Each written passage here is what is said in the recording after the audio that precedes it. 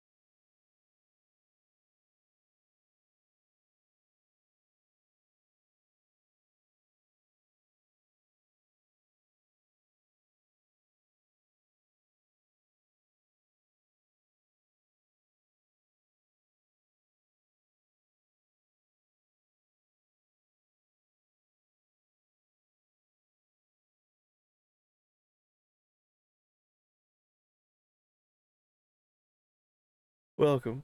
Do you ever think they'll remake Chrono Trigger? That's a good question. I don't know. They could. I mean, they definitely have enough talented developers at Square to do any kind of remake for any kind of game.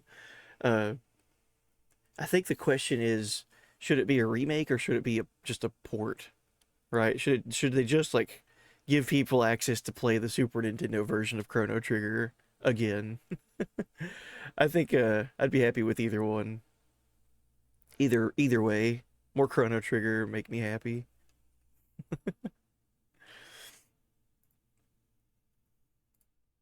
I want see the thing if they did a remake for Chrono Trigger, I wouldn't want it to change anything about it.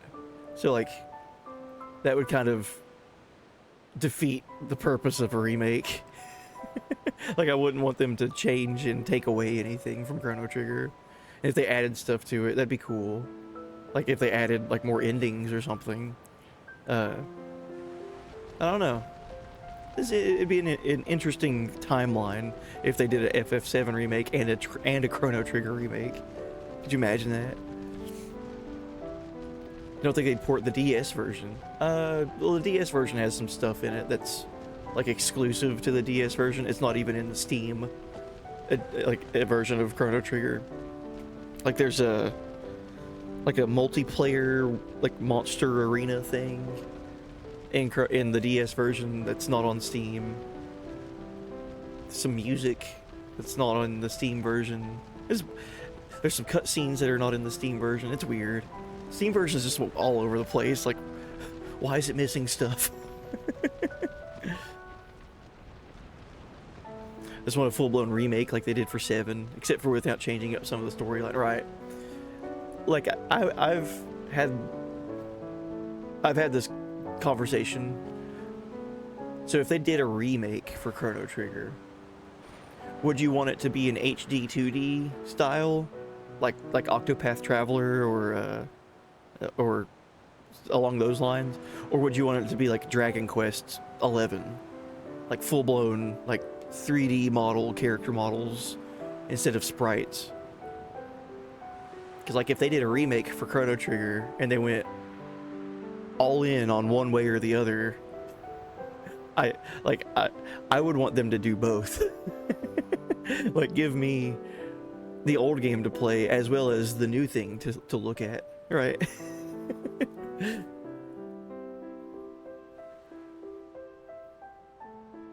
Yeah, didn't Dragon Quest 11, what was it, 11S? Like you could change the style of the game. You could play it in the 3D new game, and then you could play it as like a 2D era game. I think that's what I would want for Chrono Trigger. I would want it to be like just so much celebration of all things Chrono Trigger if they were to remake it.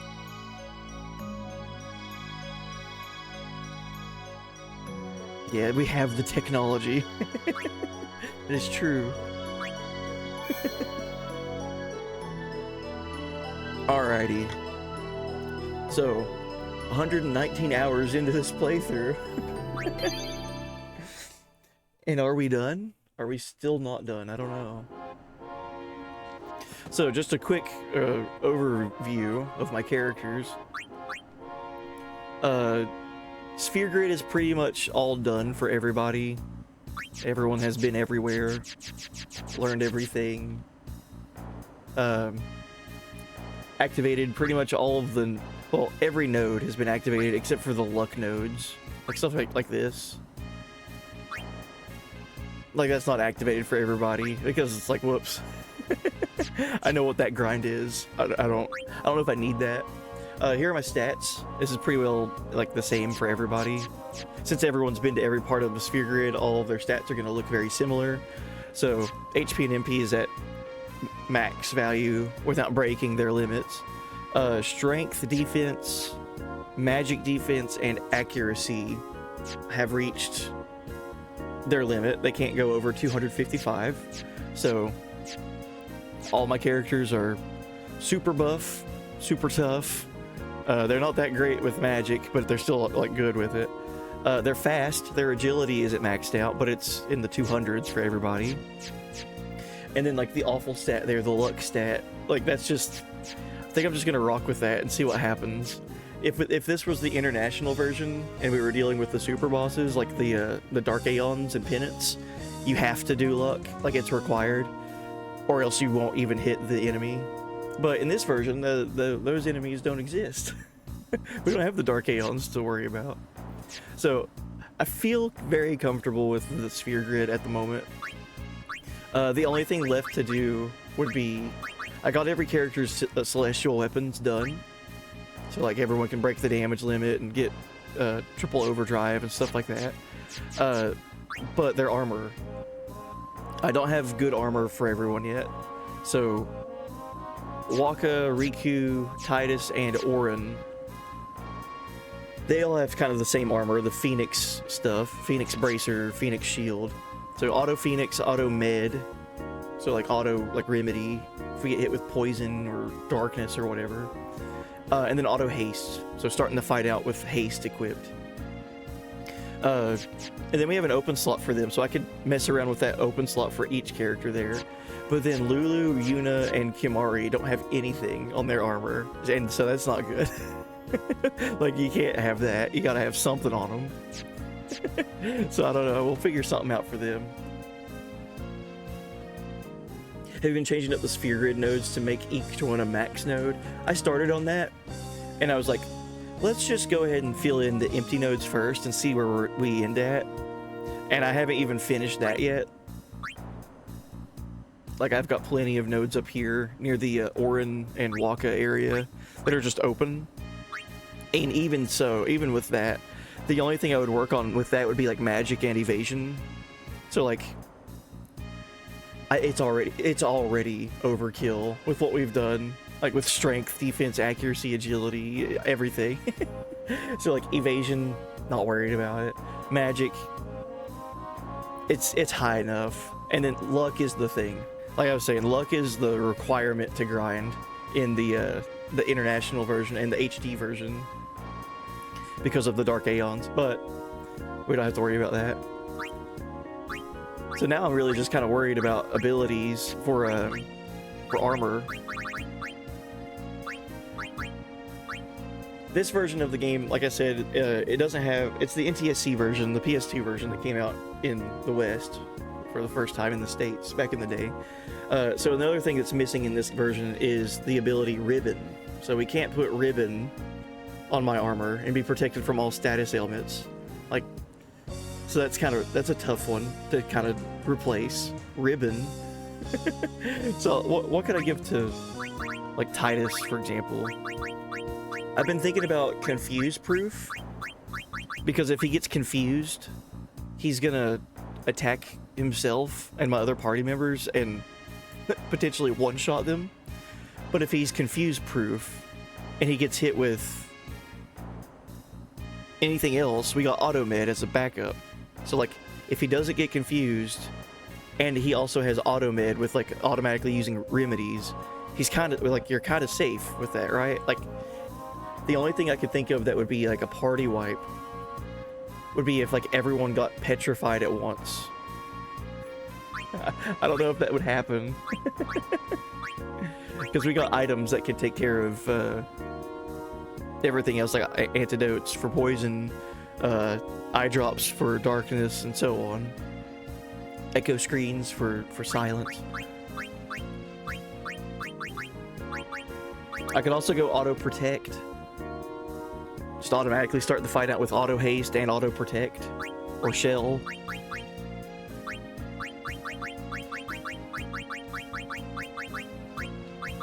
This is another one.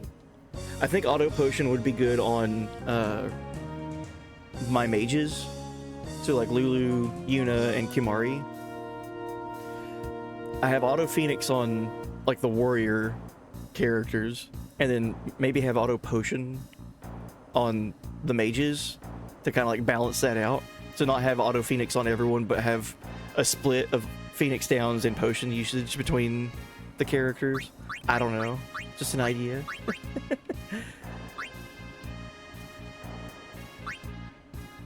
I could see how much my HP looks like with breaking the HP limit too. We hit 9,999 health with all my characters really early on in the sphere grid grind, so it'd be interesting to see what our HP would be. It'd probably be in like the 20,000s or something, the 20 or low 30,000s.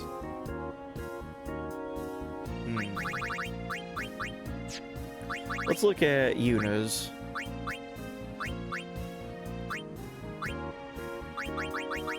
I think having auto potion on the other 3 characters would be good, so I'm gonna go ahead and give auto potion to them. So the Tetra ring is now the Shaman ring.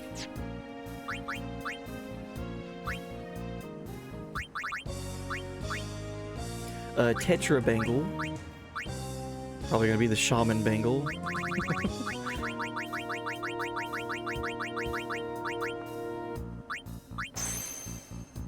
It is. And then Kimari.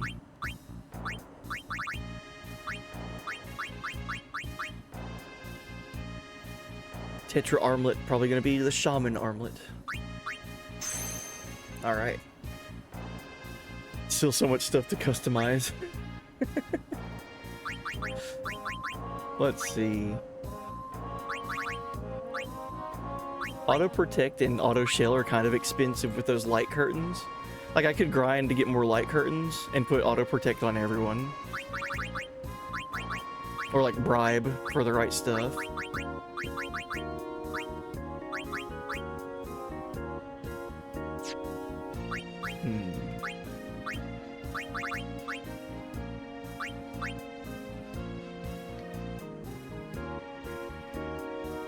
I could do stone proof or death proof.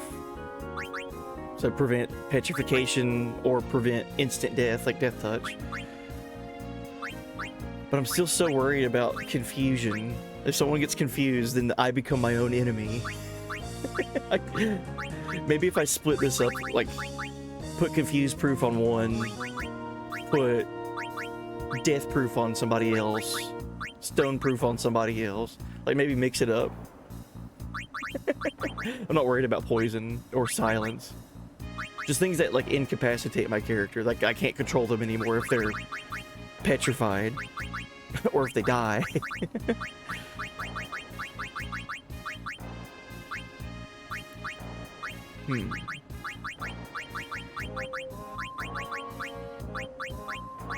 I think that's what I'll do.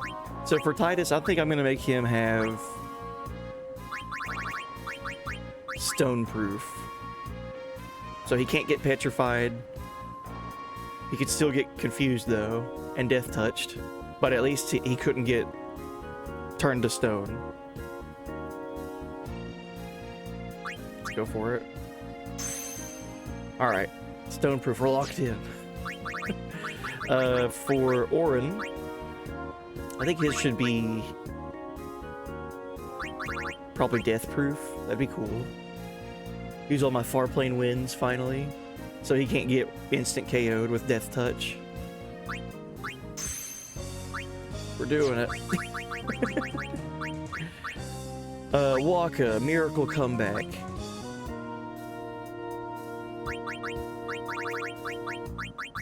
I think I'll give him confused proof, but I need to grind for the musk item. Let's go fight Airyman.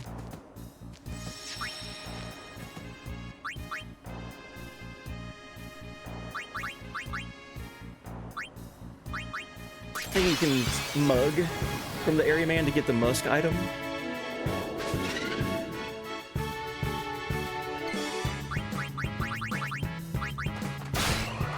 Yeah, okay. I don't know how many musk items I'm gonna need for confuse proof, but we'll find out.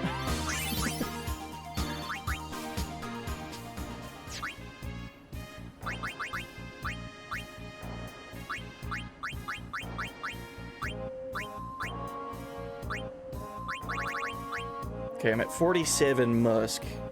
I'm gonna say it's probably gonna be a round number, like 60 or 80.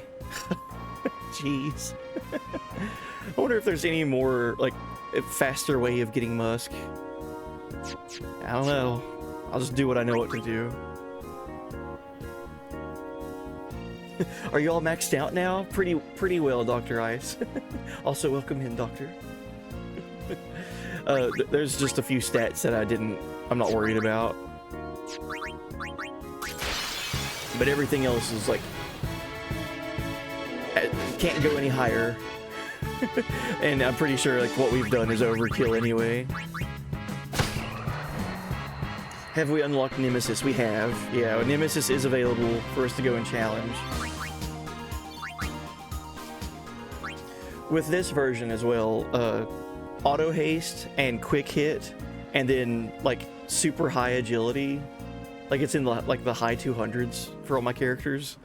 Like in theory, no enemy should ever get a turn with auto haste and the broken version of quick hit in this version. Like they just shouldn't ever go unless I get ambushed. So enemies just don't stand a chance against me.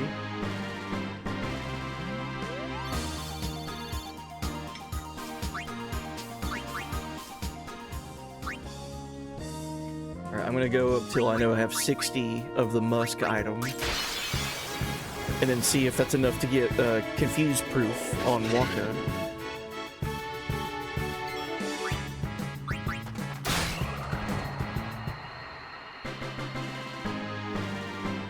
Hey, welcome in, Ethereal Alchemist. Hey, buddy. I'm finally fixing all my armor. And then we should be good to go to try to fight Nemesis and then potentially go beat the game. So, stream title says it could potentially be the finale.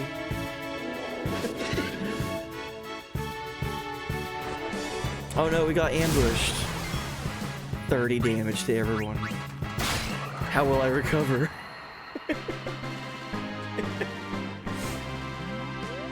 Hey, welcome in. Hey there, princess. Hey, buddy.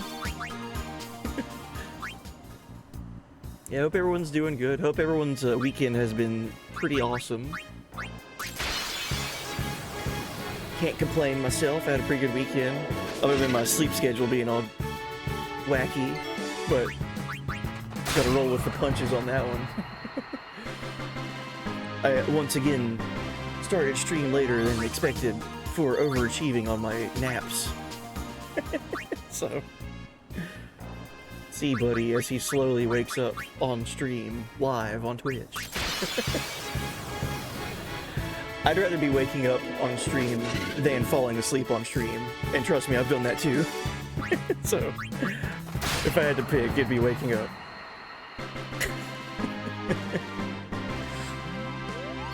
But yeah, I hope everyone's doing good.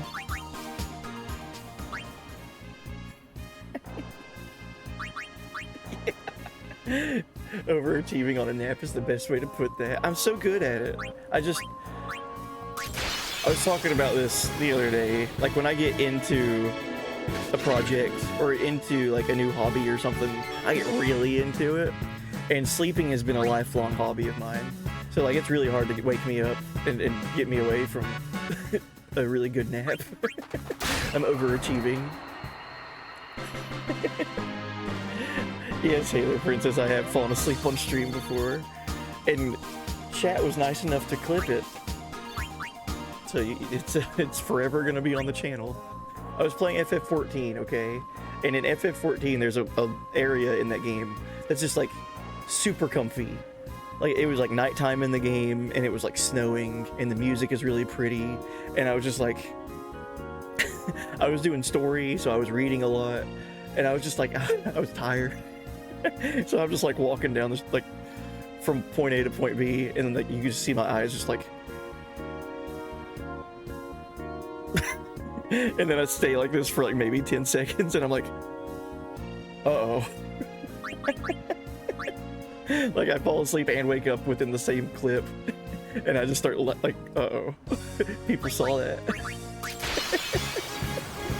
Yeah, it was in the Curtis Highlands. Just quite literally, it's just such a chill area in that game. Always pass out to Fisherman's Horizon in FF8 when you played it. Hell yeah. That's such a good game. Such a good song. Dr. Ross, you're gonna go find the clip. Thank you.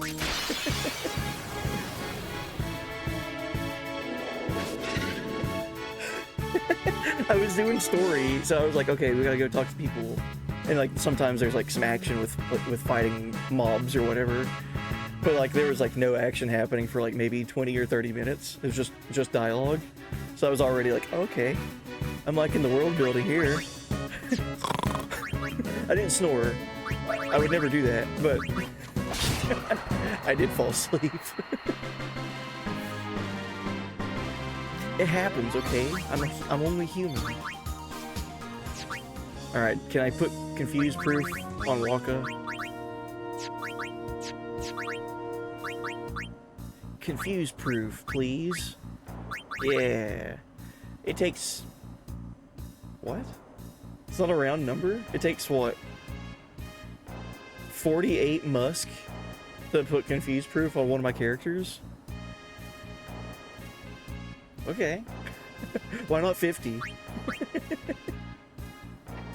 There you go. Check out this clip. xheybuddyx streaming Final Fantasy 14 online. Oh, Dr. Ice, don't worry about that. Don't worry about the Nightbot thing. Don't worry about the Nightbot thing there. Yeah, if you would like to go and watch me fall asleep, there it is.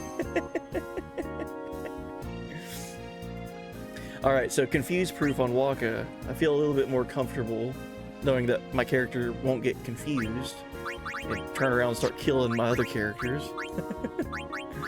Riku. What do we want to give Riku? I'm not really worried about poison proof. Slow proof? I don't think that would matter if I have auto haste. I think that nullifies, like, slow. Oh, I could give her auto protect. That'd be cool. Like Riku be like a auto life, auto remedy, auto haste, auto protect. Or auto shell or something like that.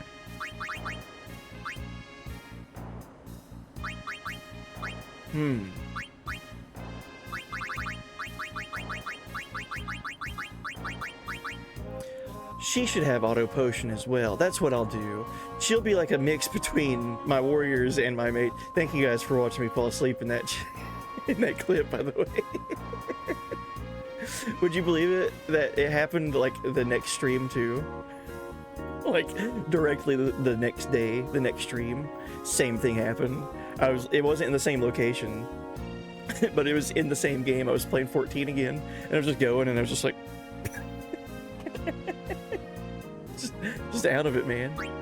So I'll give auto potion to Riku. Ooh, the Phoenix Targe turns into the Intrepid. Wow, new armor name. That's cool. So Riku's gonna be my Mix character. Haha. It's a joke because of her overdrive being named Mix. Great joke, I know. So we got auto potion on my mages and then also on Riku. So what do I want to put on Lulu, Himari, and Yuna now? Like, that's the thing. That's the only thing left to do before I go and challenge Nemesis. Maybe give them some elemental, or not elemental, but status effect protection. So stone proof on Kimari.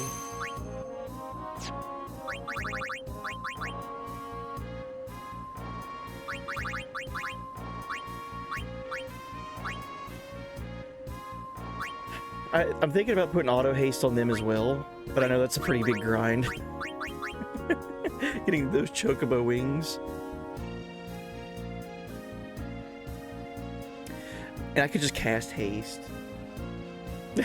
Thank you guys. Yeah, thank you for watching that clip. It's a good one. It was totally all skill in that.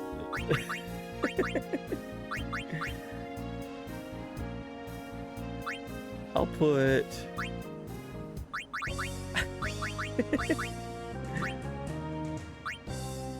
I don't know if I should put stone proof on all of them.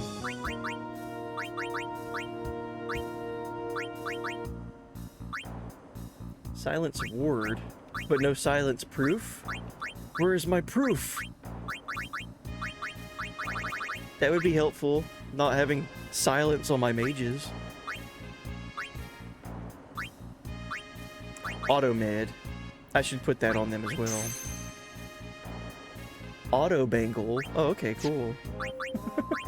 Let's give auto med to Kimari as well.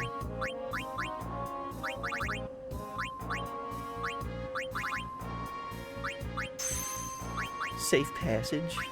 Cool. The cool armor name. I wonder what all the different armors are for all the characters and like weapon names. I don't think I've ever seen all of them before.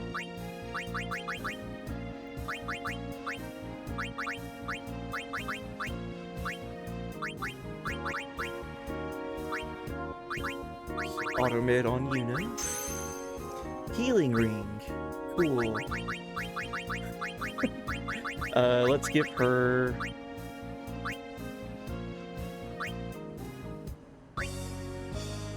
Let's give her auto protect. And auto regen. So Yuna's it's done. Right now I'm just like picking what great benefits I want on my characters. Stone proof, auto med, auto potion. Let's give Kimari...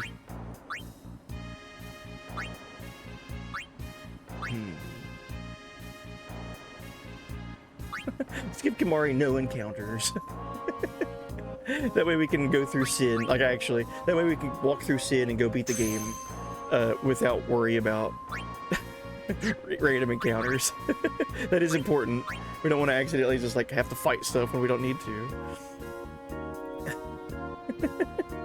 Alright, last thing is Lulu. Let's give her auto shell.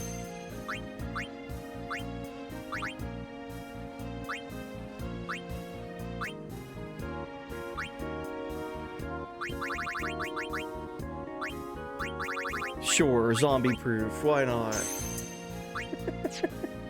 Alright, I feel like all my armor's done. Let's save. Quote, save a chocobo, ride a soldier. Yeah, that's when we were playing Rebirth. I don't remember what we were doing in Rebirth. But I do remember that was in Rebirth during that time frame. Is that Mario Kart 8? What was this about again? Was this the chocobo racing at Gold Saucer at 14? Mario Kart.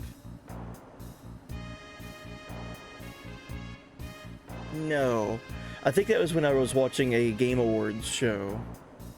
And I was like, what are we watching? Like, there was some game that had some kind of visual. And I was like, what is this? Is this Mario Kart 8? And it turned out to be like something completely different. I can't remember that though, but I do remember I was just like, what's going on? Is this Mario Kart? That is the greatest thing about the quotes. Like, there is no context at all. That's the best thing about the quotes. No context. Alright, let's sell stuff that we don't need. If I have anything. Alright, so here's a little trick. This might be common knowledge for a lot of folks, but just in case you've never ran into it before. So for my weapons and armor, I put auto potion on some of my characters. So Riku has auto potion. What does that mean? So if a character gets hit but doesn't die, she'll automatically use a potion on them to heal them. Sounds great, right? But a potion only heals you for 200 HP. So that's not that great. If you get hit for like 8,000 damage, 200 health isn't going to help that much.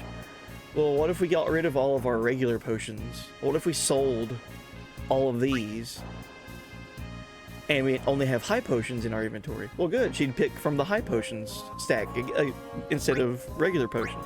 So 1,000 HP instead of 200. Well, what if we sold all of our high potions too and only had X potions? Meaning if you get hit, you'll only get fully restored with X potions. I can't remember if it works with Mega Potions, but Mega Potions are okay. 2,000 HP for every party member. Not as good as a full restore for everyone. So I'm gonna go and sell all my potions and high potions now. That way with auto potion, it's gonna be automatically full heal if they survive. Love that little trick.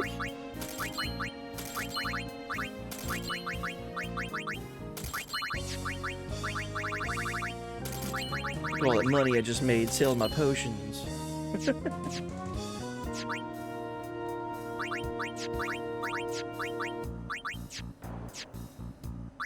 Alright, so formation. Who do I want to take in to fight Nemesis? Like, starting the battle. I think Titus and Waka, they've been kind of my go-tos through the whole playthrough. Riku, I think, would be smart because she has that auto potion. She's kind of like a mix between my warriors and my mages with the abilities that's on her armor. I could swap Riku out with Yuna or Lulu or Kimari and kind of have the same advantage. Let's save. I think we're ready to go fight Nemesis now. I think we're ready to go fight the challenge of the game. Oh, and hey there, Princess. Alright, my dudes. Gonna go sleep? Oh, good deal, buddy. Hate to miss the finale, but I'm so sleepy. I work tomorrow. Oh, geez. Yeah, I hope you get some rest. And hope you've recovered well from your travels. Big travels, right? So, I hope you have a good day at work tomorrow. I, too, will be at work tomorrow, but that's tomorrow night, so... But the VOD will be there if you want to see me beat Nemesis, and then go watch the ending. If we beat Nemesis today. But yeah, get you some rest. Hope you have a good day at work. We're gonna go fight Nemesis now. See if we even win. I don't know if I will win or not. Or if I need to go grind more stats at the sphere grid. Alright. Wish me luck. Big golden boy over here. Alright. In theory, I should win. I don't know how much health he has. So we're just gonna use a bunch of quick hit until we can't use it anymore. And then use my overdrives.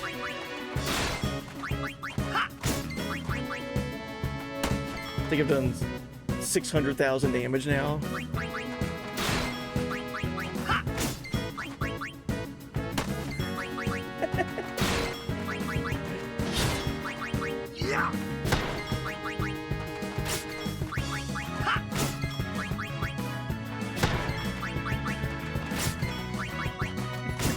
This is what's so funny about this game, dude.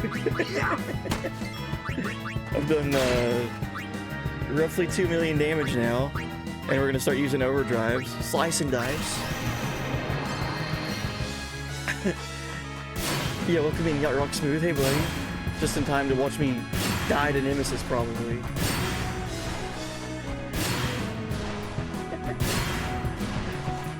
Good stuff, Titan. Oh, he countered my overdrive with Ultima. Oh boy.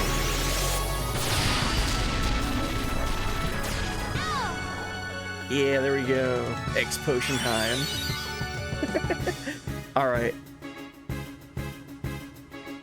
Danger. Because he's gonna get a turn next turn. Let's just attack. See what happens. Ethereal cannon.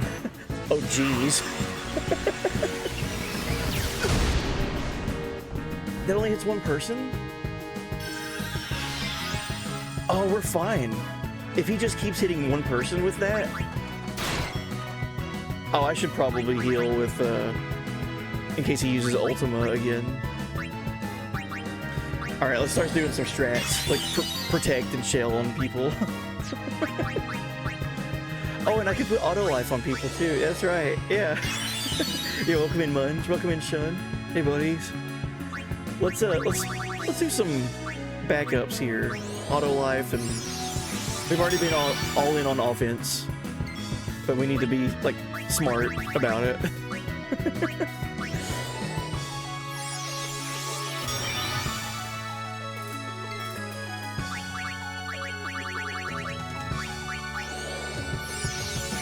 It's a big boy that we're fighting. Jeez, man. I like his posture. So the old guy at the Monster Arena created this thing? What was he thinking? Alright, Waka. Don't fail me.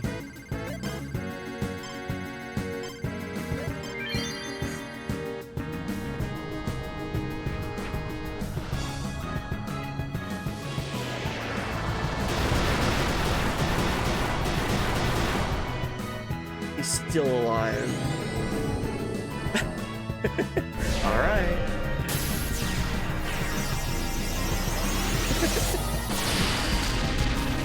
It'd be so cool if we got this on our first try.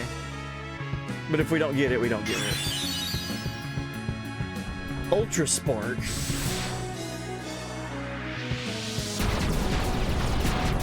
This is the thing you want auto life for. I'm so glad I put auto life on everyone. Oh my god. Jeez. Alright.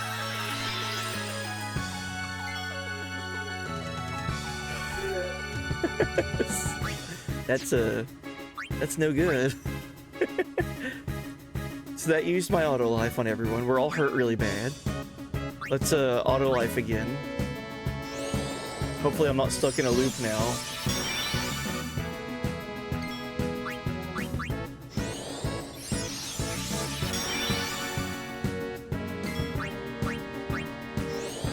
Target just one person. Don't use Ultima. Use Ethereal Cannon. Or Punch Me. That works too.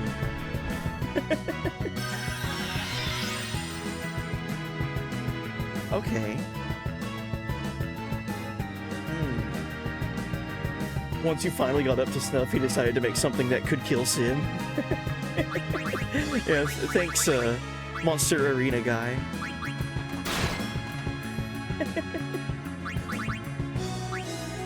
Riku, yeah, well, everybody could use Albed potions now too, not just Riku. I think I'm okay if I just go offense right here. Just don't use overdrives. Or I could swap out characters if I needed to.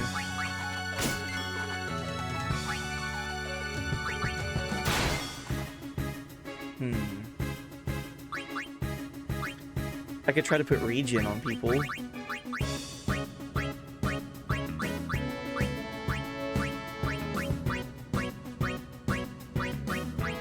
Sorry.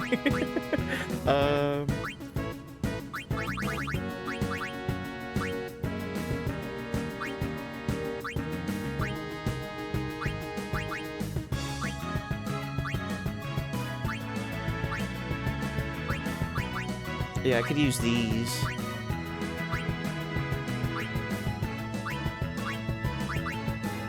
See, I don't remember all of the mixes for Riku, but I could give like my party like invincibility or something like that. Something that like breaks the game where you don't get hurt.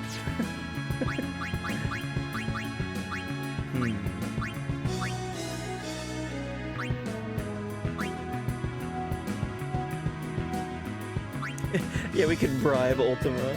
Or, I'm sorry, bribe Nemesis. Let's just get back to full health. If I remember right, he attacked me last. He just punched me last turn.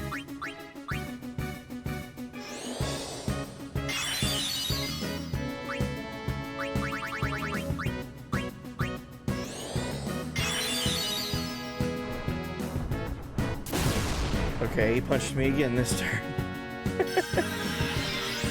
Just getting blasted. Alright, let's do the quick hit gauntlet.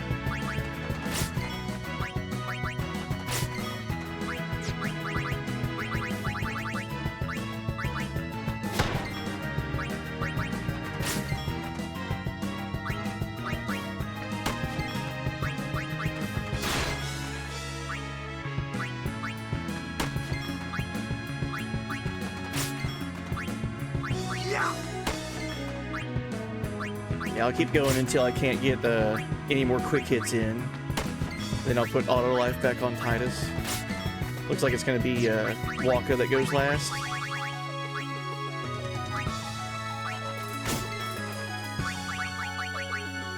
Yep, okay.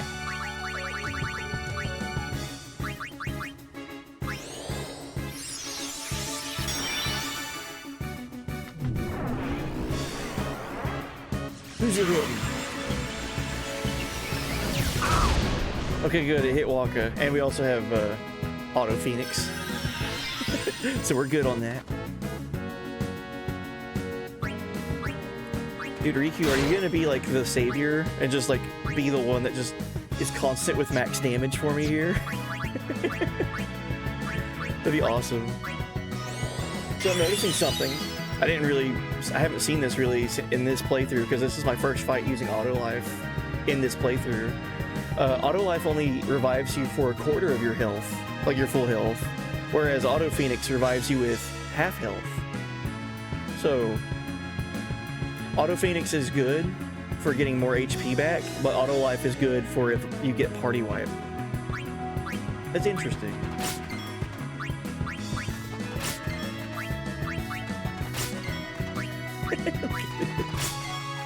Just smacking him over and over.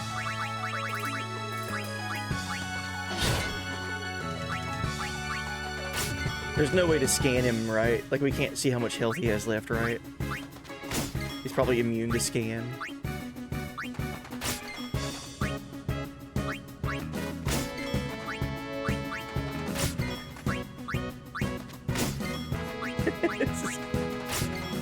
This is gonna be going on for a while. He's got 10 million HP, and so there's no way of me checking to see where I'm at with that, right?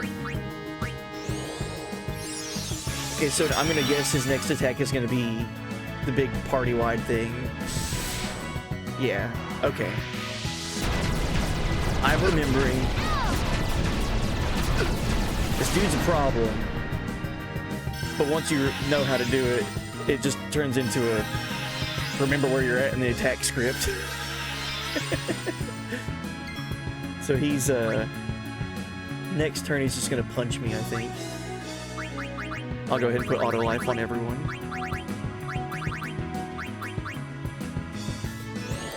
Yeah, 10 million HP. What is it that Penance has in the HD version? Is it more than that or less than 10 million? But he's got like a completely different strategy.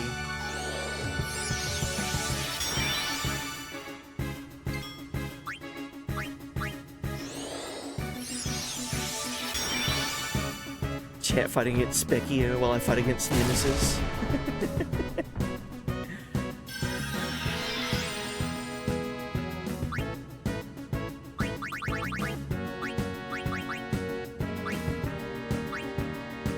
Alright, so now he's in his punchy phase.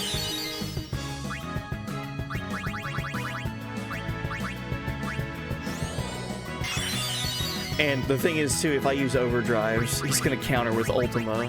So I'm just kind of rely on quick hit for this fight.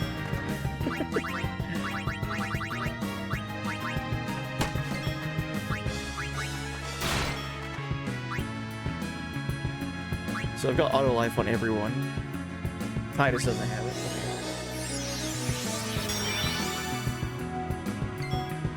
Oh, I could swap Titus or Waka out for Orin and then not worry about healing him. Just put auto life on him and then just go. Because Orin's Celestial Weapon is all about the lower his HP, the more damage he does.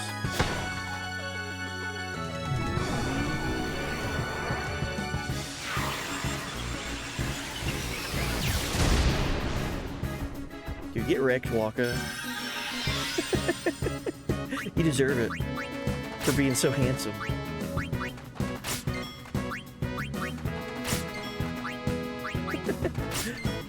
Alright, since Titus is still alive and has auto life, I'll keep him in. But then I'll swap Waka out for Orin.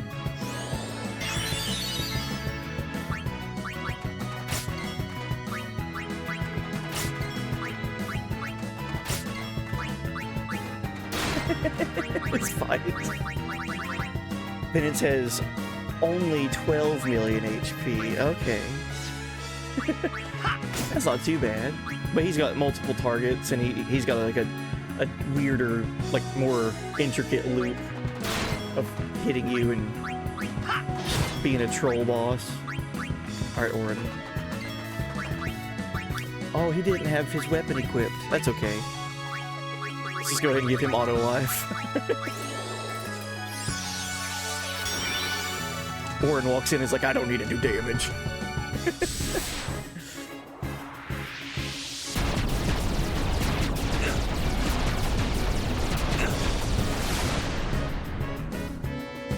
Oh no, everyone's dead, we lose.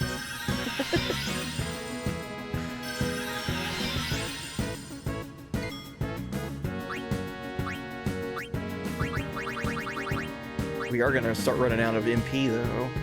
Jeez.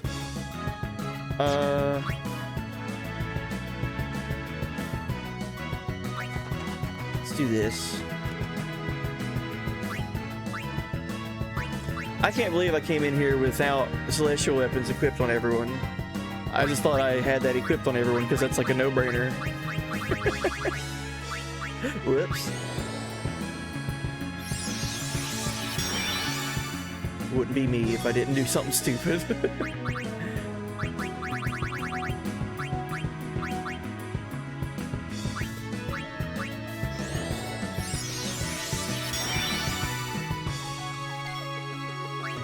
Alright, we need to get the Mazimmune.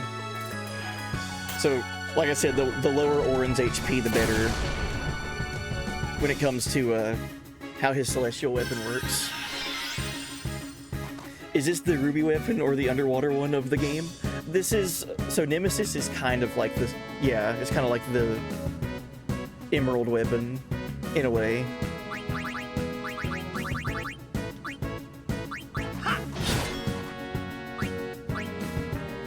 Who needs auto life? I think Auron is the only one that needs auto life. I'll let Kimahri cast that. That's not a Daunton berry. You're right, it's not. Welcome in, BGD. Hey, welcome in, Ardo. Yeah, you've never fought this guy? So, Nemesis is the final challenge in the monster arena. This is the last thing that you can unlock and fight.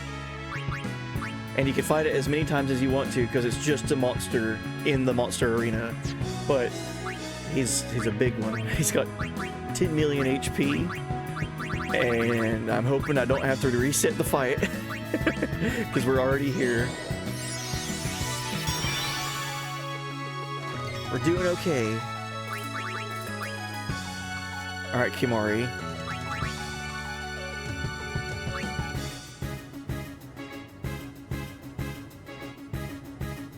What should we do? None of my characters, I don't think any of my characters are strong enough to survive his attacks.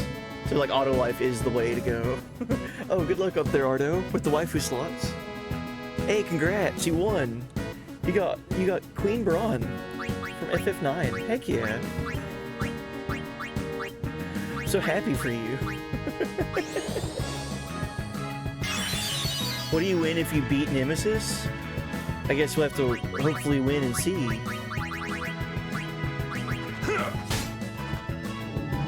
Armageddon. Oh, that's new. Oh, this is new. Oh no.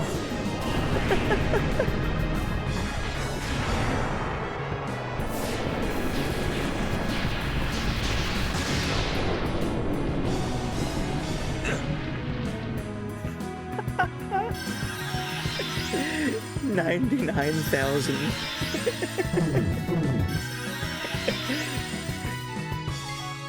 Jeez, man. Okay, so he's got a lot of party wipe potential. Thank you for cursing the stream. Alright, let's keep auto life on Titus. If it's Kimahri's turn, we're gonna swap out for Yuna. Yeah, just a scratch there, no problem. Should I go ahead and summon? Should I grand summon? Or just get the Magus sisters out here? Just let them have their fun. We gotta balance it out with the curses and the blesses. You're welcome in, free main.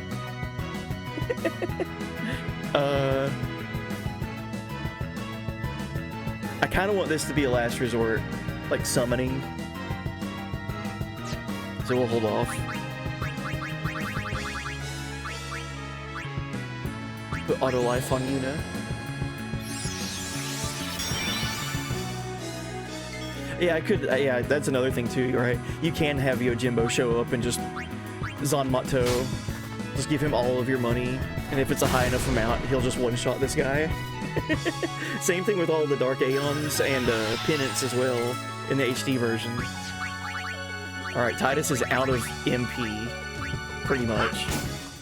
I'm gonna do two more, or one more quick hit, and then that's it. Time to use one of those elixirs I've been saving up the whole playthrough. I only got 9 more of those.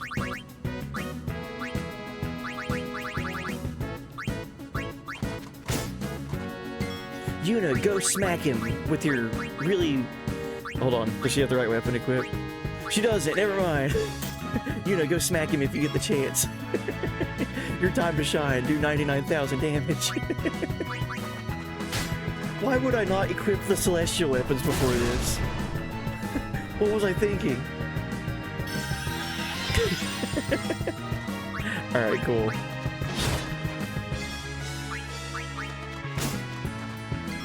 Have I been counting hits? I tried to. I stopped counting at 2 million. Alright, Yuna. Go smack him. Look at this. Smack. 99,000 damage. We gotta get Lulu in here. She's gotta get a turn. That wouldn't be fair. Let's watch the Onion Knight just run up and smack it. It's such a good bonk sound effect. Here we go. Yes. 99,000.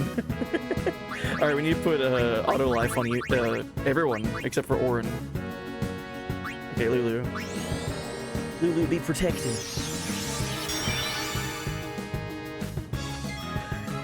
Yo, Chryso, good luck up there with the waifu slots.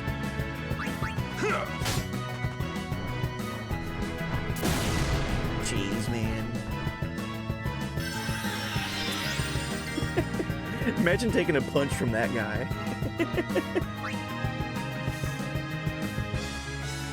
Hey, congrats, you got Queen Braun. I didn't see it, but I just have a feeling that's who you got. Oh, and BJD, thank you for your 10 stream watch streak. Thank you. Yeah, I think we're getting kind of close to winning here. I stopped counting, but I think we're over the halfway point, and I've got the loop down. Oh shit! Yeah, we were past the halfway point, that's for sure. First try. All it took was knowing what to do.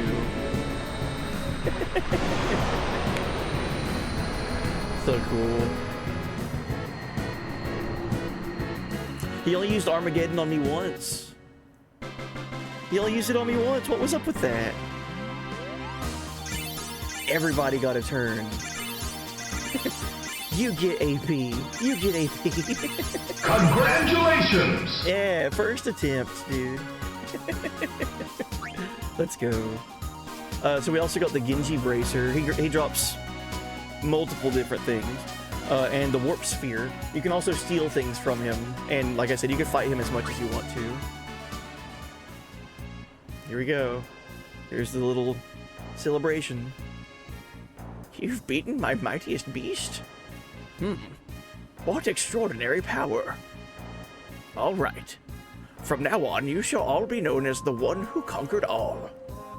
I never imagined that my mightiest creation could be defeated. Yes, truly remarkable. I can't find any other way to express it. All that is left to do is to defeat Sin. I have faith in you, Sonny. Obtained Mark of Conquest.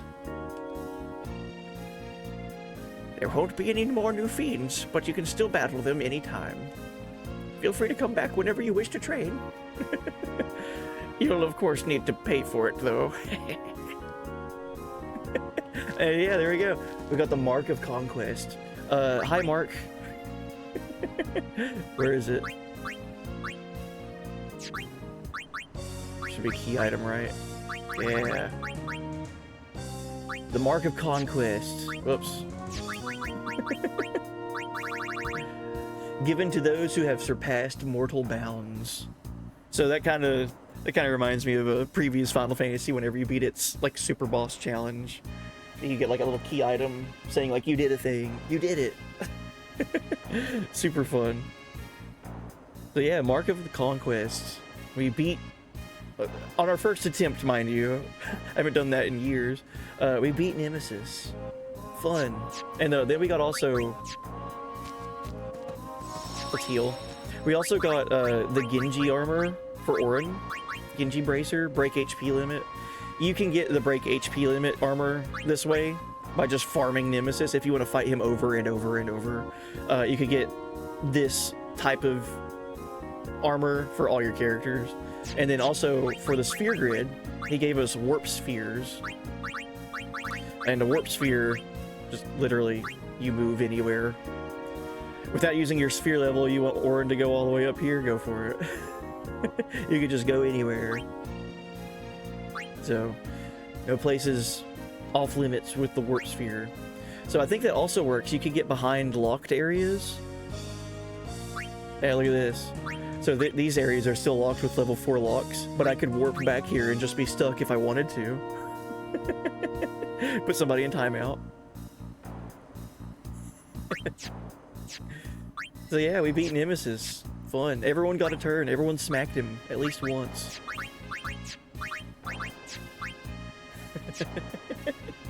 Thank you guys for the GGs. I can't believe I forgot to equip the celestial weapons there. That would have been a lot more, a lot less stressful.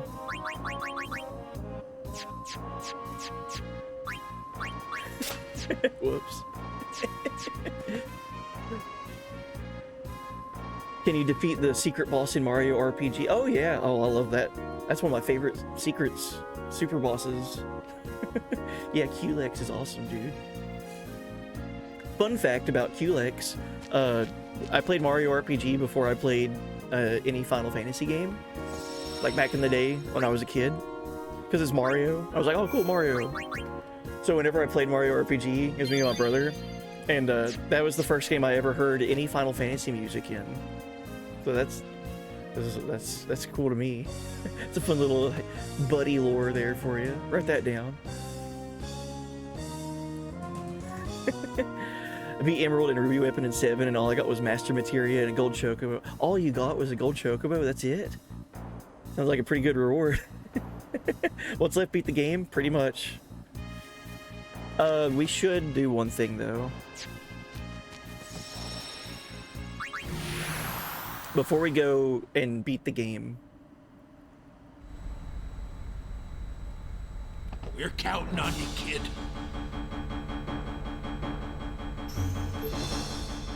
Now go fight the Dark Aeons, right? If I could, I would. This has been like this is a playthrough that's been kind of just all about celebrating this game, because I love Final Fantasy X, man. And I don't know if I want to just go fight the super boss, beat it, and then go beat the game, because it's so quick. It's just... that super boss challenge is so much longer and more challenging than the story when it comes to the battle. Would you guys care if we just did a full run-through of Spira really quick? Yeah! Here we go! Start at Besaid, work our way up to Xanarkand one last time. No encounters. Just go. Just appreciate the landscapes and the music and everything. Because that's what we're gonna do. That's what I'm gonna do. I won't be seeing this game in a while, so... let's go back to Besaid Village and just appreciate it for a moment. Say goodbye.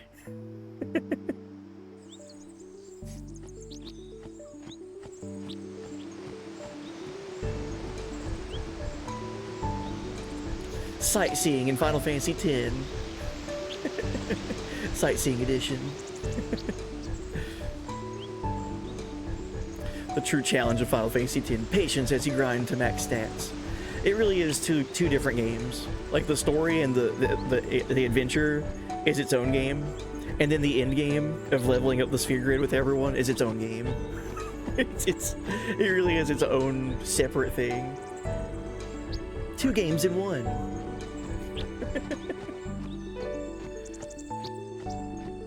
Ah man, when we first met Kimari, He tried to jump Titus. He didn't trust us. And now we're out saving the world together. Yeah, welcome in, Grim. Besaid music is so good. Hey, what's down here? Oh, can't go that way. Never mind. That's whenever you return to Besaid from swimming with Waka when you first arrive.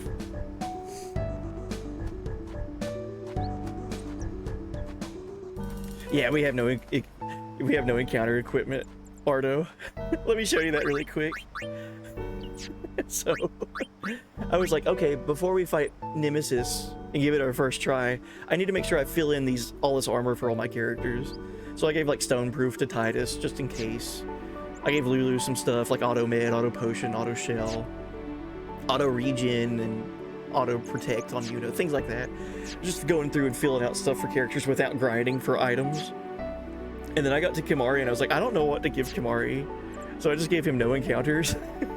Something that's not helpful in a battle at all. Go fight the super boss with no encounters on. So it's because of Kimari that we're not fighting anything. Tuna never thought she would return here.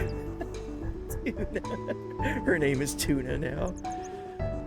I know her resolve is strong, but I wonder how she would feel seeing Besaid after saying her goodbyes. Yeah, let's talk to everybody. Are you staying away from the summoner? When the calm comes, we'll be putting up a statue of a new high summoner. Oh, they're planning on building a statue for Yuna. Whoa, look at this hat. I've followed the teachings of Yevon ever since I was a child. Even should the temple fall, I will keep praying. I will. I will also continue to be wearing this hat. Dude, the character designs in Spira are so fun. I doubt some old song was going to help anyone beat Sin. Oh yeah, so the last thing Spira has heard was to, if you see a ship flying overhead, start singing the Hymn of the Faith. That'll help us beat Sin. Is Wedge gonna be here still? Wedge from FF7?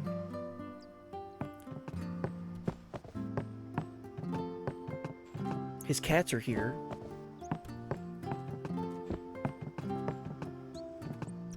I hear Sin made a big mess of Bavel, eh?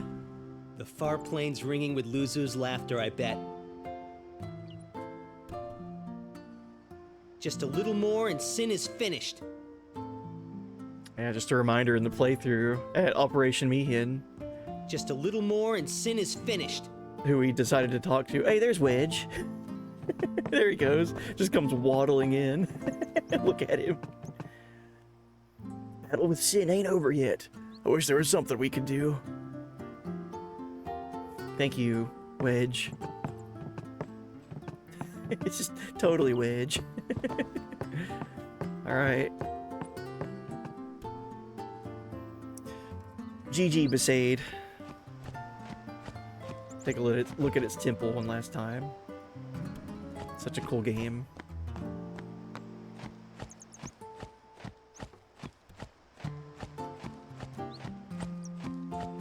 Yeah, I'm right there with you, Shun. Hearing different music now is a nice change of pace.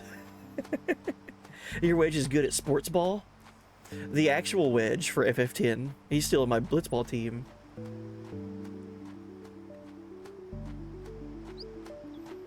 I recruited both Biggs and Wedge and let Biggs go because he wasn't being as supportive, I guess, that Wedge was. Alright, the next time we board the airship is going to be when we're in Xanarkand, so I hope you guys are ready to see all of Spira. We're going to go to Kilika next on boat. And then to Luca. We got some shopping to do at Luca. We got some movie spheres and some song spheres to buy. Can't forget that. That's super important. What about watching the cutscenes over again? We gotta do all that.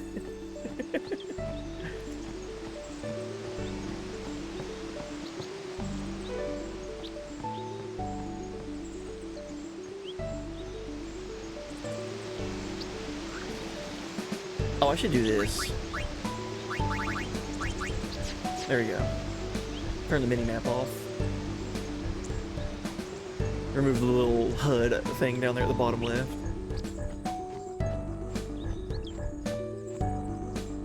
Just enjoy the sights, man.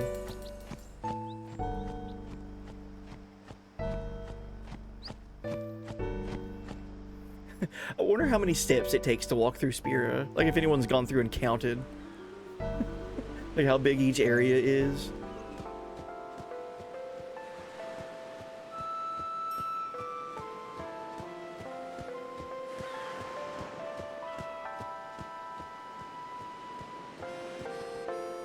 That flying ship. Now that's what I call a blessing of Yevon. Wow. If only they knew it was Machina. Well, they had to know it's Machina, right? A blessing of Yevon. Machina.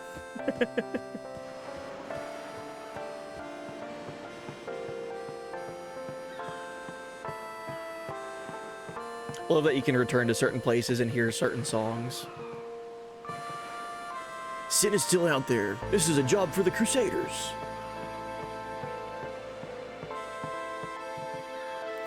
Just once in my life, I'd like to ride on a flying ship. We're headed for Kilika Island. All aboard. Let's go.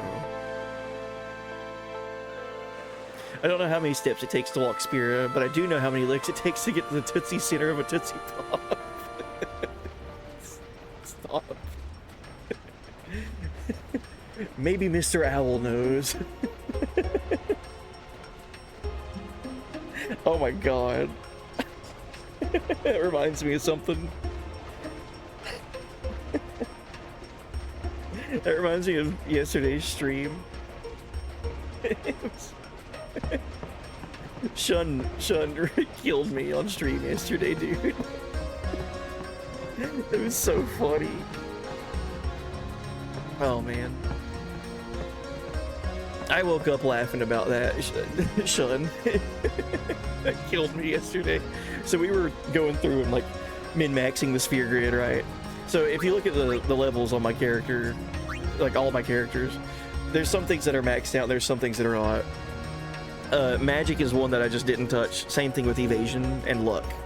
But pretty much everything else I worked on. So magic was, I wasn't gonna grind that because I don't need to. Like, I knew defeating Nemesis, he's not like impervious to physical damage or anything. So magic is just kind of like, okay, well it's there if I want to do it, but I don't want to. Because the monster that you grind is the Jumbo Flan. And that thing is impervious to physical damage. So you have to use magic to kill it, specific ways of doing it. And we were talking on stream yesterday, the best way of dealing with it is by summoning Anima and using Anima's pain ability.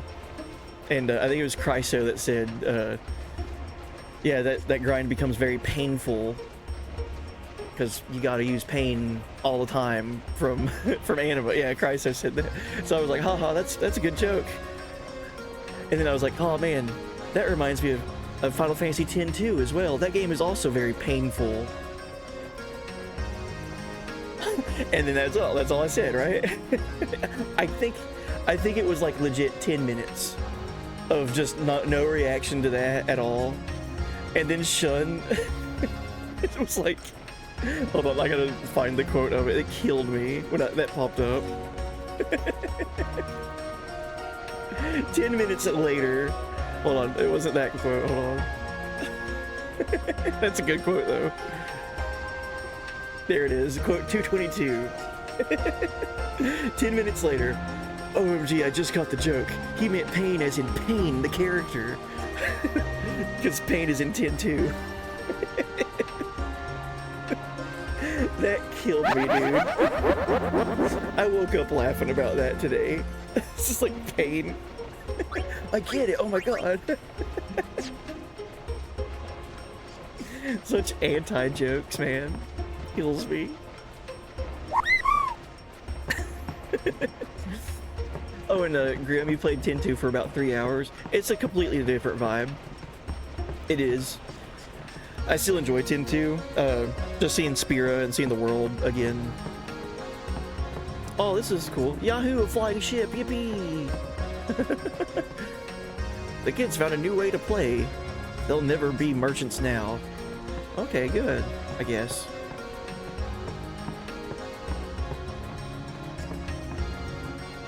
Wow, I just saw a real flying ship. I thought I was dreaming again. Once sin is defeated, I won't have to be afraid of the sea anymore. I can return to my old sea dog self again.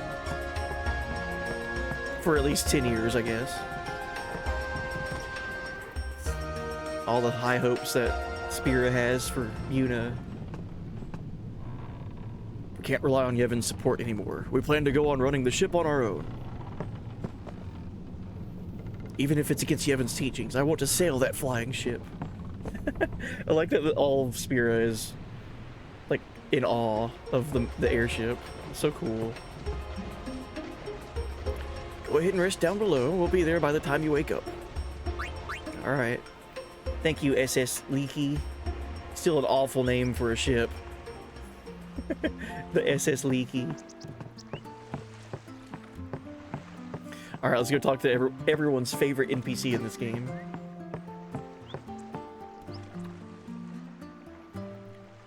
Oh, welcome in, Butlet, the savior. Hey, buddy. I mean, ads, but they're ads about Uber Eats. Oh, okay.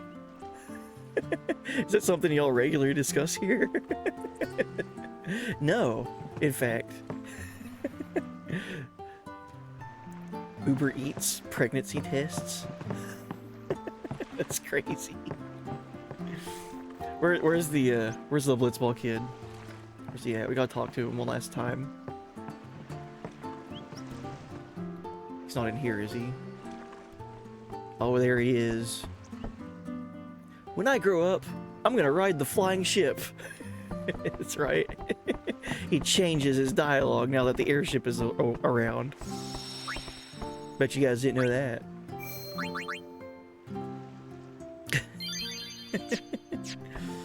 Want to know the best name for a ship? The Unsinkable 2.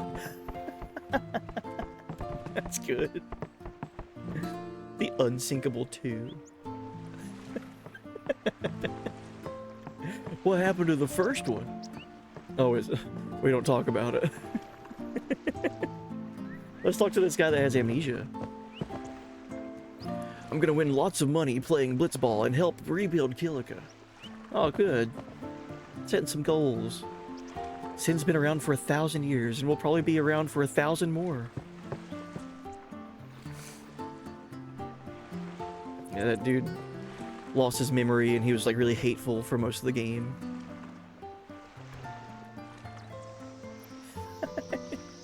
Yeah, welcome in, Butlet. You've infiltrated my algorithm. So thanks for that. Yeah, normally we don't have any kind of talks at all about stuff like that. Do you have cookies enabled on your device? Maybe it's picking up on a previous stream or something like that. I don't know. Isn't that such a weird thing to be called cookies? Like, taking your, like, information and, like, trying to use that to advertise things to you. Let's call it cookies. Make it sound fun. The dark side has cookies. Alright, let's go check out, oh yeah, this is where we fought our first, Sin spawn. That was, like, actually, like, roaming around in Spira. Technically, I guess it was delivered here, but it wasn't like a Sin spawn that was, like, flying off of Sin and landing in front of us.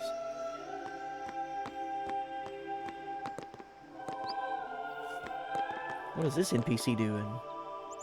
Not many visitors at the temples these days. It is a pity, really.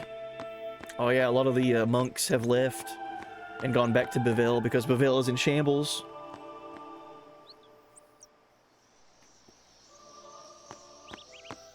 They still haven't fixed the hole in the ground outside the sacred temple. They sure haven't. I guess their budget doesn't afford it or something. What is this statue back here? What is that supposed to be? I never really paid attention to it.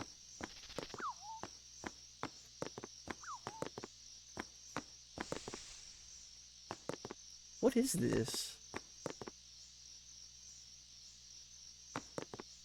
That's not Ifrit, is it? I can't tell what that is. It looks like his wings. Don't know. Can't tell. I can tell from your Twitch preview you'd be self-spoken.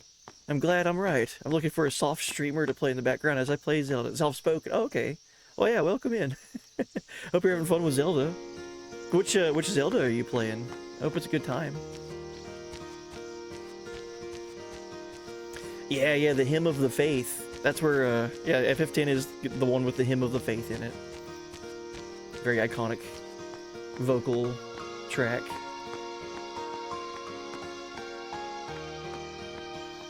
And there's a fun thing with that too. The Hymn of the Faith plays at all of the temples throughout Spira, and each hymn is sung by a different faith. So it's like a different vocal, different singer each time.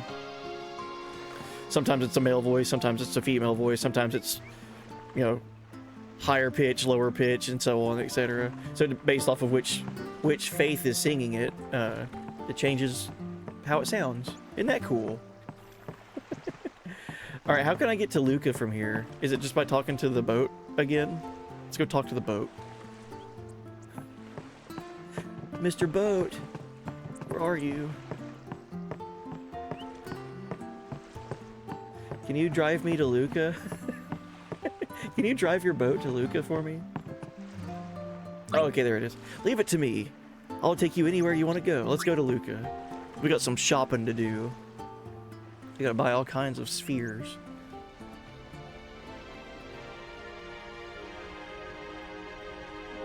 GG Kilika and GG Besaid earlier.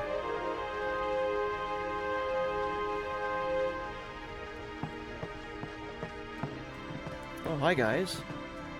We're rooting for that flying ship. Our lives depend on it. Don't worry, I sang the hymn too.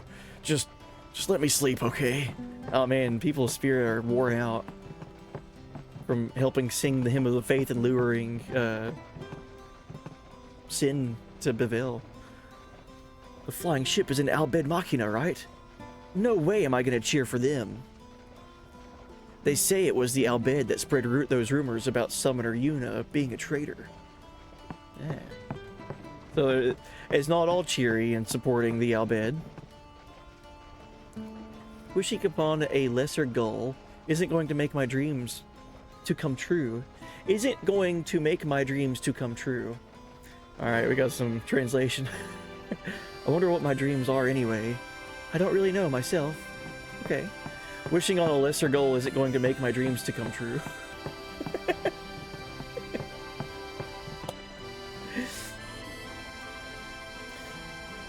This stream is so cozy and chill and nice on the ears, unlike... Me? Gungaga. Oh, dude. Whoops. Sorry. Oh, we should do one blitzball bet. Yeah, we should do that before we beat the game. He stayed on my lap when he sang the hymn. Oh, the child there, it's wore out. Once Sin is gone, I'll clean up my act and work more diligently. I don't think that day will ever come, though.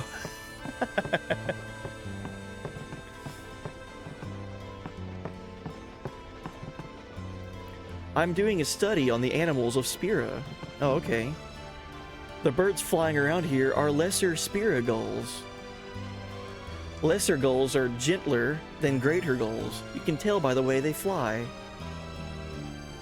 I wonder how many of them are flying around this ship. I'm curious. What? Well, there's 3 up there. Are we supposed to count them? There was 3 back there. I don't know if that one counts or not, so I'm going to say it 3 or 4. 5, 6, 7. It's either 6 or 7 right now. I promise you I'm not doing that on purpose. There's either 6 or 7. 8, 9, 10. Ooh. Alright, so I'm either at 10 or 11. Let's go back up there and talk to her. Watching. Flying ship. got me seasick. Thinking that riding the flying ship would be worse made me sicker. Erp. Don't mind me, I feel it coming up again. Oh god. Is this person gonna ask me about all of the gulls that are flying around? The lesser gulls? Oh, there is. Okay, so there's one over here too. Because there's 4 on this screen. Oh, geez. Okay, hold on. Well, it's either... I think it's 11. You... Oh, okay. I've never done this before. You've counted the number of seagulls around the ship? Oops, was I supposed to? Or, yes, I've counted. I counted, yeah. So, how many were there? Have you guys done this before? I've never seen this in my entire life. I think there was 11.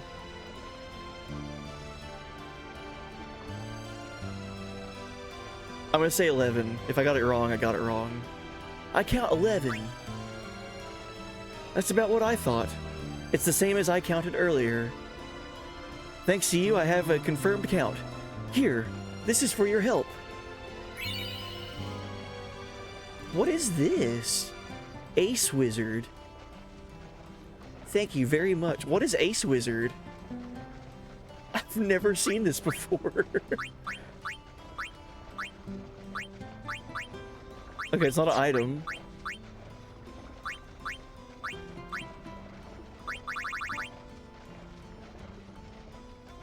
Oh, it's a weapon for Waka. It's got all the magic percents. So magic plus 38% for Waka. How early can you get this? I'd say you could probably get this super early in the playthrough, right? Like once you're leaving after the Blitzball like tournament, probably you can backtrack here and get that. I'd say. I've never seen that. The wiki says once you open Sin. Oh, okay. I've never seen that before.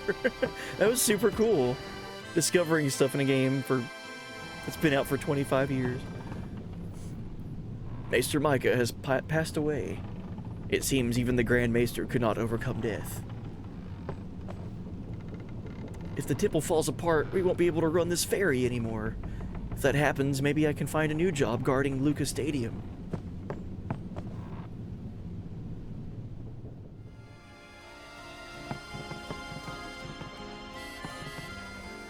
Use the lower decks to sleep and rest. We'll be there by the time you wake up.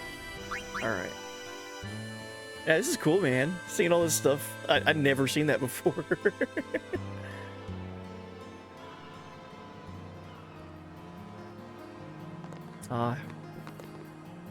Finally in Luca. Nothing out of the ordinary, sir. Oh yeah, all the Crusader children walking around. That's not good.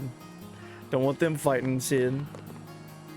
Whenever guard duty gets boring, I try to remember how much the Crusaders need me right now.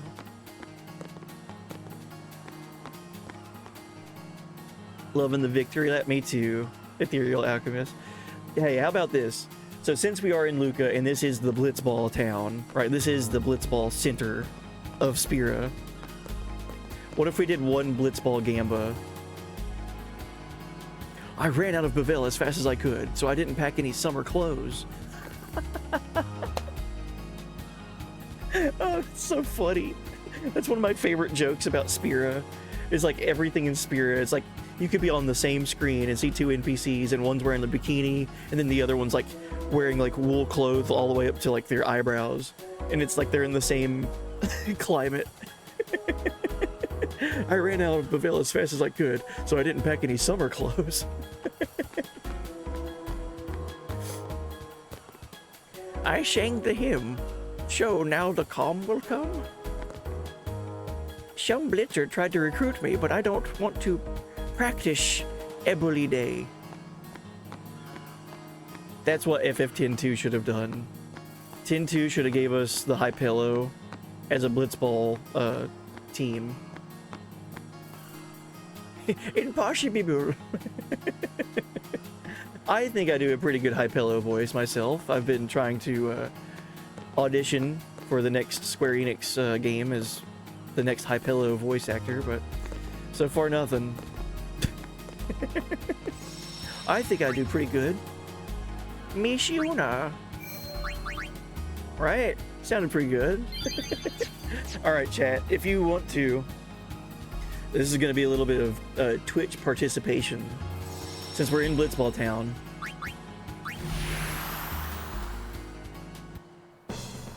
Oh boy.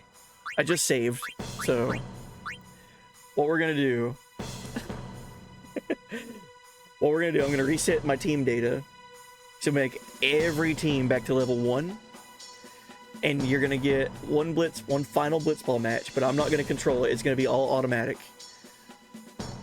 So I'm not gonna control anything, and you guys are gonna gamble your channel points to see whether the Besaid Aurochs win or their opponent wins, whoever their opponent is.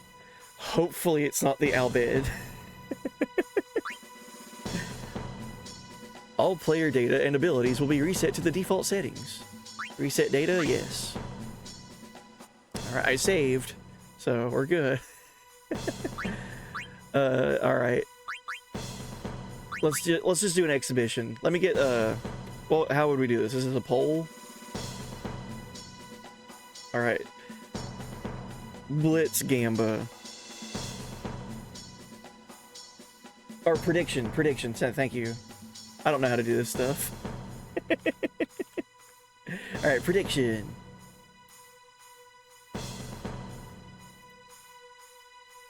Alright, let me get this all typed in here.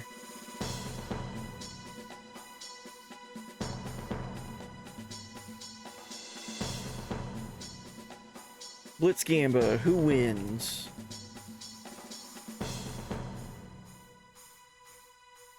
So, Besaid. Well, I guess I'll just put Team Buddy or other. All right, so I'm gonna give you guys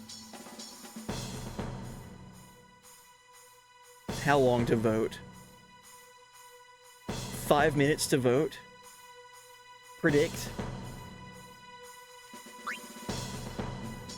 Since we're playing, we'll play against the Luca Goers, right? The Besaid Aurochs versus the Luca Goers. Since we're in Luca, 5 minutes is a lot, but that's enough to see the first half, right? So you guys can kind of gauge and see, like, okay, I'm all in already.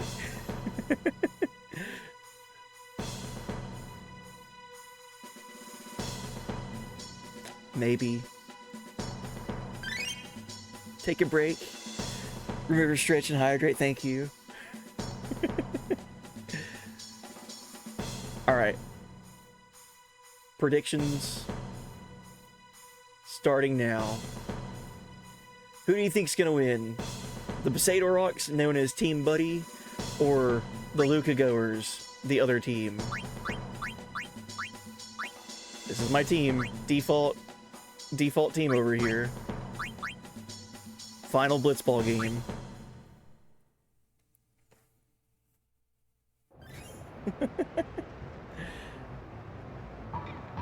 And yeah, while this is rocking, I'm gonna go get a drink really quick. So be right back. I seen all this water's making me thirsty. So I'm curious who's gonna win. Good luck. Be right back. Oh, I guess I technically need to. Is this not automatic too? Okay, I guess we'll Me? Gungaga. break and pass. I guess I have to play. Oh, okay. Oh, jeez. This is looking bad already. Why are you shooting from here? Okay, Keepa. Okay, I'm not controlling this. Dude, Dato's all the way up there with a shot of 8. Alright, I guess I'll break to 1. It would make sense to shoot here, right?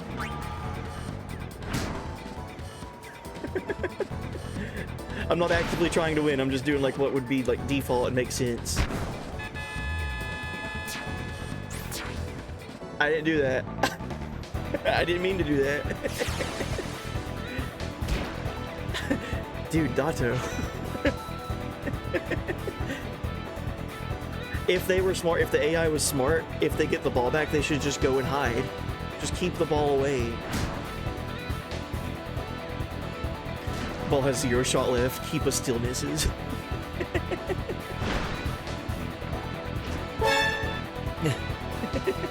Oh my gosh, Amos at level 1 has a 13 shot. Oh no. And he's just shooting from here. Alright, Jasu, good stuff.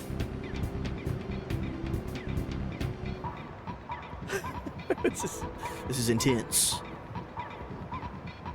Jasu with a shot of 1 is rushing the goalie. What is he doing? You stand no chance, man. I'm not doing that, by the way. Alright, he doesn't have a chance. Go ahead and shoot. What are you doing, man? Get back in position.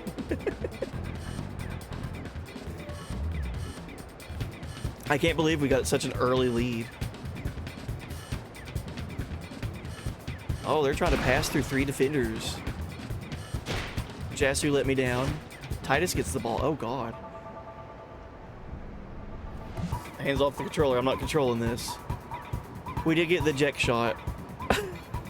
This isn't me deciding to shoot with the eject shot, but it is kind of like... It is kind of Titus that got the ball and is here. Oh, I guess I didn't equip it. That's fine. Good. Okay, good. Good. Alright, Doram. What are you gonna do with this? This opportunity? You guys are down by 1.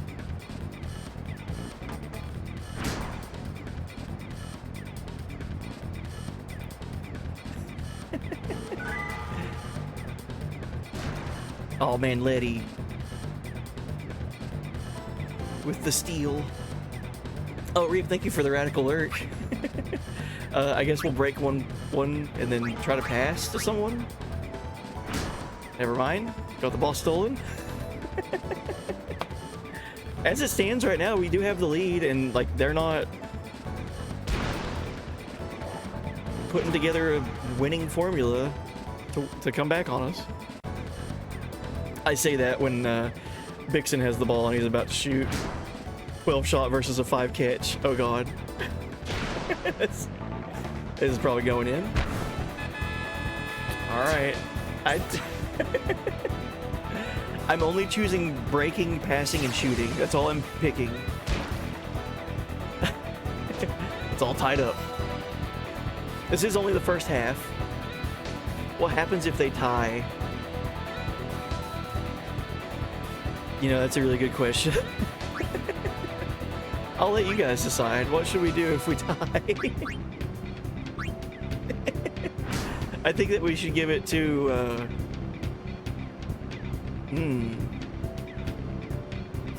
because this wouldn't go to a tiebreaker.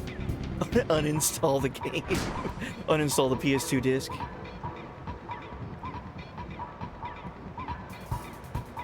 So it wouldn't be a win for Team Buddy. So, and the options were other, right?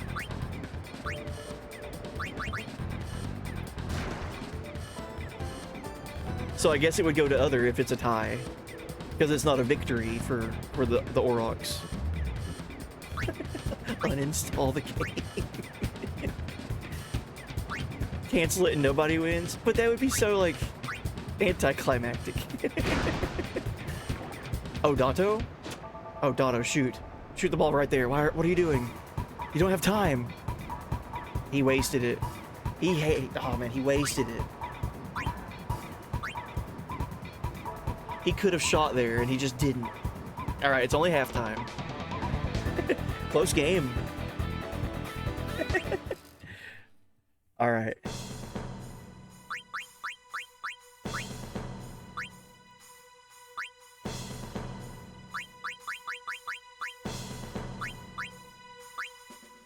I say cancel the prediction. If it ends in a tie is a tie.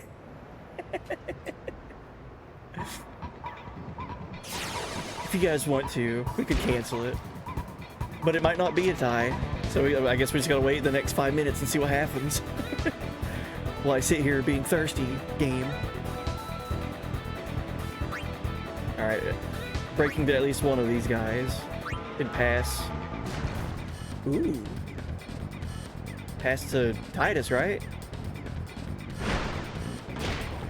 Thirsty plus looking at PS2 water. I know, that's why I wanted to go get a drink. Because I knew what I'd be staring at here. Oh, come on, Titus. If he can get past Bulgarda, however you say it, I'd say he should shoot. Ah, I didn't get past her. Baldgerda.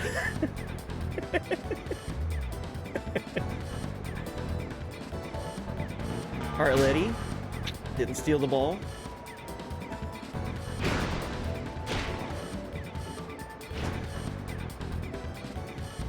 Oh no. Avis? Avis, stop. Don't shoot from here. Okay, good.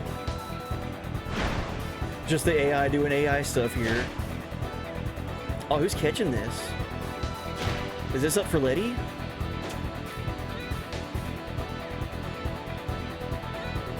Oh. Dude, he's got a clear pass to Titus and he did not take it. What is happening here? Why are you taking on 3 defenders? There's no chance. This is looking like a tie. We've still got 3 minutes to go though. Anything could happen.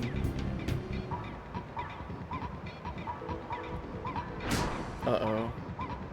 Baldgerda is doing some stuff.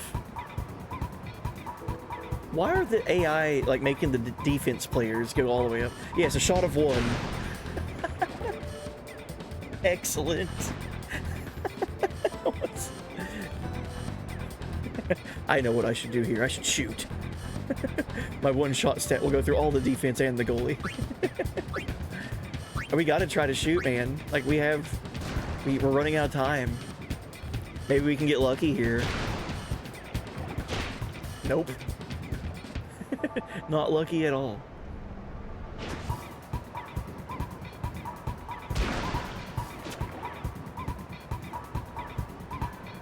Oh, no. Dude, Bada just saved the game. That was about to be going 2-1. And he just stole the ball. Saved it. Alright, we have to pass to Titus, right? Hopefully Titus gets it and he can shoot. Ah, it's not gonna get to him.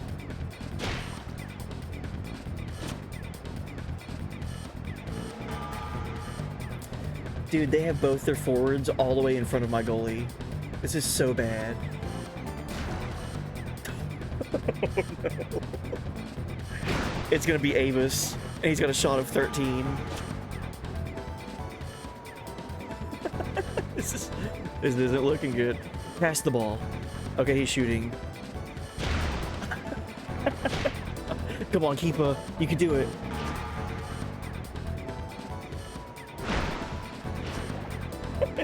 It's gonna end in a tie. Unless something crazy happens right here.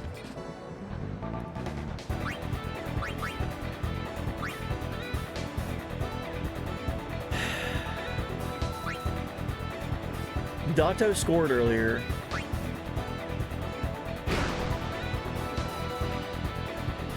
Oh, we're gonna run out of time. It's gonna be a tie. Oh man.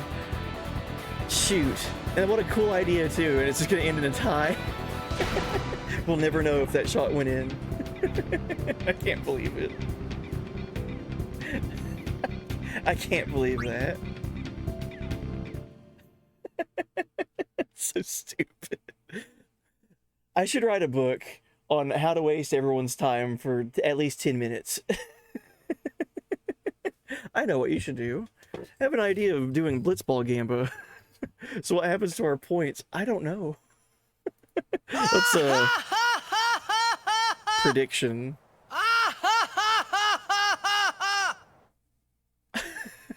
I guess I just delete it. Delete prediction? Question mark. This will remove the prediction from your dashboard. Viewers will no longer be able to contribute towards it. Votes will not be saved, and all channel points will be returned to the viewers who participated. If I could, I would just give you all channel points for participating. Yeah, delete and return points. There's an easy answer. Play another game. We could do that.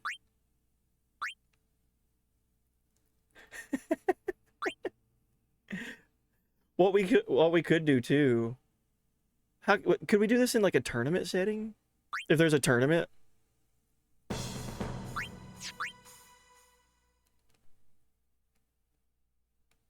And then there would be a lot of prediction going on with that. We could use the the mind scrubber for Men in Black. Yeah, the little like flashlight they pull up. Let's see if we can get a tournament to show up, and then you guys can predict on that. How to waste everyone's time watching FF10. Okay, this would be cool. This would be a lot more predictions, though. Alright. This will have a clear winner. There will be no ties. We're gonna do a tournament. Okay. We're gonna do a new prediction, and there will absolutely be a winner. Because it's a tournament.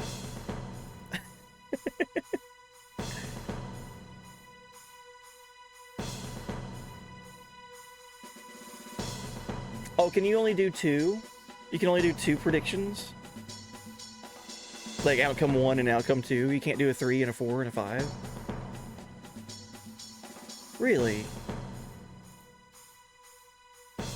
That sucks. There should be more. Hold on.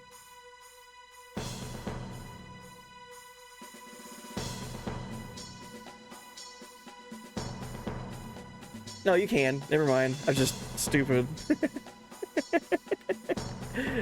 There's a trend that goes on here. And it shows off how dumb I can be on the internet. Okay, let me get all this typed in here. So, this is a tournament setting. There has to be a clear winner. And you guys are going to be able to predict on all 6 teams.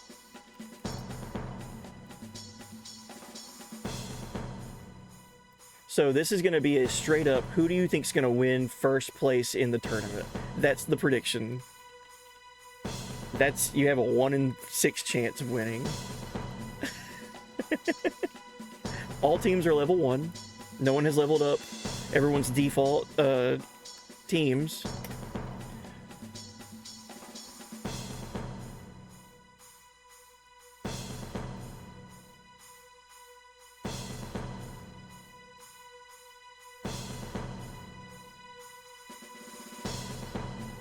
Alright, so I'm going to give you guys another 5 minutes to vote.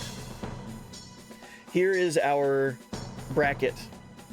So, already, before I start the prediction and before you guys vote, go ahead and know, round 1, the Kilika Beasts and the Albed Sykes have round 1 buys. So they only have to win 2 games to win the tournament. Meanwhile, the Ronso Fangs versus the Besaid Aurochs and Guado Glories and Luca Goers have to win 3 games to win the whole tournament.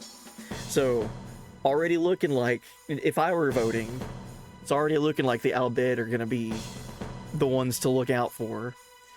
But, you know, if they go up against the Luca Goers could surprise them and win, and and then the Albed are eliminated in round 2. So, this will be interesting, because if Besaid loses round 1, then we just watch the end of the tournament and see who gets to the final thing and win. But if we make it to the finals, oh, that'd be interesting. I'm going to give you guys 5 minutes to start voting now. And this is going to have a clear winner. Like, there is going to be a winner. So, think smart on it. Don't just immediately think, oh, I'm thinking Buddy's going to win. Because I have no stats. Like, my characters are level 1. I'm going up against the Ronso. So I have no abilities. I can't even set techs.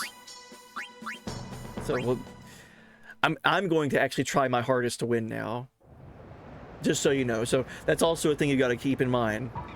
Besaid is being controlled by me now instead of it just being automatic, because that doesn't work. All right. So manual, normal. All right. Jeez, I'm so scared of getting attacked by a Ronso right now. Let's go Jasu. I don't have, yeah, so since everyone's level 1, Ardo, no one has techniques that they can equip. Like, I don't have technique slots to use. So I don't have Jet Shot. Technically, Titus knows Jet Shot, but he can't equip it. Yeah, he's level 1, so he has Jet Shot, but he doesn't have the, like, open slot to equip it. So that's a problem.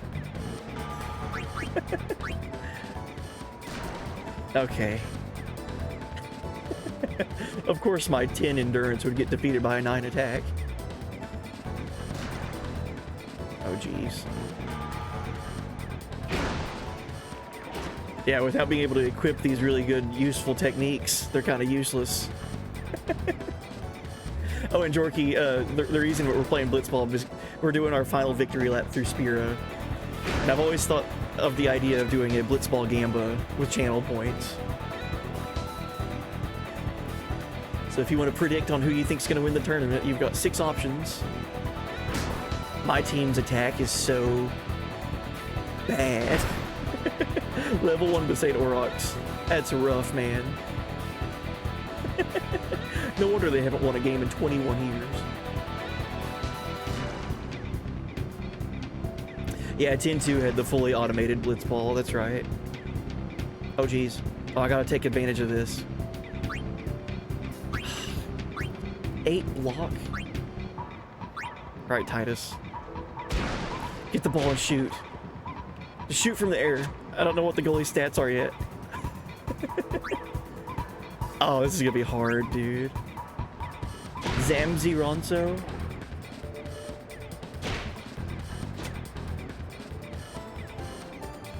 I'm trying. I'm putting up my best foot forward here.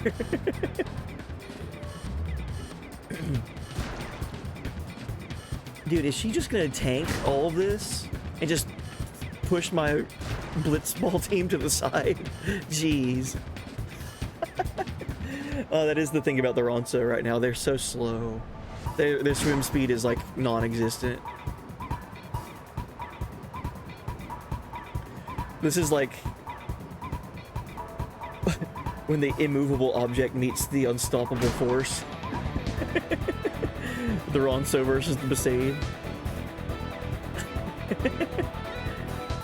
Oh, if I could get the ball to Dato, he might be able to score a shot of 8.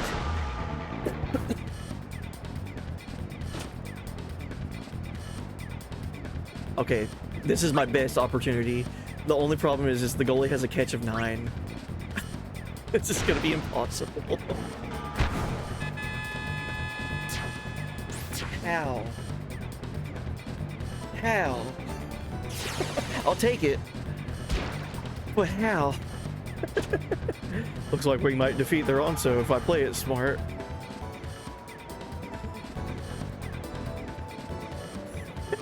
If I play it smart. Why is that level 1 Gazna Ronso's endurance is so high? Dude is a tank. A swimming tank. Wouldn't it be funny if you just saw like Kimari swimming around down there? He's like, throw Kimari ball. Kimari will want to play.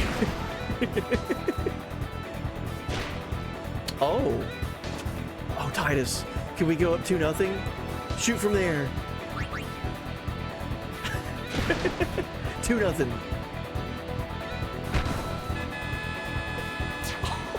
Oh, dude. I immediately apologize if anyone's been gambling on the Ronso. I'm just getting lucky here. I'm not doing it. It's the game. That just makes sense that Titus would shoot from there. That's insane.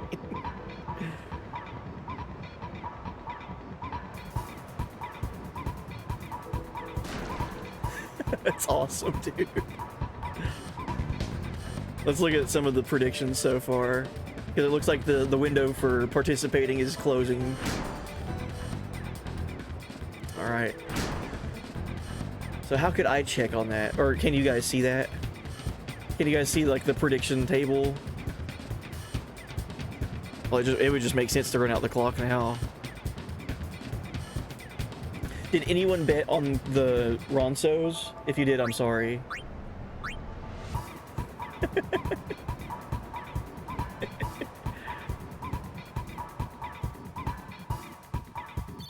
No one bet on the Ronso? Good. Oh my god. Titus has a technique slot that opened up now. I could equip Jet Shot if I wanted to. You bet on the Kilika Beasts?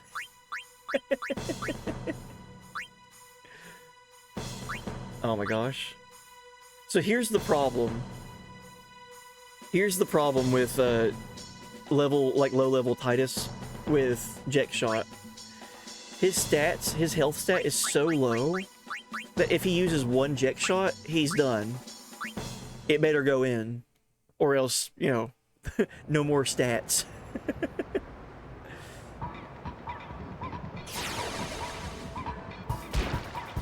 The Aurochs, the Albed, and the Luca Goers all got huge bets. So no one bet on the Guado, Kilika, or the Ronso. Okay. So, okay, since no one bet on the Ronso, I don't feel bad doing this. We'll just let the time go out. We'll run out the clock. We'll use the speedrunner mechanics.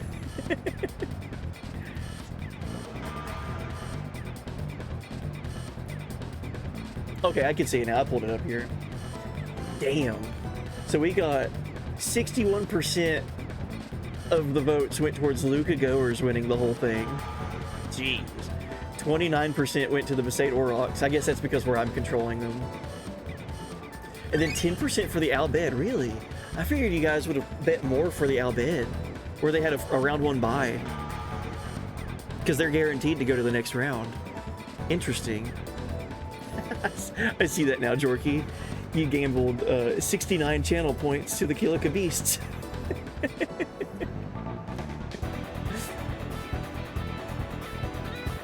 Play a nasty trick on those that bet for the Aurochs and lose on purpose. No. I'm not gonna throw it. I'm gonna try my hardest to win, but dude, the Albed, their goalie Nimruk, it's not gonna be easy. And then also too, the Goers might even beat Albed. So after this, after we fight or beat the Ronso, we have to beat the Kilika Beasts. That'd be so bad if I got beat by the Kilika Beasts. So really, it's coming down to the other side of the bracket. Who do you think is going to go to the finals? The Albed or the Luca Goers? Here's the thing. We don't know what's going on with the other game right now with Luca and the Guado. The Guado could upset the Luca Goers.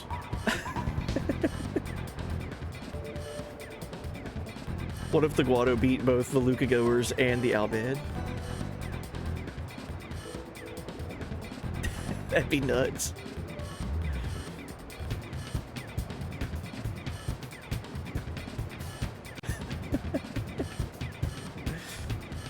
Hope it's the Albed versus Besaid. That'd be cool.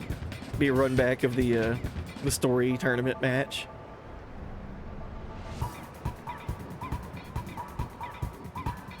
All right, GG Ronsos, you have been eliminated.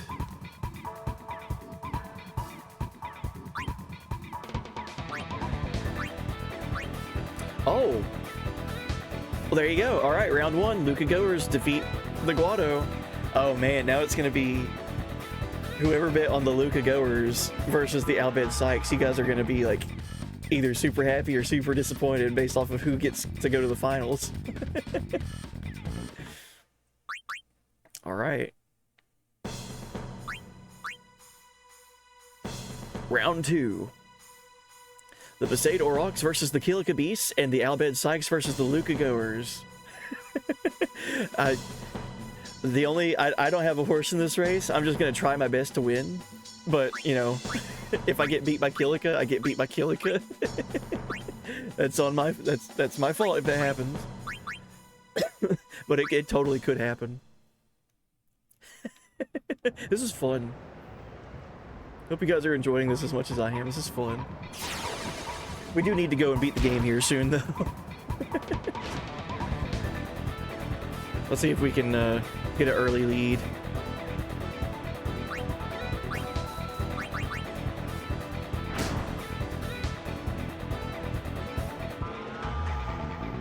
So, as I was saying earlier, with low-level Titus, one Jek shot and he's done. Like, he won't have... Uh-oh. He won't have enough health to do anything. So I might save Jek shot for when it matters.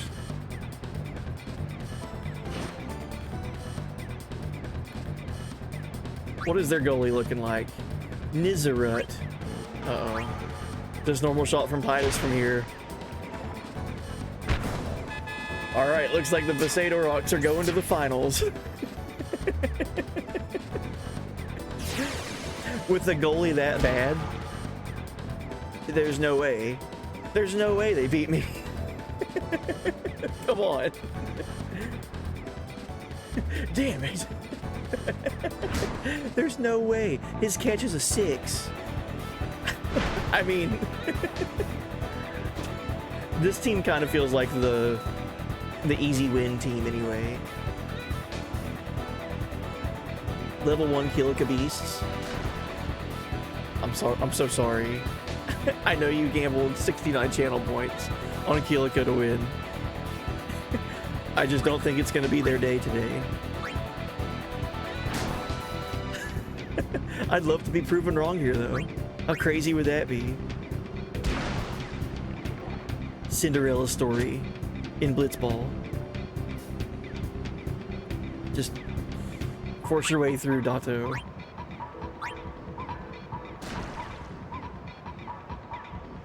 Can we pass it to Letty? Their village gets nuked by Sin and you're here making fun of their goalie. I'm not making fun of him. I'm just stating facts. His catch stat is awful. Nizarut.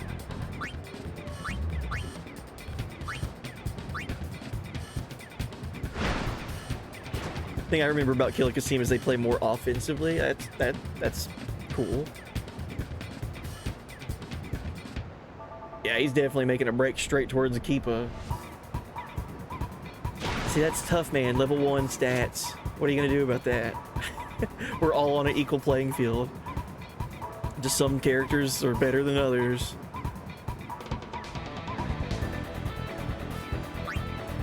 Their good players got sent by Yuna.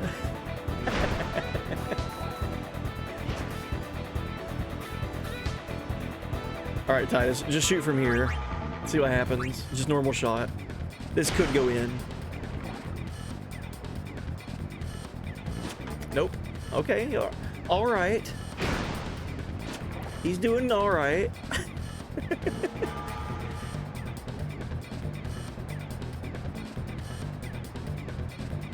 I won't make the clock go down or count up by like breaking the game unless I have a lead of 2 or more.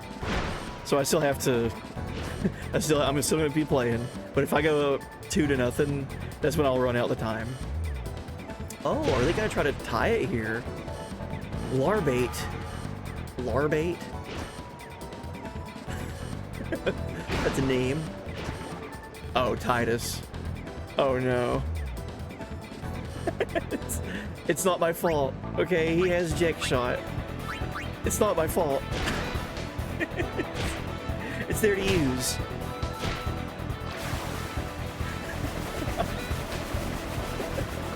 If we have enough time, time might expire. Okay. GG Kilika. Thanks for playing. I know it's only halftime, but the game is over. It's not my fault. The sublimely magnificent Jet Shot Mark III. Truth is, there was no Mark I or Mark II. My old man would just say that to get people to come back and keep watching. As if there was a Jet Shot Mark IV he was working on.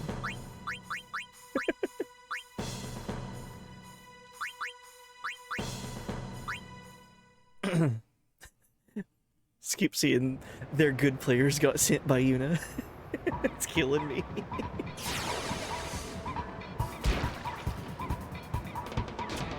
Alright. I salute you, Killica Beasts. You hung in there with me until halftime. Now, after this 5 minutes is up, it's gonna get real interesting. Because if we go to the finals and we go up against either team, the Albed or the Goers, it's not gonna be easy. And somebody's gonna get let down because the Albed and the Goers have been predicted on and been bet on, so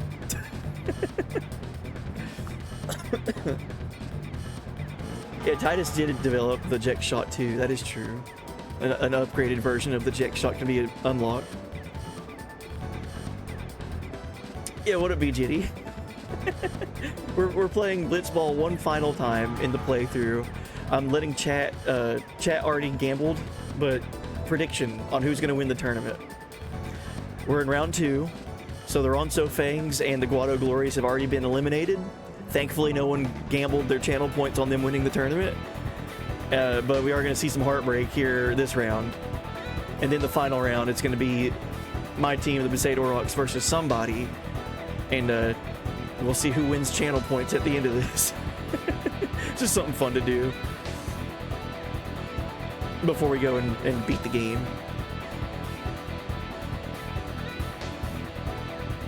Also, I really like Blitzball, so I'm gonna miss it.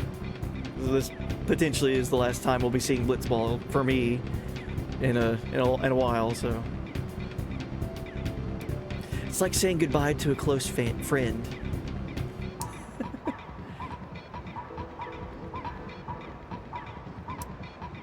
Where do I bet? Oh, we already did it. It was before the tournament started. There were 6 options, so you bet on different teams, and round 1 is over, going into round 2. It's kind of like thinking like who's gonna win the whole shebang before the tournament started. So I don't have a way of adding in. Yo, Chasm, thank you for the seed party up there. Wanna play cards? All right, let's see who went to the finals. Besaid Aurochs versus who? If I were to guess, I would say it's the Albed, but it could be the Goers.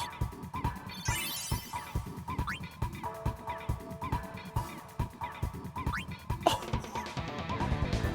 Ow. Dude, Luca won? How did they beat the Albed? They have Nimruk. Oh no. This is not good for me. That's crazy, dude. How? How did the Albed have a first round bye and then lose? Oh no. Alright. A Cinderella story. Alright. The final round, the final Blitzball match. Championship match. The Besaid Aurochs versus the Luca Goers. I can't believe the Albed got beat. That's crazy to me, dude. That's so bad.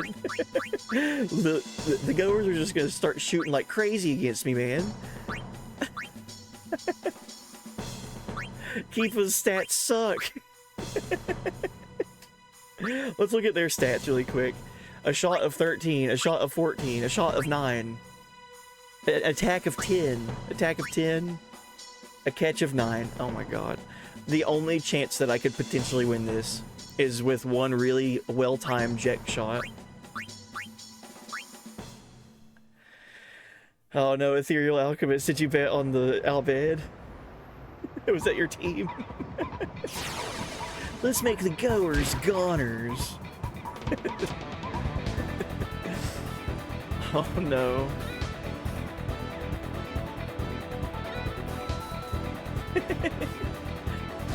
I bet I lose. I bet the goers are just gonna be just unfair here. Half my team tackles you, and you just keep going. Okay. What is my team doing? What is happening? Why would you leave? Why are you going on offense here? Oh no! We don't have the ball. Don't go on offense. Alright, keep a... Okay. We can win this. It's gonna be hard, but we can do it. An attack of 3? Alright, we're gonna have to pass here. Pass directly to Titus. Oh, you bet on the Albed. Yeah, it's all in good fun. Absolutely.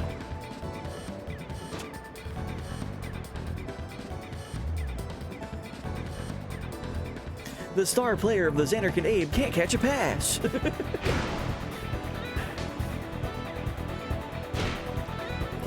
I do like when the AI does stuff like that too. They'll be like right in front of my goalie and then pass all the way back to like no man's land. What do you mean no break?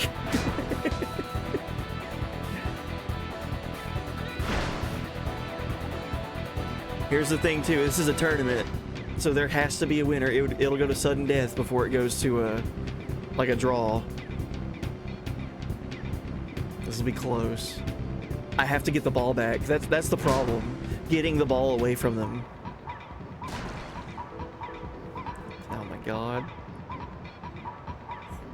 Come on, guys. You've been practicing for this.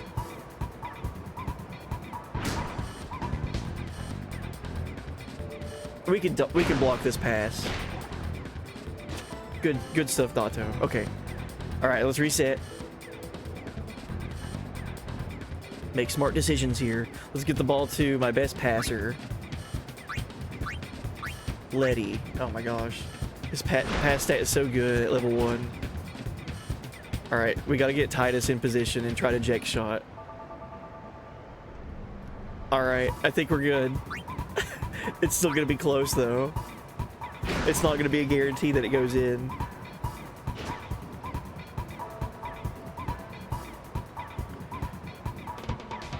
Okay, now is the time to shoot with eject shot.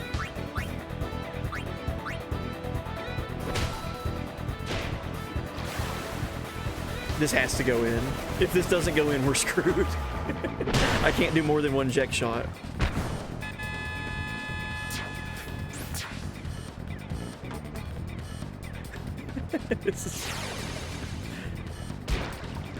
Now we just have to... I'm not gonna cheese it. It's the championship bout and I'm not up by 2. Now we just have to just stay in the lead. If they come back and tie it up, then we're in trouble. Very easy for them to do that. Oh my gosh. Dato, are you gonna be the unsung champion? The hero?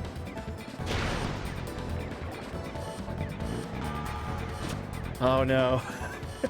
Dude. Imagine that Dato scored there. It'd have been over. I would have been up 2-0.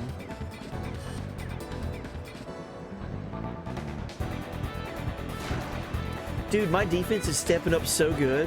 What is going on?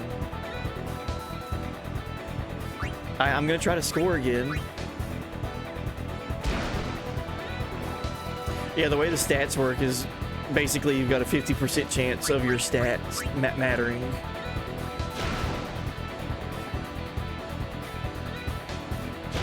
Ooh. I can't be... dude, we've got the lead.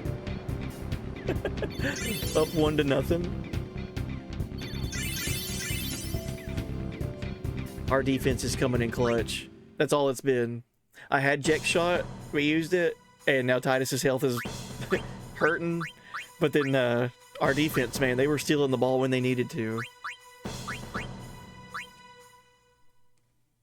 I'm still blown away that the Albed got beat. What is going on with that, dude?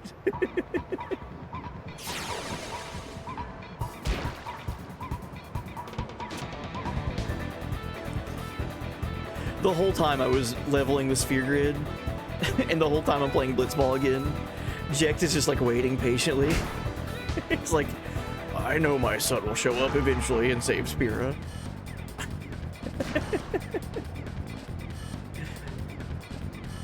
This is their problem. This is the problem with the the other team. Their script makes no sense. Whenever they have a clear path to go straight to the goalie and shoot, they turn around and pass away.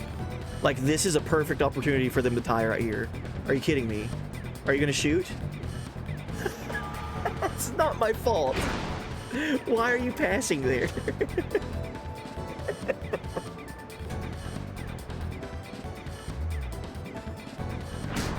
It doesn't make sense. Why would they do that? Oh, whoops. Oh, I'm in trouble. This is rigged. I promise you, it's not. They had a chance. They had their opportunity, and they blew it. It's gonna be over. Besaid's gonna win the tournament. I can't help it, dude. I'll Jecht shot from here to kind of give the goalie a chance of blocking it. But more than likely, this is gonna be the winning goal. I can't believe the Albed lost, dude. Oh. Never mind. Uh-oh. Why are they passing when they're in front of my goalie? It doesn't make sense.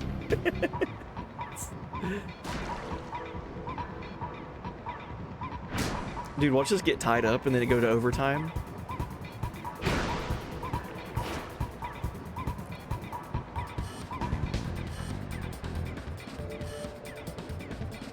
Oh, he's swimming.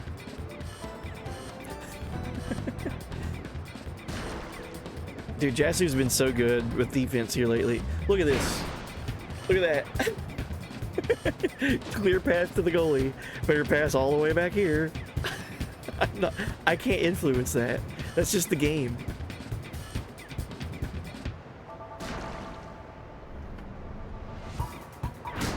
All right, Titus. If I should have saved Jecht shot for here.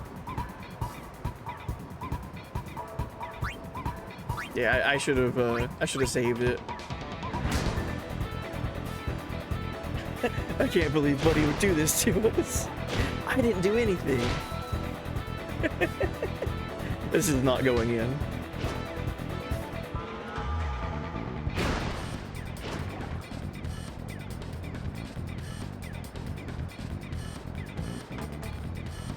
How did they beat the Albed with like strategies like this? Did they just like confuse them to losing? What is that? Why are you swimming down? But you know you're losing, Bixen? This guy talks so much crap in the story too. Bixen talks so much trash.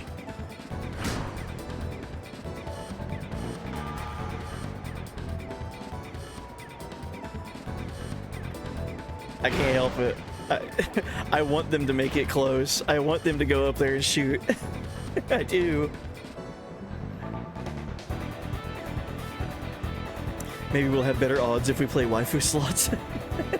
Uh-oh, he's shooting from here. That's the thing. Jasu, man. Coming in clutch with the defense.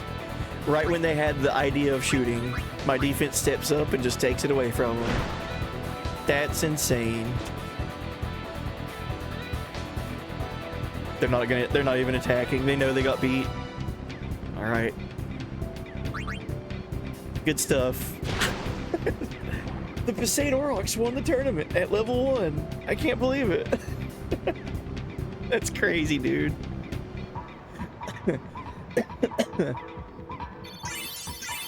How? I was expecting to lose, honestly. I thought that Albed were gonna win. First round bye. Look at that. Yeah, whenever they played against Kilika, they won 4-1. But when they played against the Luca Goers, they got beat, I think, 2-1 or 2-0.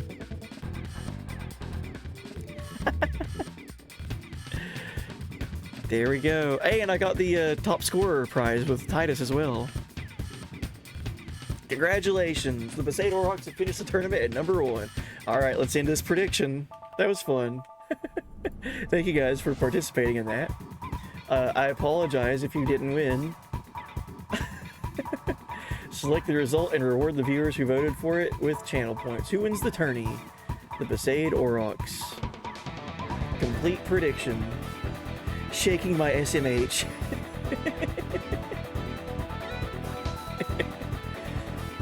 Damn. So who won big on that?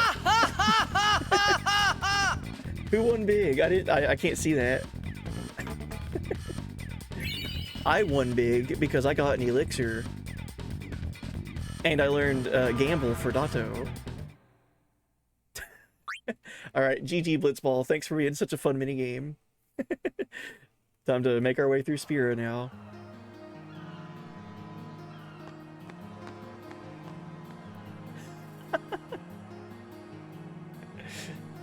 Oh, Doom Leader, did you win big? Nice. Oh, I need my mini-map on this place. I'm going the wrong way. Thank you guys for participating in that. That was fun. I wish it could be completely, fully automatic to where I don't influence it at all. But, like, I realized from the word go, like, oh, I'm going to have to decide to pass or shoot or break to tacklers or whatever, so made it as fair as possible by making everyone level 1. Sorry.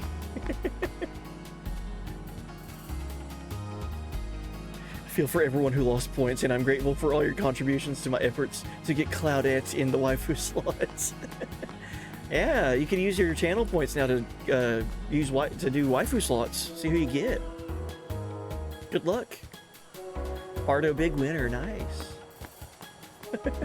Oh, and Battle Royale just happened over there. GG Hrons. Oh, speaking of waifu slots. Oh, let's see who you get. Good luck. Oh, I hope you get the best outcome.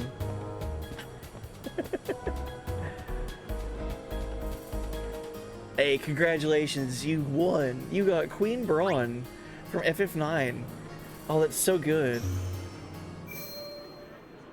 How do we buy the spheres again? I want to buy all the music and buy all the movies. I think it's these guys.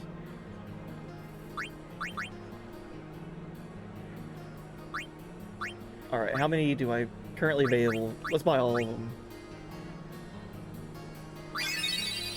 Yeah! Yeah, we got all kinds of money, so... We have currently purchased all of the music in the game. Let's buy all of the cutscenes now.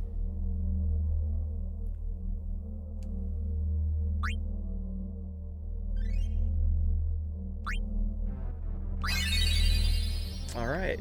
All cutscenes have been purchased. And all songs have been purchased. What's the last cutscene that we could go and look at? McNutty. Oh, good pull with the waifu slots up there. It looks like you got Queen Braun from FF9. Heck yeah.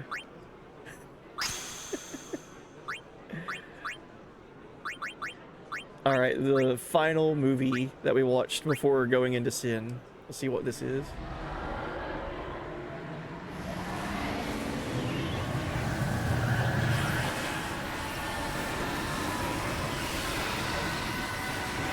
Oh, is this when he, like, causes the giant attack on the planet? I want to see that again. Before we leave Luca and make our way towards Mushroom Rock Road and all that, I want to see that attack.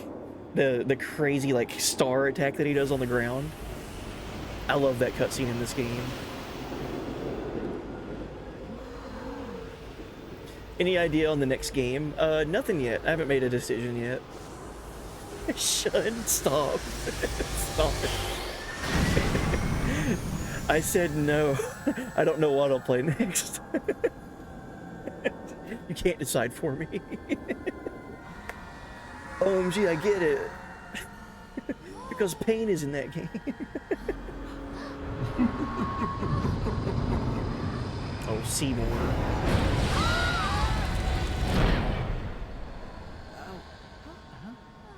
Why is this game so good looking? 25 years ago. It's like such good quality. What is the, is it Sinfall whenever he attacks? He does like the crazy attack.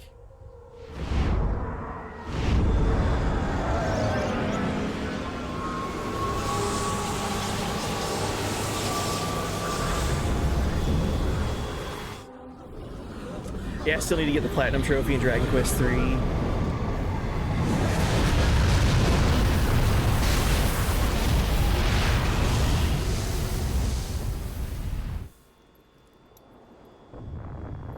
All my votes are for games he's already played, I think. Breath of Fire 3, Xenogears. Oh, I would love to play Xenogears again one day. I love that game.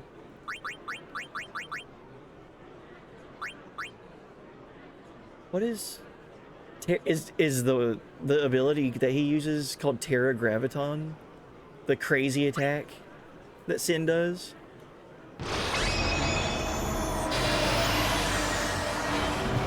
Oh my god, this is the coolest one, dude. This is the coolest cutscene in the whole game. Oh, why is it that slow? Okay, hold on. It's not that one. It's this one. Where he actually does the attack. Dude, look how sick this is, man. Oh, I love it.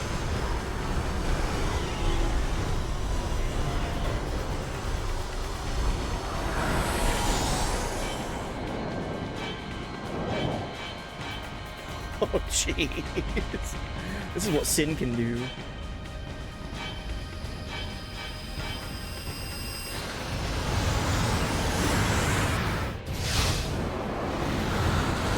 Dude, it's so rad. And then we have to see the outcome of it.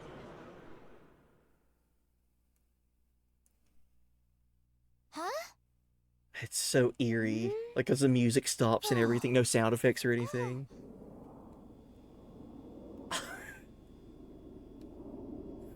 Jeez.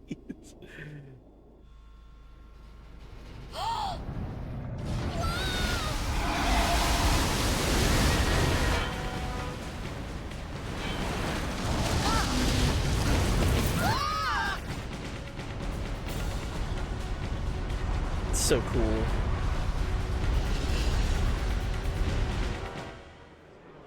Alright. Well, we bought all the movies and all the music.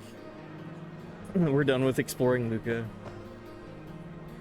And we played Blitzball for a little bit, and our final trip through Spira, our final victory lap through the game. Why not try your hand at the .hack games? Oh, that's a good idea. I've only played some of the PS2 games for .hack back in the day. They're fun. They're really fun.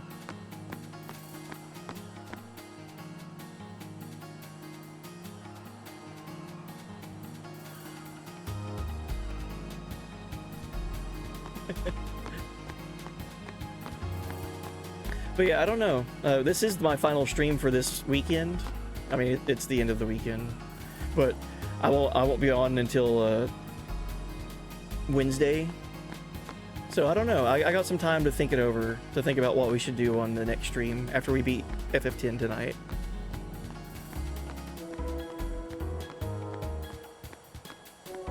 As a video editor, I want to edit the Titus laugh in that scene where he's running from the explosions.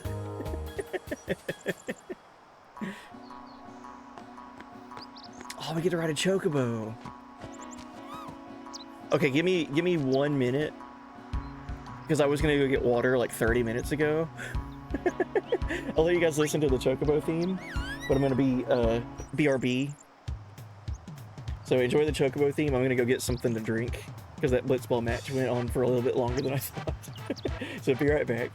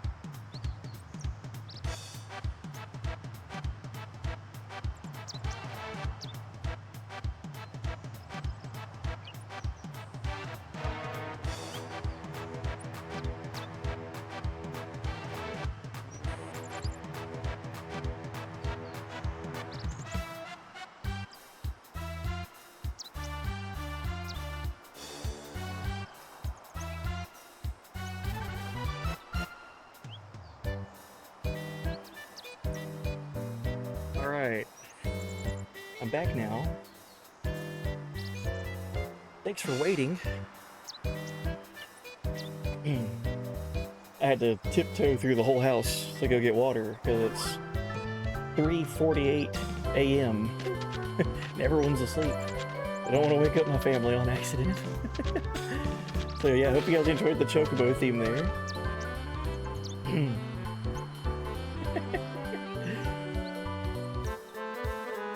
But yeah, right before I left, we're talking about what's going to be the next game. I don't know. I'll have a few days to think about it before we jump into another thing. But before playing FF10, before I did this playthrough, I was playing Dragon Quest 3 HD 2D, like the Dragon Quest 3 remake that they came out with. And I beat it, but I need to do all the post-game stuff in it. So, I don't know, I might go back and do that. That might give me some extra time to think of what next game to play.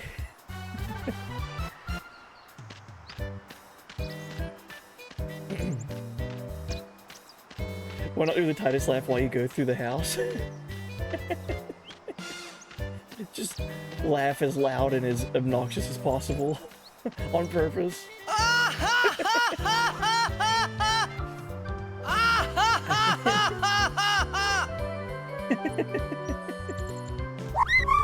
We're getting GTA 6 before Buddy plays FF15. Whoa. Did that Chocobo just jump? Hold on. Did the Chocobo jump here, or is it like a load thing? That's been one of my favorite things with this revisit, is finding like all the goofy stuff in this game. So there's going to be a Chocobo on the left side of the screen whenever we go towards Rin's travel agency. Not on the screen, but the next one that we go to. Is the Chocobo jumping when you load in, or is it like loading and it like fall, like prone, like T-posing? Let's see if it's glitched. Up here on the top left of the screen. No, okay, it's just jumping. Okay. I was like, wait a second. Did it just like load in midair and like just like fall into where it's supposed to be? That wouldn't shock me. This version of FF10 has a lot of those little goofy, like visual things in it. I love that. I love that about it. Oh, Vagrant Story would be cool.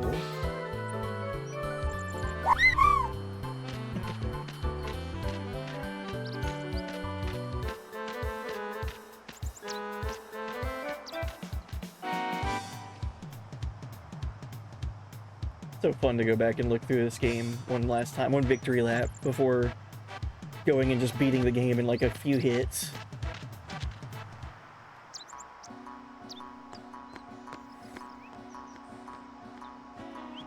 I remember when Seymour shows up here and basically uses his position as a maester to allow us, like Una and her guardians, to go through with Operation Meathead.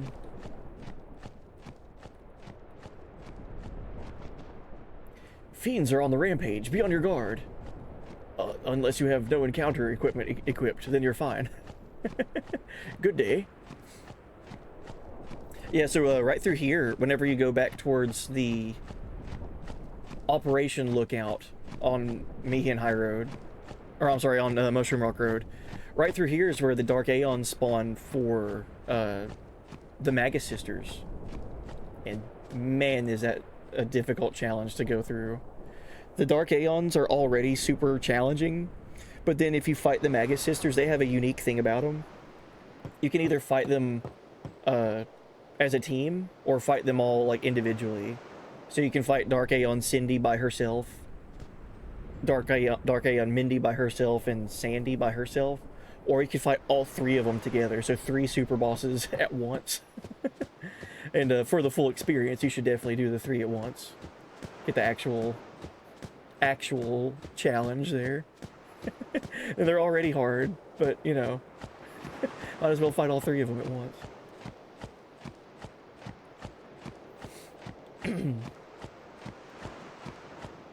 Bring it full circle, goes on Mutto something on Besaid.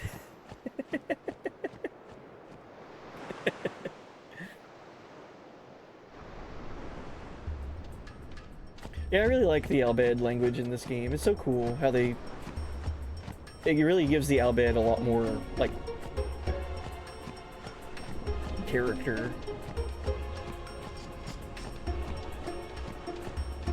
There's so much mystery about them the whole game. And then, like, as you start uncovering the mystery about them and learning about them, you start to like them. And it's like, oh, I thought these were the bad guys.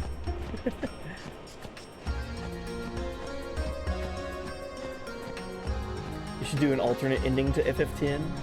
Oh, go and fight, go and try to beat the game and then die? Get a game over? Alright, we can go that way and see Jose Temple one last time. Shoutouts to my character in Final Fantasy XIV, Josephine Highwind. We're behind you all the way, good luck. Josephine is a play on Jose Temple from this game, and then just the name Josephine.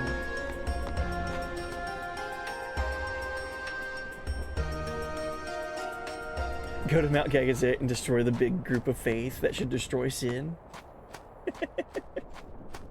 just destroy the faith. Creating Dreams Anarchan.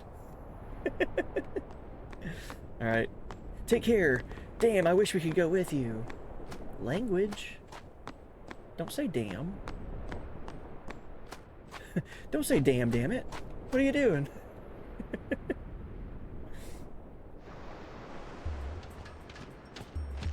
Alright, since we are doing this on foot, it'll still be quite a while before we get to Xanarkand. And then after that we'll go to Sin. Bailey. Just do exclamation point FUK. Oh, we get to ride the Shoe Puff again. There it is. I wonder how Nez is doing. Titus is slow for having 255 agility, right? And auto haste. Why is he running so slow?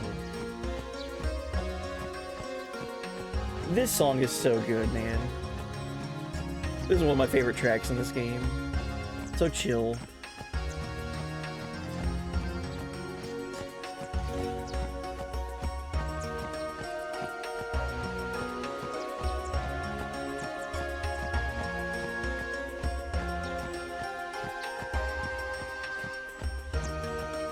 Oh, we could revisit the far plane one last time. Go back to the far plane. What do you think about all the rumors of FF9 being remade? God, that's been so... yeah, that's been talked about for so long, man. I don't know. I take it all as just rumors. That's all it has been for, what, half a decade now? If it happens, I'd be super thrilled. That'd be really cool. But I'm of the mindset of... I don't think that Square is doing another remake on a game until all of the FF7 remake stuff is done.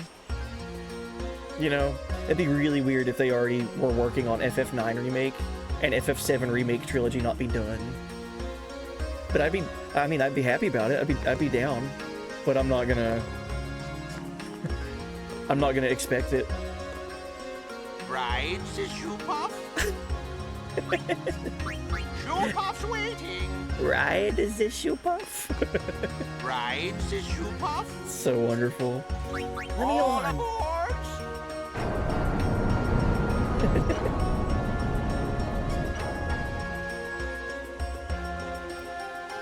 Hope all the remakes are all well spaced out and the focus continues to be on new games. That's a good point of view too, Big Jim. I like that.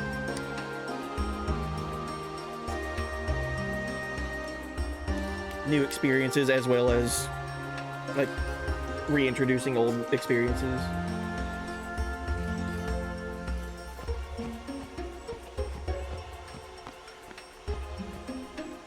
I just think it's wild. Like this game, Final Fantasy X came out. I mean, dude, like really, like everything in the 90s and early 2000s were all so close to each other when they came out. It was just for the sake of making good games and being passionate about them. Instead of like a 10-year development cycle, it was like a 3, maybe 4-year dev cycle. 4 is stretching it, you know.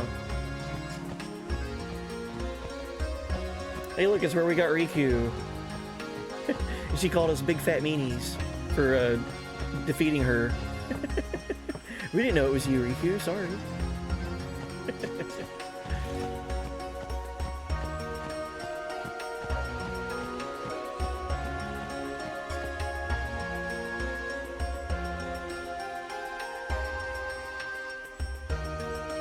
I'd love for 17 to build off of 16, but maybe turn-based this time. That'd be cool.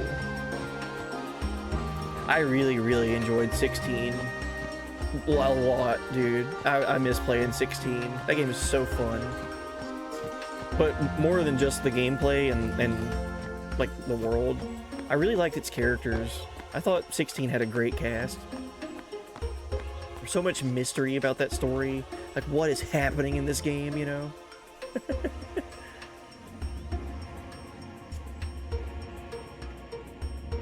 You looked up FF9 Remake the other day, and it was a bunch of news articles.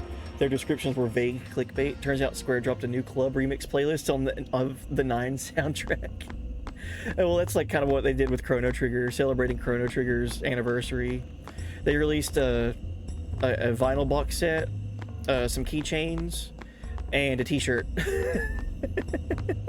And people are like, when's the Chrono Trigger remake gonna happen? And I'm like, it did already on the PlayStation 1. And then again on the DS, and then again on smartphones. Yeah, that's what I was fully expecting whenever Chrono Trigger was celebrating 30 years last year. I was like, I'm not gonna get my hopes up, because it's gonna be a t-shirt, or it's gonna be something small, like just merchandise. Benevolent Lord Gisco and most wise Lord Seymour, the days spent in your service were the best in this old man's life. Those of us left behind will soon be destroyed by sin and join you in the far plane. I will serve you there as I have served you in this world always. That's new dialogue. That's a new cutscene for him. Even should sin disappear, the Guado are doomed without a leader. So yeah, that changes because we've defeated Seymour inside Sin, and Yuna did the sending to send him to the far plane. Even should sin disappear, That's so cool, man. The Guado are doomed without a leader. Never seen that before. I've never defeated Seymour inside Sin and then come back to the far plane. Ever. So you get new dialogue of him saying, like, yeah, even Seymour is here now. Sin will destroy us all, and we'll all come to the far plane to serve you again. Little things like that you can so easily miss out on in this game. Who's gonna go and defeat Seymour and then, like, travel through Spira one more time? You're already there. Like, you're gonna be focused on going to the story, but it's there if you want to. How cool is that? We should check out, oh, we can't go in here, I guess. None may enter this lordless manor. Oh boy. Having played Final Fantasy X-2, like 100% done everything in X-2, knowing that right now they're guarding this place and calling it a lordless manor, and knowing what happens in X-2 in this place. It is to remain sealed until a new lord is chosen to lead the Guado. Knowing what happens in there, it's so funny. Yeah, White Rabbit. There's all kinds of Chrono Trigger fan projects that were getting a lot of like eyes on them. Chrono Resurrection was the big one back in the day. It was like built off of the PS2 game engine. I think it was built off the Dragon Quest VIII game engine. Just fans, just people passionate about it, and it got so much of a following and so many eyes on it back then that Square got aware of it and cease and desisted it, so it no longer exists. I think there are still archives and videos of it that exist that you could find, but it was never like a playable thing. It was just like a fan-made thing. You guys want to dodge 200 lightning bolts again? Say no. Say no, quick, someone say no. Do people get cease and desist letters even if it's non-profit? I guess it depends. I guess it would depend on the property holder. But I don't think so. So an example, Final Fantasy IX, right? Final Fantasy IX had that big fan project that has like millions of views on YouTube. It's like called Final Fantasy IX Project Memoria. and it's like this really high effort, like budgeted fan project that had like all kinds of talented people work on it, and it'll never be released. It only exists in the idea of it being like a tribute to FF9, but it is like a playable thing that people made, but it can't be released to the public, or else they would get a cease and desist letter. But if it's like someone's making it with the intentions of selling it, then yeah, then that becomes like a legal thing. Like, you're using our property to try to make money off of, and so on. Can't do that.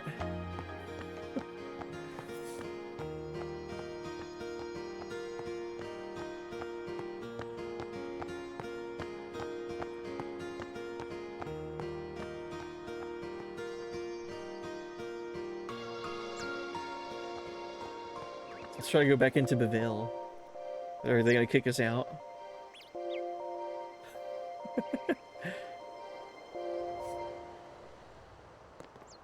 Oh yeah.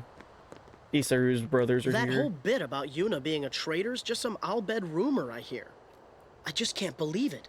I mean, the Albed helped us out. Isaru sends his regards to Lady Yuna. And he says he's sorry too.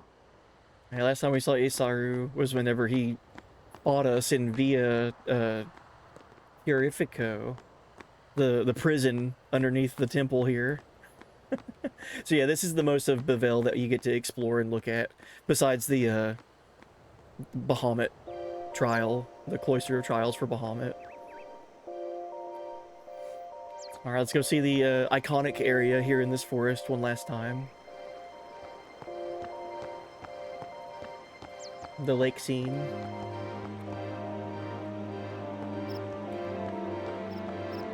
That's a highlight for the playthrough, right? Like, that's a lot of people's favorite parts of FF10. When Tidus and Yuna finally take a break from being so serious about the pilgrimage all the time and just, like, do their big what-if moment of, what if we just lived a normal life instead of sacrificing you? Yo, Yuna, want to make out by the lake again?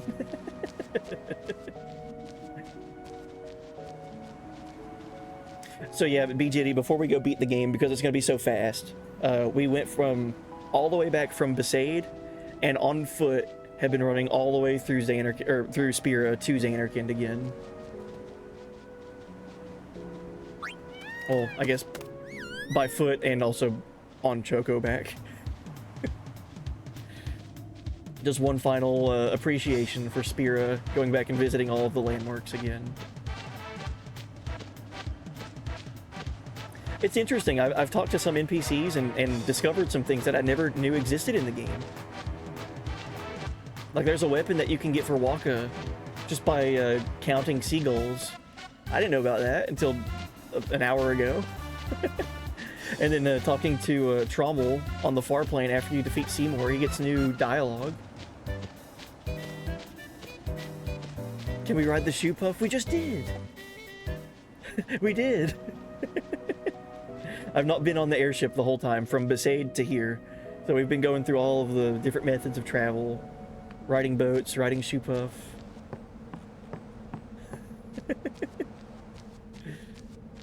Yeah, down there's the Cavern of the Stolen Faith.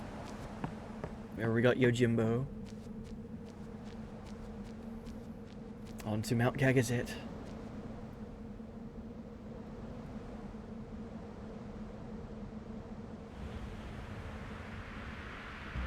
Yeah, exploring more of Bevelle would have been cool. I get to hear one of my favorite songs again.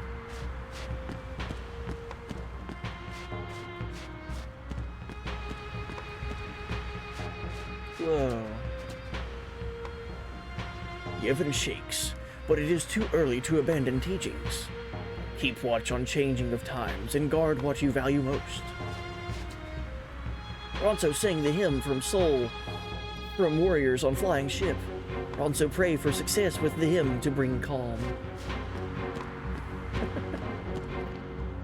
When hymn of faith was sung, loud rumble shook the mountain. Mount Gagazet sang with the Ronso. So cool.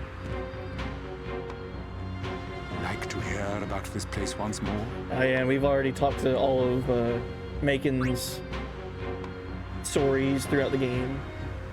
We learned about the destruction of Xanarkand because of the war between Xanarkand and Bavel 1,000 years ago. Xanarkand was destroyed by Bavel because Bavel used Machina. And then Xanarkand retaliated by the survivors of the war turning themselves into the giant faith that is on top of Mount Gagazet that we'll run by. And the giant faith on top of Xanarkand is responsible for some mysteries that only Titus and Yuna kind of know about at the moment. And the player should know about it too, so I don't mind talking about it. So earlier in the playthrough, Titus goes up to the peak of Mount Gagazet and interacts with the faith, and realizes that the faith at the peak of Mount Gagazet is actually summoning something. It's actively, currently summoning a thing. And the thing that it's summoning isn't just an Aeon. It's an entire city. So all of the faith at the peak of Mount Gagazet is all of the survivors of the war from Xanarkand 1,000 years ago. And that faith is being used to summon a dream version of Xanarkand. But the question remains, I guess the question still remains. I think the faith for Bahamut has told us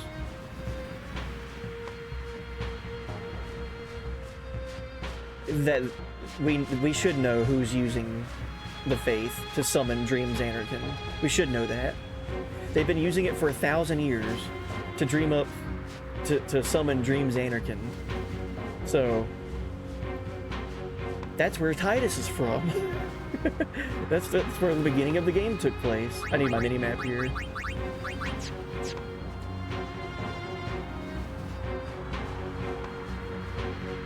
Is it Jecht? Good guess. It's not Jecht. Jecht was used to become the final Aeon in Braska's journey.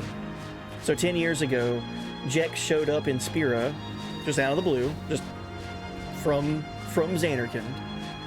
Shows up in Spira, and he gets thrown in jail because he's a drunkard. So Braska and Orin go and find him. We learn all this from watching the Jecht spheres. Braska and Orin go and find Jecht because he has knowledge about Xanarkand, and the rumor of a man from Xanarkand is starting to spread throughout Spira. So they go get Jecht, and then they go on a pilgrimage to go and defeat Sin, and they're successful.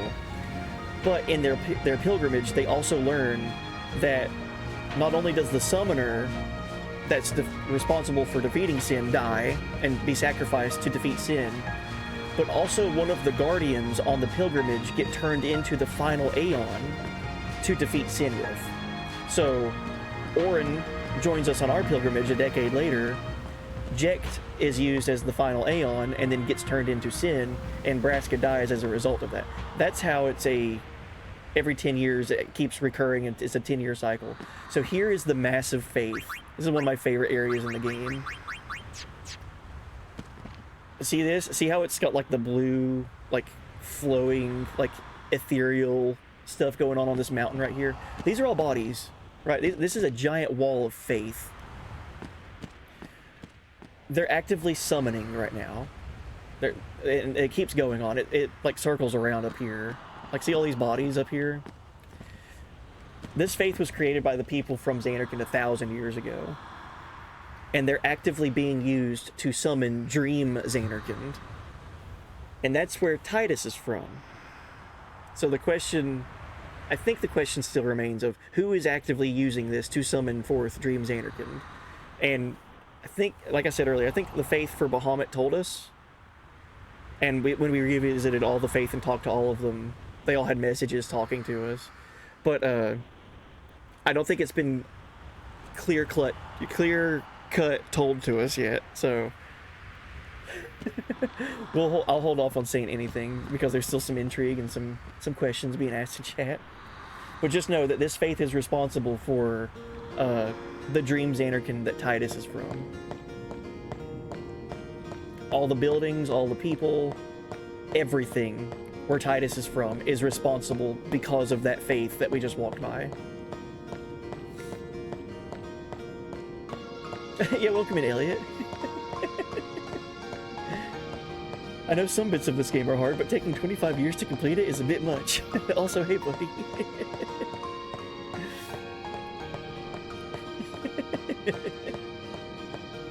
Hope you're doing well, man. Hope you're having a good weekend. I like your guys' theories. Is it you, Yevon? Is it Jack? Who's using it? It's a fun question. Are some of them the faith for the Aeons? So no, the faith for the Aeons are in the different temples spread throughout Spira. So like the faith for Valifor is specifically one faith that's in Besaid, and then summoners go and pray to it and get Valifor to use as an Aeon. This faith on top of Mount Gagazet is so far away, it's not dedicated to a temple or anything like that. It's just like so far out of the way on top of this giant mountain that's dangerous to get to. So it's like kind of protected by the environment. And it's close to where the real Xanarkand is. And we're entering the real Xanarkand now. So we're almost done on our little victory lap through Spira. This place was Xanarkand 1,000 years ago. And it got destroyed by Machina, by Bavel. So there's another history lesson there that you learn from Macon that's really interesting. There's a couple of things that you can learn from Macon there. The Hymn of the Faith actually isn't a hymn for the faith at all. It just got turned into that and repurposed as a hymn for the faith. Originally, that song that you hear sung at the temples was a retaliation song sung by the people of Xanarkand, singing against Bavel and the war that they were in. So it was like a rally song to get everyone in Xanarkand together to, you know, rally the troops and put up a good fight against an unwinnable war, basically, because Xanarkand was full of summoners, full of, like, you know, kind of think of them as like ancient magic users. Xanarkand was full of that, and they got obliterated by Machina. So over the course of 1,000 years, the stories and the history starts getting changed by who won the war, Bavel. So they changed the story to where, well, Machina is bad. Machina is forbidden. It's because of Machina that sin exists. So we outright, you know, ban Machina because they used it 1,000 years ago, and sin is a result of Machina being used. When really, sin was created as a last-ditch effort to try to protect Xanarkand from Bavel in the war. Another thing you can learn from that is who Yunalesca is. We already dealt with Yunalesca in the playthrough. She was the first ever summoner to defeat Sin. She was also Yu Yevon's daughter. So Yu Yevon's daughter ends up defeating Sin for the first time and starts the whole 10-year cycle that lasts for 1,000 years. The other important character there with Yunalesca 1,000 years ago, it was her first, the first final Aeon. Her husband, Lord Zayon. I always like to point this out too when you look at the map. On here you can see artwork of Yunalesca on the left side of the screen and Lord Zayon on the right side of the screen. And then you see all of Spira, you know, all of the different locations that you can travel to. But yeah, Yunalesca, she was the boss fight in Xanarkand whenever we fought her. And then Lord Zayon was the original final Aeon 1,000 years ago to defeat Sin the first time. Super interesting. All this stuff is like right in front of you, and you like until you learn about it, it's just like it's just cool artwork, and then you realize like, oh, these are the characters that started all of this 1,000 years ago. This never-ending cycle of destruction and rebirth and destruction and rebirth every 10 years.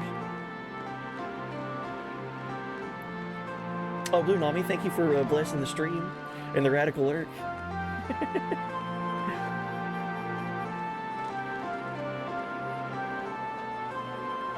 I wonder how it's split. Do they take turns, or has some dude been stuck dreaming about 7-Eleven for 1,000 years? Yeah, someone's dreaming up everything about Xanarkand. Using the faith on Mount Gagazet to dream up and summon every aspect of Xanarkand. The toilets, the Blitzball Stadium, everything about it. Alright. We made our way through Spira. That didn't take long. What took the longest was I played Blitzball for a while. You guys ready to go beat the game and see all the conclusions and the answers that were still mysteries to some folks? I'll save on a new save file, that way I can keep my Blitzball team the way it was.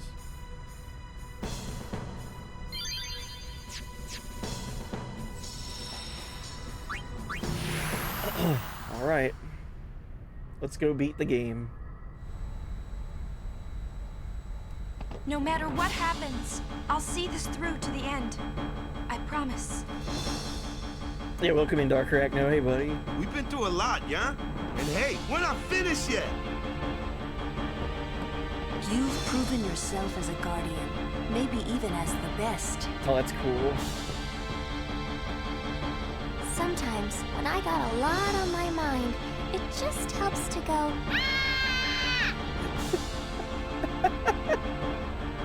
Come on, Riku, don't do that. once the comm starts, we'll take the airship to your Xanarkand. Oh, that's an excellent point, Riku. Once all this is over with, we'll take our airship to your Xanarkand. We could technically and realistically we could have, but the game doesn't have that for us to do. How cool would that have been, though?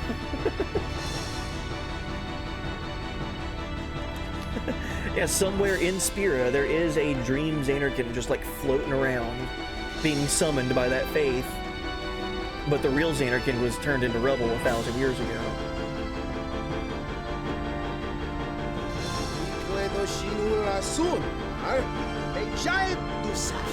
You go into sin once more, eh? Guys, honestly, how does Lulu end up with Waka? It's because he won the Blitzball tournament in the playthrough.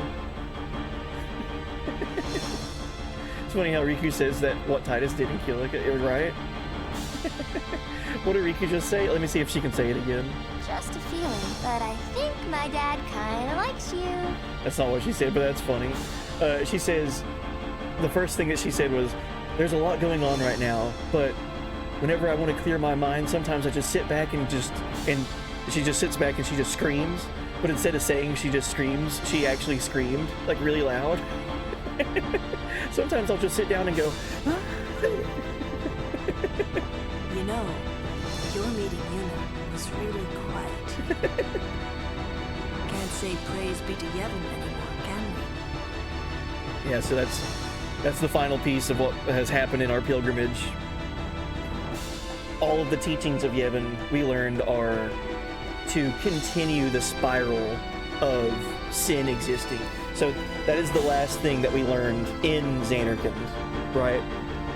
Whenever we fought Yunalesca and we learned about the final Aeon, and we learned about sacrificing guardians to turn them into Aeons, and then sacrificing summoners to only buy 10 years of peace, our heroes decided, we're going to do this our own way. We're not going to keep doing your spiral of sacrifice and death for a shot at peace for a little while. We're going to do it our own way, and that's why we end up fighting Yunalesca and sending her to the far plane after 1,000 years of her staying stuck in Xanarkand. So we have completely betrayed all of the teachings of Yevon. We are an enemy to Yevon. And the end goal is still, we want to save Spira, but we don't want to do it in the way that will bring sin back 10 years from now. So how do we do that?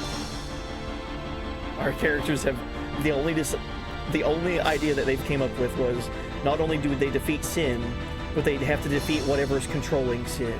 And they think what is controlling sin is you, Yevon, the original summoner from Xanarkand 1,000 years ago. The first summoner that created sin is somehow still alive after 1,000 years and keeps summoning sin every 10 years. So if we're able to defeat you, Yevon, maybe sin will go away forever. And so that's where our characters are at with our final goal. We're almost done. How are you doing? I'm doing great. Never better. Okay, not so good.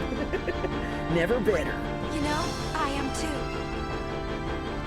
No matter what happens, I'll see this through to the end.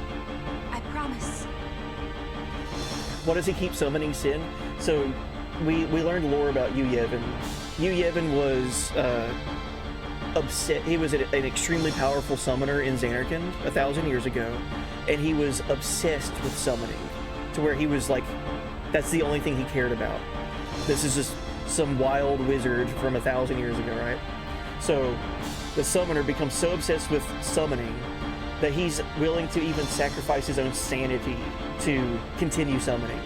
So Yu Yevon exists only to summon. He was a guy. He was a dude just walking around, but he just became so obsessed and corrupt with his idea of just power and summoning that it just took over. And so if Yu Yevon exists, Sin will continue to exist. It takes him about 10 years to summon the new Sin. So we got to get rid of Yu Yevon to finally get rid of the Sin summon. Our Spira's rooting for us. Let's not let them down, yeah? And to think, you hadn't come floating out of the sea that day. That's all Walker knows about Titus, is that he just came floating out of the sea one day. We've been through a lot, yeah? And hey, we're not finished yet. I love all this dialogue, man. I'd like to meet Jecht before he fades away. Oh, man. When this is over, I will leave. I've played at life too long. Oh, jeez, Orin. 10 years ago, I honored Jecht's last words and traveled to Zanarkand. I plan to stay there, watching over you. But when Sin attacked Zanarkand that day, I changed my mind. Outside the dream world, life can be harsh, even cruel. But it is life. He wanted you to have a shot at life. Oh, that's so cool. I saw it in Sin's eyes. That's why I brought you here, to Spira. That actually gave me chills, man. I don't think I've ever heard that before. That's so good, man. He wanted to give you a shot at life. God, man.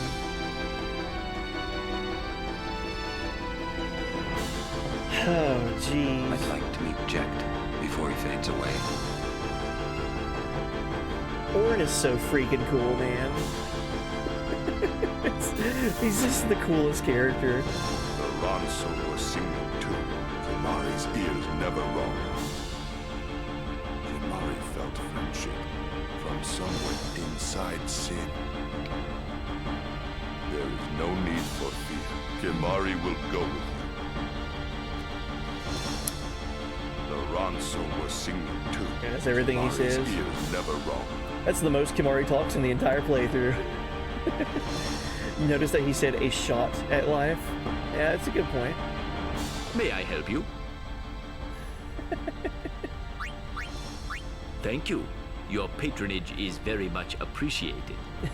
Anytime I hear Rin talk, all I can hear is SpongeBob's narrator.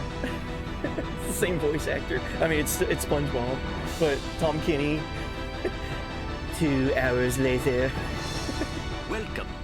It's the same guy. Thank you. Your patronage is very much appreciated. That's one of my favorite things about this game. All right, let's go beat the game now. I feel like I've been delaying it. Well, can't unhear it now. You shouldn't want to. It's wonderful. You're counting on me, kid. Even in death, Jecht is trying to teach Titus Blitzball. The Titus shot. Yeehaw! Here we go! Yeah, Walker's voice actor, John DiMaggio, is in many, many, many things. You can hear Bender a lot from Futurama, Jake the dog from Adventure Time. The list really goes on for him too, man. He's very, very well-known voice actor. He's in FF7 Remake. He's also Kimari. Waka and Kimari are the same voice actor in this game. He must have double-dipped and got twice the payout. I was joking. Everyone knows this. I know. Yeah, DiMaggio's a legend. But yeah, Waka and Kimari are the same voice. Sometimes you can hear it whenever Kimari does certain like attacks or certain like vocal, I guess grunts, or you know, whenever he gets hit, whenever he says "ow," sometimes you can hear it, and you be like, "Was that Waka that got hit, or was that Kimari that got hit?" I can't tell.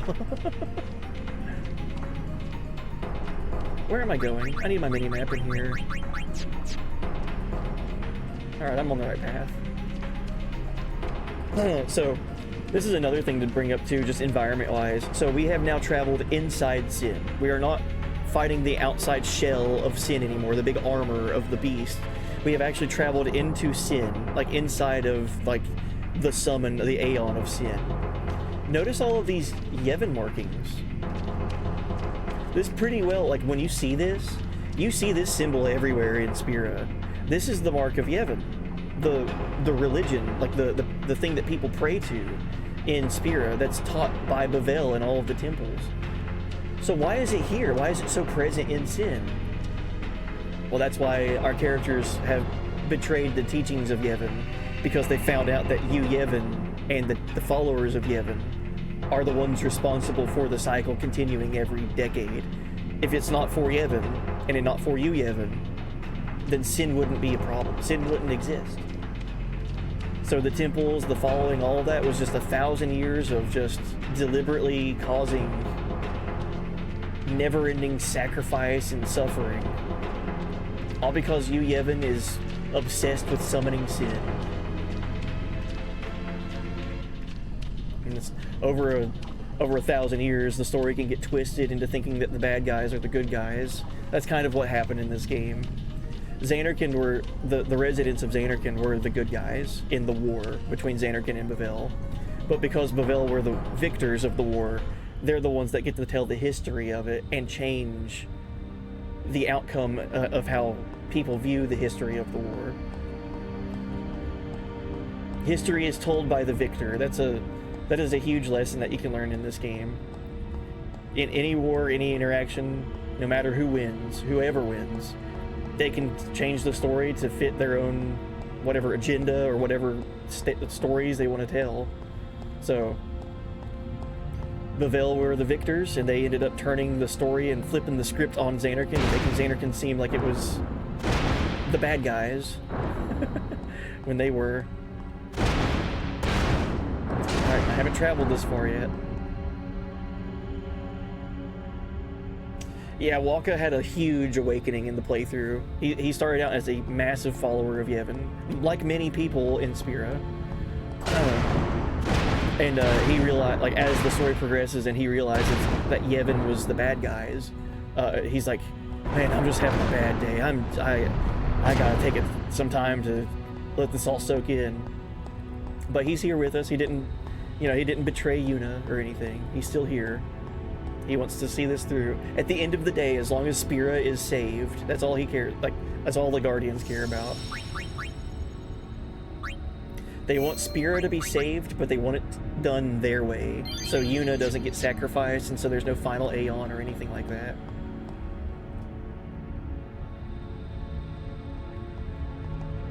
Having no encounters during this is very helpful too, by the way. What's in this treasure chest down here? I forget. Probably something I don't need. Oh, dude, this game's got platforming in it. I'm so good at jumping down. Lavitine. I don't know what that is. It sounds like a weapon for Kimari, if I were to guess. Nope. Oh, a weapon for Yuna. SOS Overdrive. Should we use that? I mean, we have her Celestial weapon and we have her triple overdrive, triple AP sphere grinding weapon. I think we'll hold off on giving that to her.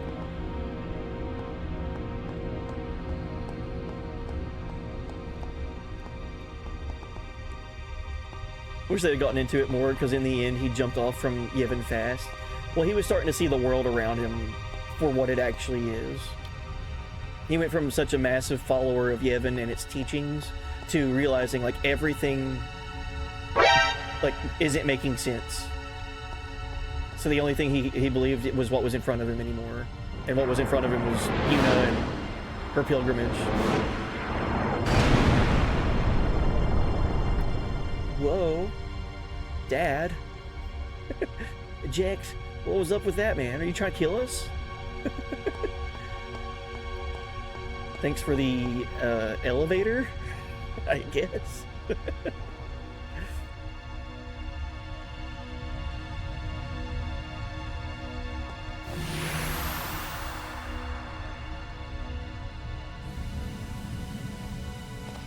Oh yeah, this trippy little part.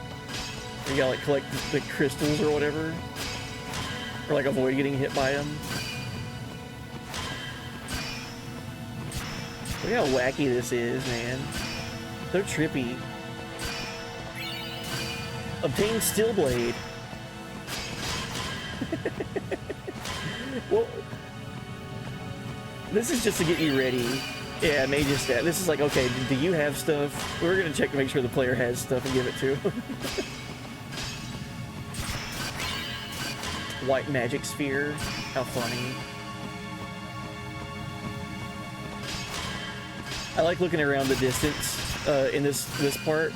Notice all the like the architecture over there. It's looking like Xanarkand. And then as the camera pans around, you start seeing other locations.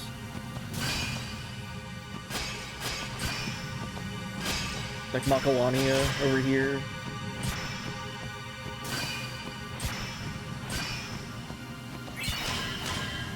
Wicked, Kate Sith. Whoa. Wicked.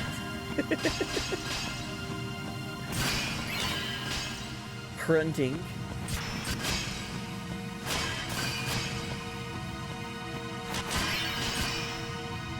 Prism Ball. Oh, BJ, you have to get on a call. I've never seen the end because I couldn't beat Jack. Oh no. Well, the VOD will still be here if you want to check out the VOD. I hope you have a good call, though. Sin 8 Xanarkand. Oh, we haven't talked about this yet. I don't know how we haven't talked about this. But, Xanarkand... If you jumble up the letters in Xanarkand, you can spell out, what is it, Alexander? And Alexander is a, Final Fantasy, like, staple summon. Not in this game. Alexander got replaced by Xanarkand. I guess I have to run into these. Let's go ahead and run into these. Farewell. GG. One shot.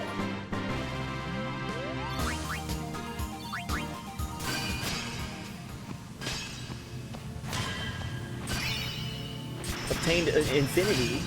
Cool. I think it's a weapon for EQ. Oh, it's gonna disappear. No. Yeah, it might be a little bit underleveled. We'll find out. Oh my gosh. I know what we should do. Lulu, go. Onion Knight, go. Goodbye. 99,000 damage. Let's see how much Meteor does.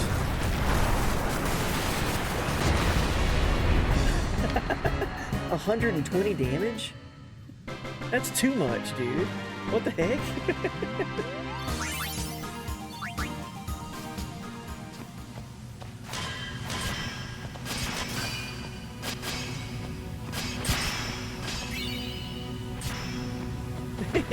Yeah, it did 100 damage to me.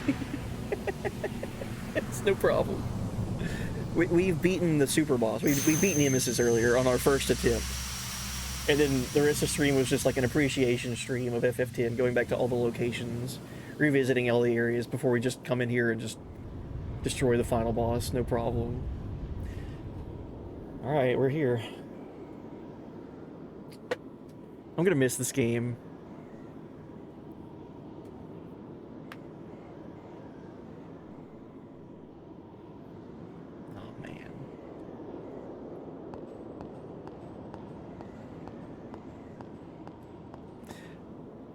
Fun fact, this is our second time seeing this screen and seeing this room.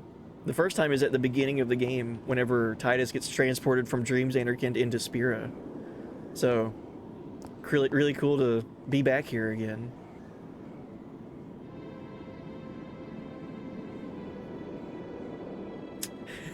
Post your Jacked Johnny emotes now, chat.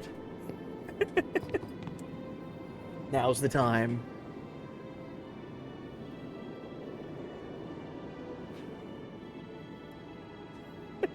I just want to see a flood of Johnny right now. Make me laugh. You're late, Oren. I know.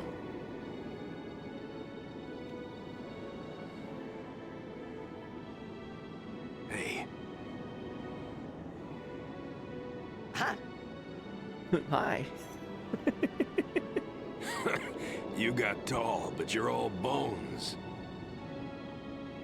You eating right, boy?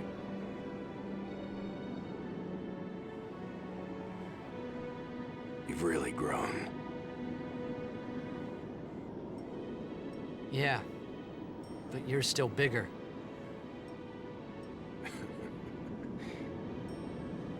Well, I am Sin, you know. That's not funny.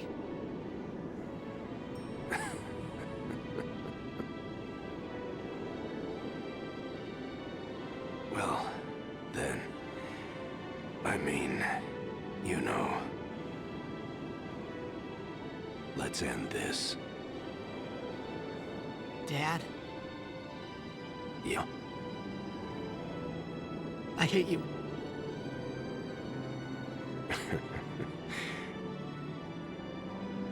I know. You know what you have to do. Yeah. I can't hear the hymn so well anymore. Pretty soon I'm gonna be Sin, completely. I'm glad you're here now. So sad, dude. One thing, though. When it starts, I won't be myself anymore.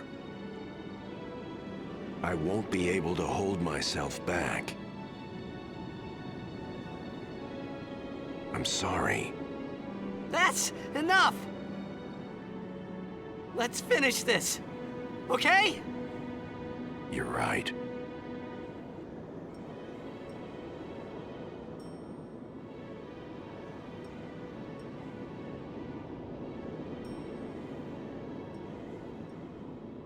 Well then, let's go.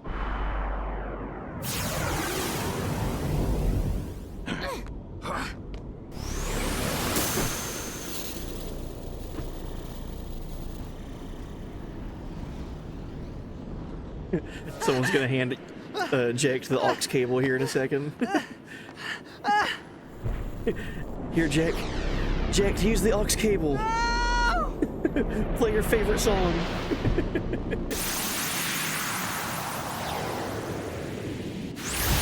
Don't worry, we're gonna hear the whole song. I'm gonna let it play through. I'm not gonna breeze through this. I've been looking forward to this.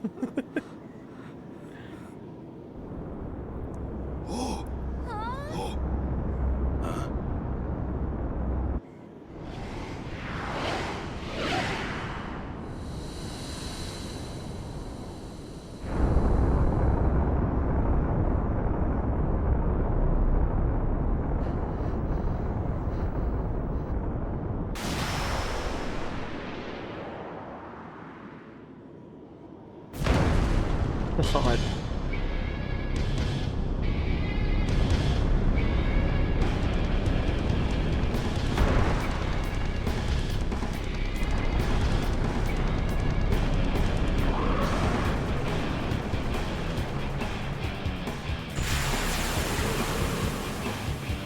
I promise this will be quick! Hit me with all you got, Dad! Dude. It's so sick.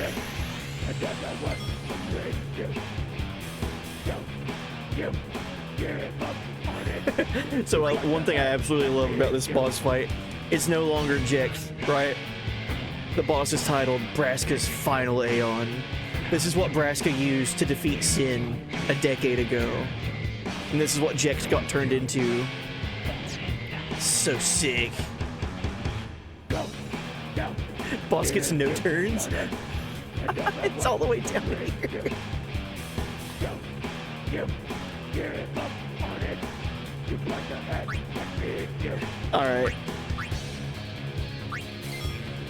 Let's see our trigger commands. Let's talk to him. Braska's Final Aeon. I won't lose! Does anyone else say anything? Probably not.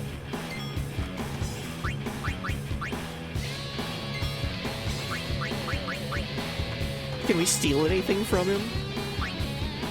I guess let's mug from the U pagodas. Out of range. Oh, okay. Let's, I guess, mug with Waka.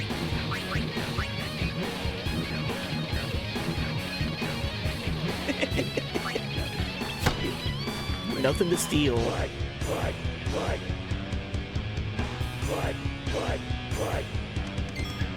Oh, that's what we should do. We should see his overdrive. Oh, that'd be sick. How could we do that? I don't know if I could do that. He'll never get a turn. Titus's voice seems to affect Jecht. Ah. Jecht's power decreases. Okay. I think we're just a little bit too dank. I think we're just a little too strong. Put haste on him? We could try.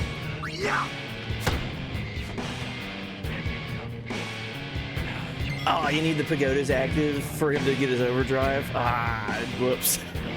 Let's try to put haste on him.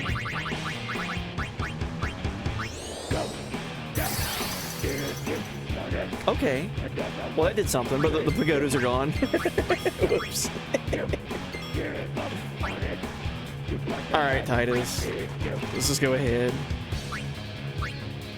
Oh, I never got Titus's final overdrive. Whoops. Energy rain, I guess. Well, gotta reset the whole playthrough. I forgot to get his final overdrive. I maxed out the sphere grid, but didn't get his overdrives.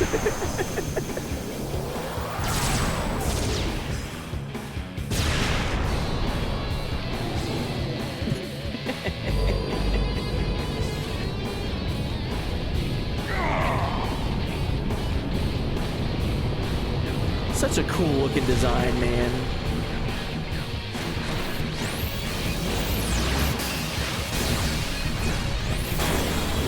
Oh, it gets cooler.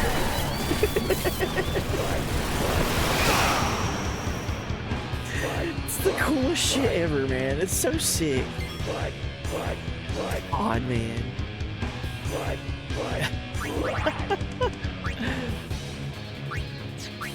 Alright, Orin. Can we just end this? Let's go ahead. Now this is a sick matchup, dude. Orin versus Jecht.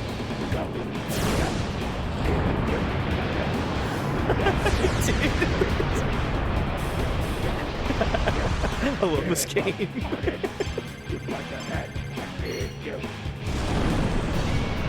Here you go, Jecht. I know you went. You avoided the bottle. I'm bringing it back to you.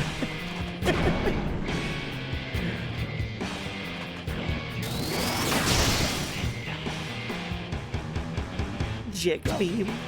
He petrifies Yuna. Come on, man. That's your friend's daughter. Don't do that.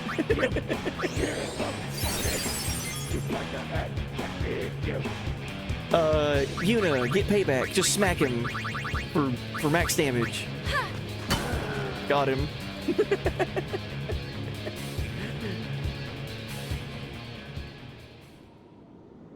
Just a little bit too strong.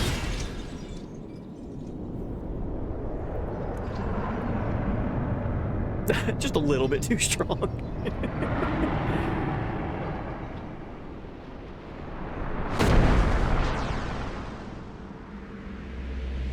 Oh, also Dark Arachno, I don't have any other armor. The only armor I have is the good armor.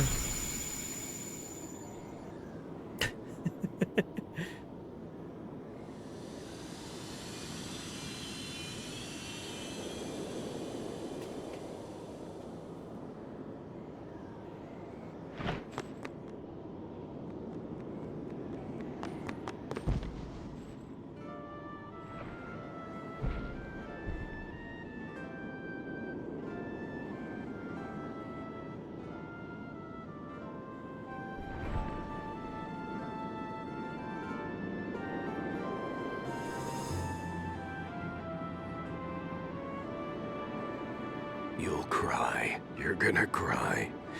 You always cry. See? You're crying.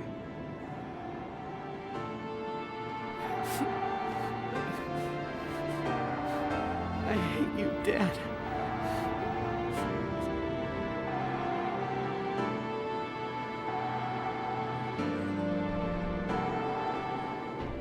Save it for later. Right. We've got a job to do, don't we? Good. That's right. You are my son, after all. You know, for the first time I'm glad to have you as my father. Sir Jack, I should... No! Yuna! There's no time! You stay away!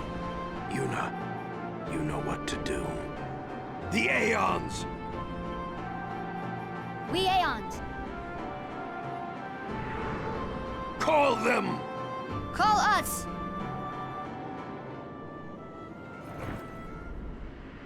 Man. This is like one of the biggest rug pulls.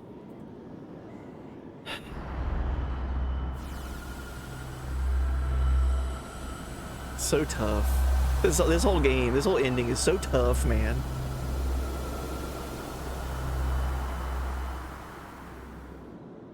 So Yuna was going to perform the sending there for Jecht, and he's like, there's no time. Call the Aeons. Call the Aeons? Yes. What's this thing floating around? Here it comes.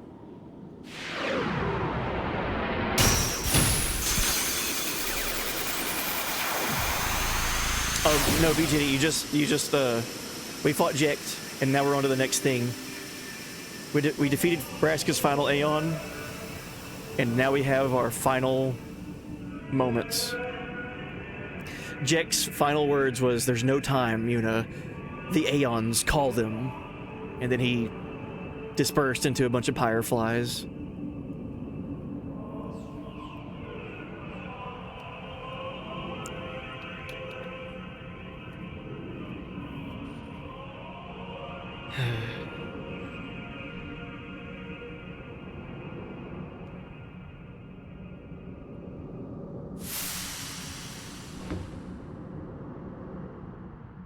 Yuna!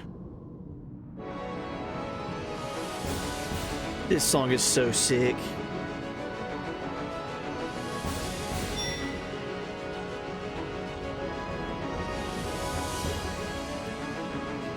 I always do this in reverse order, just because it's like, I don't feel like ripping off the Band-Aid first with Balfour first. So, the Aeons, call them!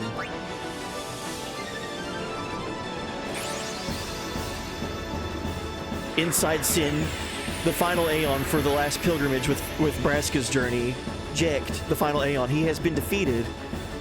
So what's going to happen with Sin now? Yevon has to attach to an Aeon for Sin to exist. Without an Aeon, Yevon will stop at nothing until an Aeon is found. So rather than him searching for one, we're bringing them to him. You do, yes, you have to call all your Aeons.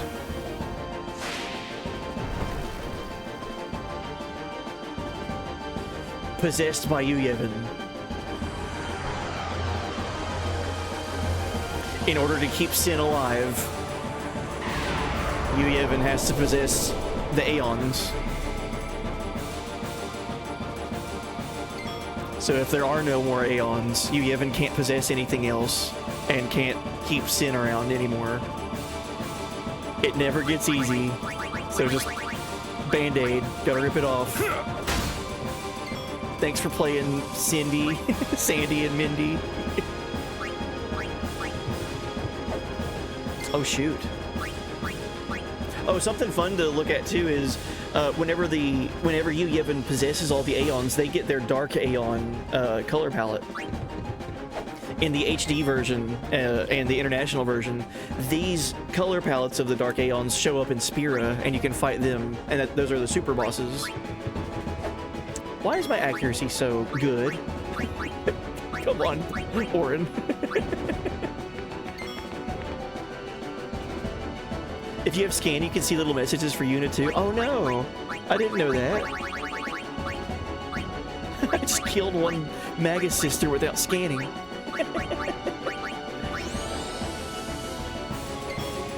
Immune. Oh, I guess I have to reflect scan.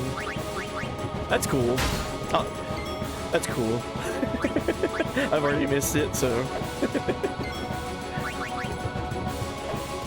Orin, I know you have good accuracy.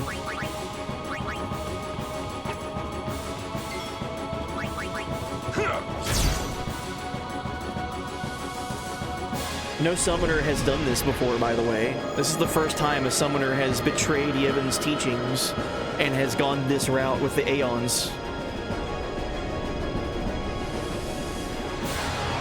GG, Magus Sisters. Love that callback to Final Fantasy IV in this game. So cool.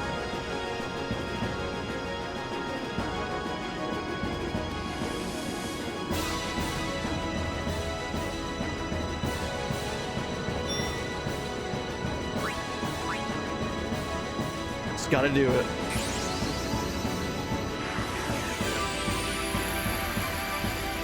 Yo, Jimbo, I spent so much money to have you join my team, and used you never.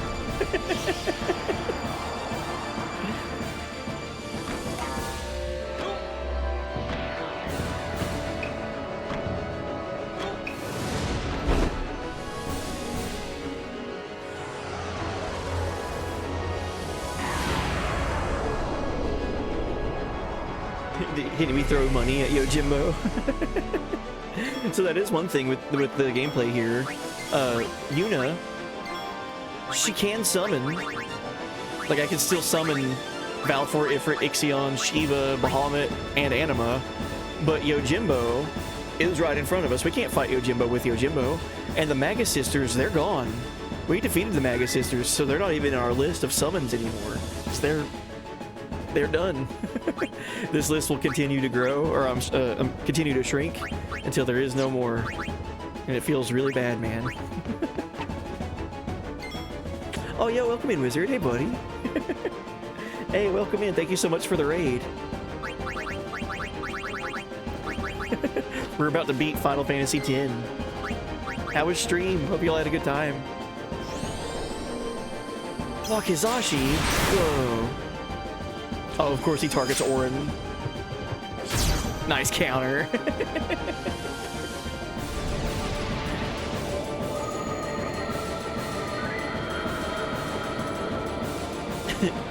Oh, welcome in, Cat. Hey, buddy.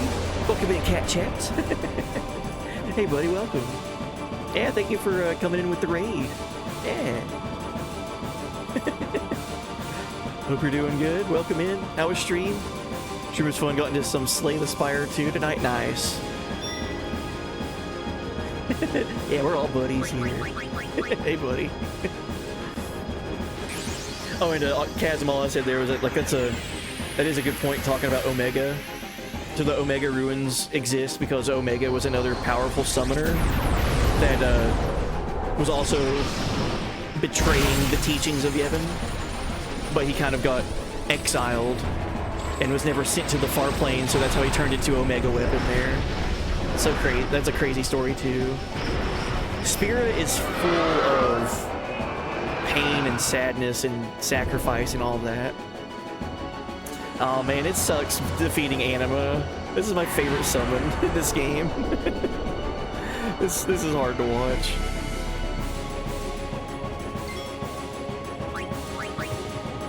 Take it out quick.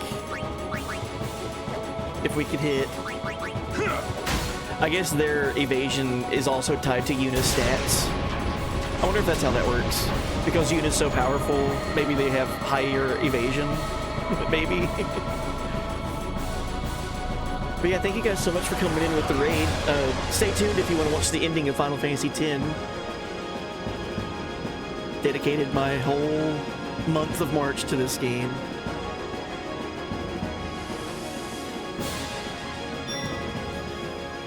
Oh man.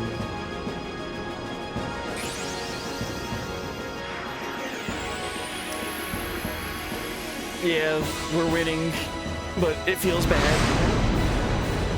Time to summon Bahamut. Quite possibly everyone's favorite Bahamut design, right? So sick. Yeah, wizard, hey buddy. Yeah, thank you for the 62 months. Golly. 62 months, dude. Thank you so much. Quick math. That's almost 12 years, right? That's insane. Oh yeah, I forgot we could get rid of the U Pagodas here too. Dark Aeon form of Bahamut is so sick looking. 62 months? That's almost a whole year. Hey buddy. Hey, thank you so much again for the raid. If anyone needs to raid and run, I understand. But absolutely, feel free to stick around. I got streamed for about another hour. And witnessing the ending of the game and all that will be a fun revisit. I'm going to try to hold it together because this game is very emotional. Killing all of our Aeons sucks so bad.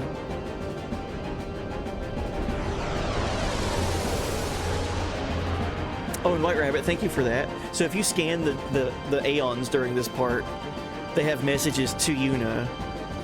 Valfor says, strike me down. Ifrit says, extinguish me.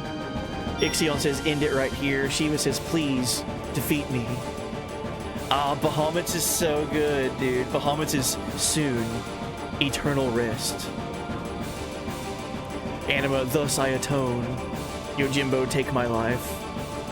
Sandy says, stop the suffering, don't cry from Sandy. Gotta say goodbye from Mindy. Oh man, that's so hard. Because those are messages directly to Yuna. Like the Aeons are telling you that Yuna, like, end it. Stop the cycle. Defeat all the Aeons. So Sin can never come back. Ah, it's so hard. I think the one that stands out for me there, though, is Bahamut.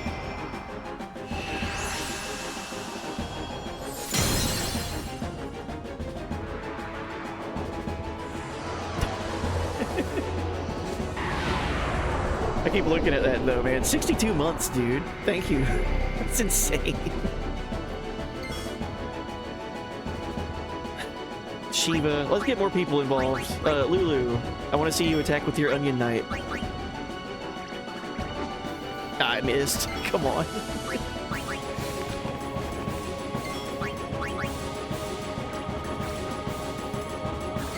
I guess I could do overdrives to get guaranteed hits. Kimari, use jump. Haven't seen that in a while.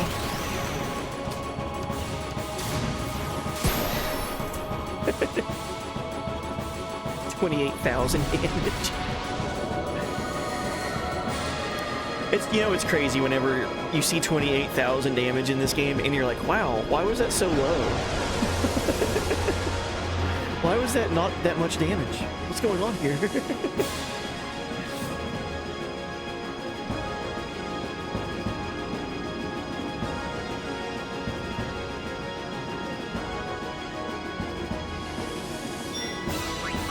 Only 3 left. Ixion, Ifrit, and then Valifor.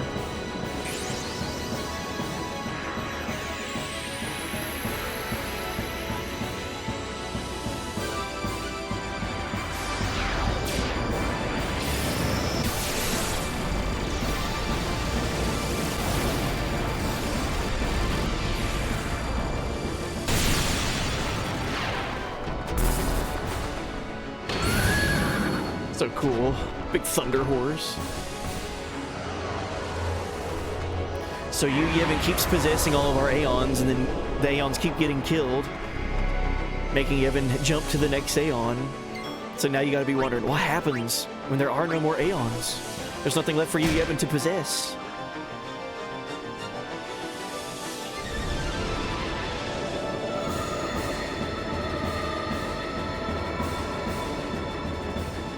It's so sad, man.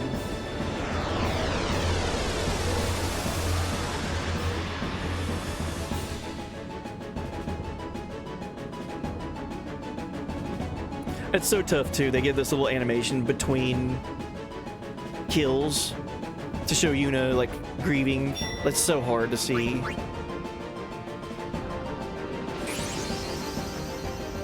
Because it's not just her pilgrimage that these Aeons went on. Like, every summoner for the past 1,000 years has been relying on all the Aeons. So, killing Ifrit, like, it's done. Like, there is no more Ifrit after this. For any summoner ever again in Spira.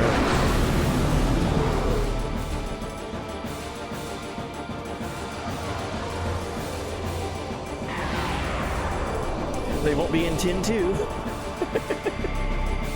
Are any of the Aeons optional throughout the game? Yes.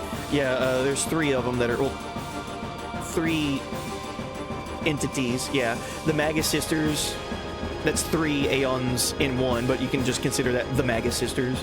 So Magus Sisters, Anima, and Yojimbo are all optional and missable.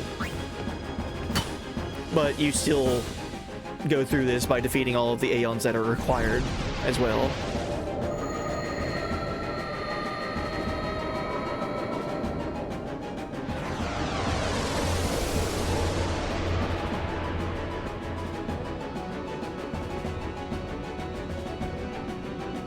Down to the last one. What's gonna happen?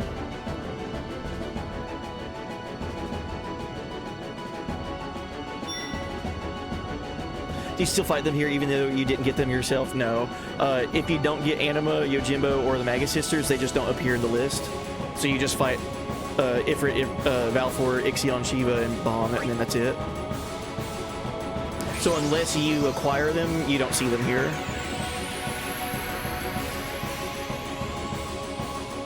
The secret Aeons are kind of just like secret, cool to get, fun optional stuff. No massive like story change if you don't get them.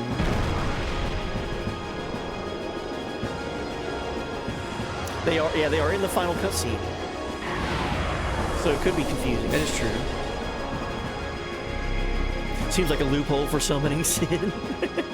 Good thing we're wiping them out completely.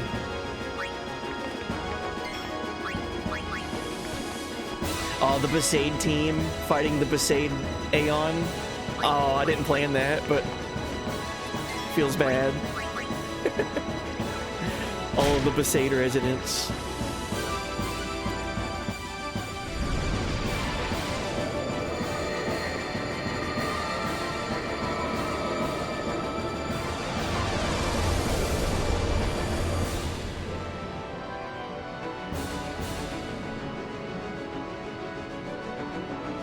That's all of them.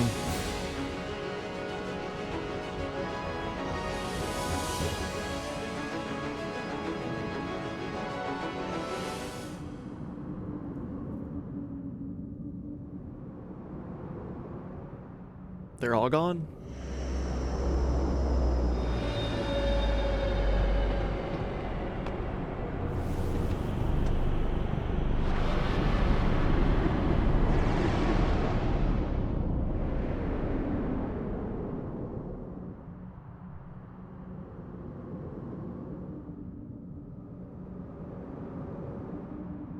Everyone?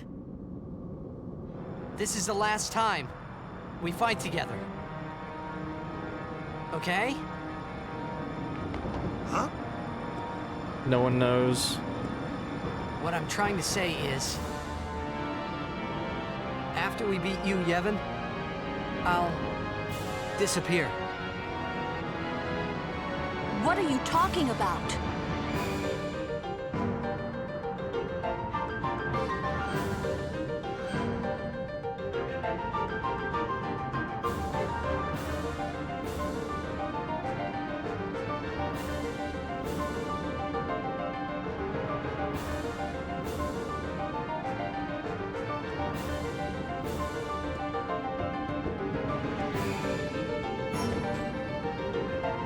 I'm saying goodbye.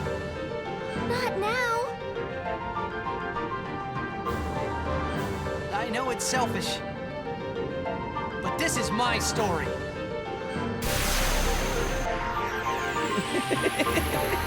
Titus is going out for milk after beating you, Yevon.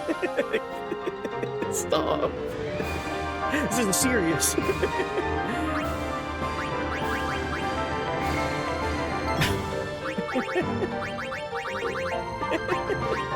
So what does he mean? Why is Titus gonna disappear? Oh, I feel like I have to use my go-to team that I've used throughout the whole playthrough pretty well for this final moment.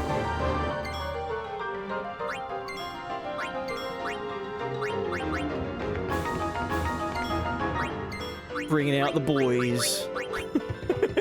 Dude. Orin is so sick.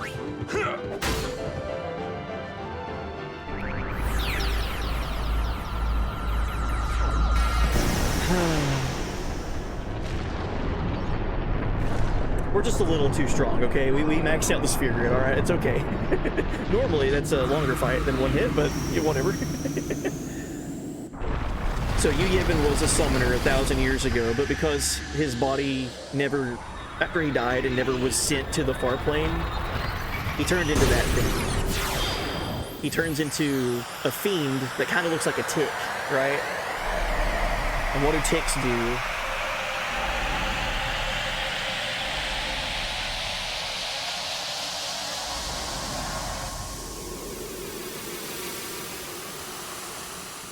Give you Lyme disease. They latch onto a larger host and become a bigger problem over time. That's what ticks do. Imagine a tick surviving for 1,000 years. A magical tick.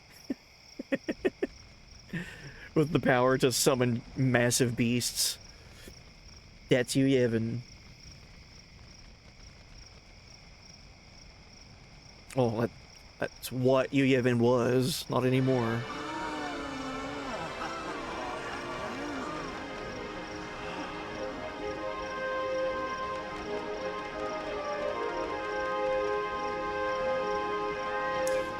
We beat the game, guys. We did it.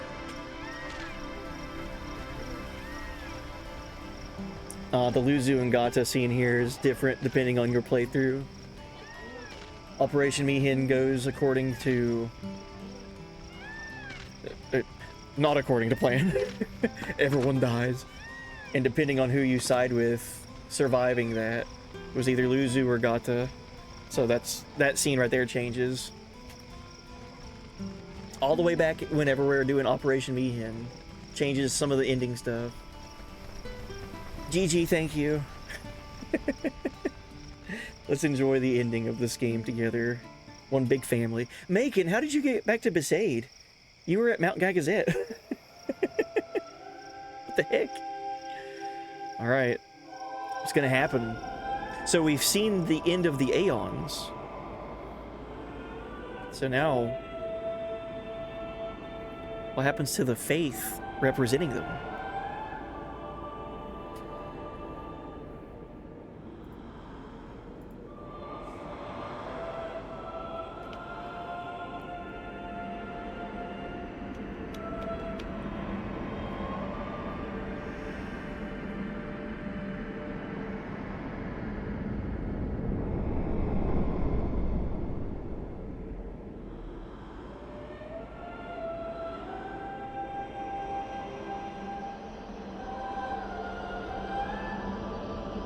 So that was valid for Here's the Faith for Shiva.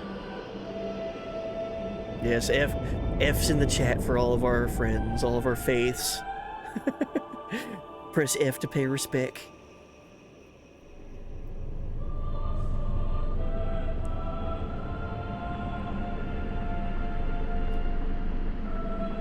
So the same thing's happening to every faith. There's the faith for Bahamut. Hoodie Kid! Right? Oh no, Hoodie Kid. There he is. Okay, he's still here. Hoodie Kid. What's happening?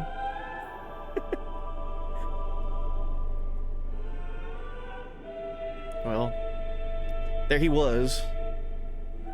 That's the real F in chat for Hoodie Kid. I freaking love Hoodie Kid, man. One of my favorite characters from this game. One of the best NPCs.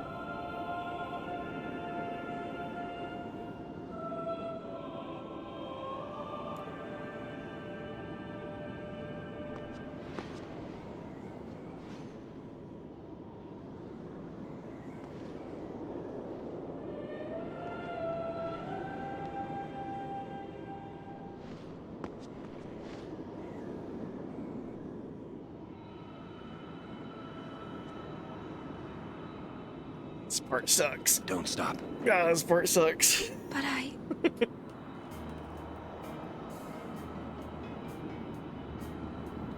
It's all right.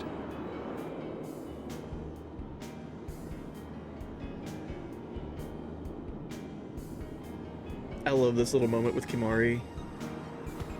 No words need to be spoken between them two.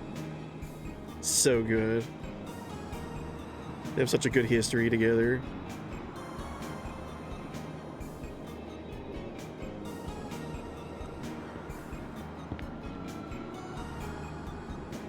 It's been long enough.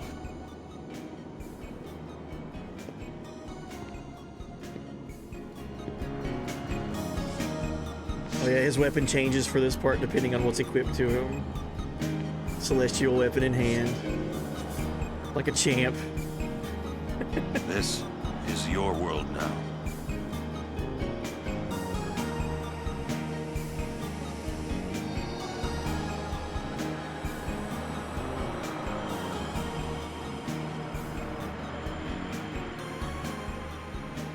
What a great character, man. I freaking love Orin. Favorite character in the game. That part sucks though, man. Had to be done though. Had to have been done. This is your world now.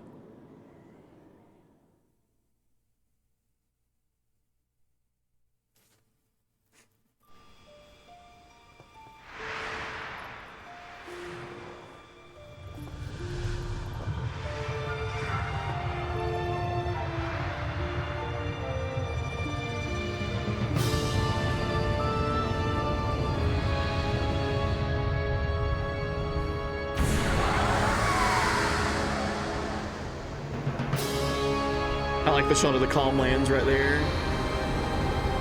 So cool.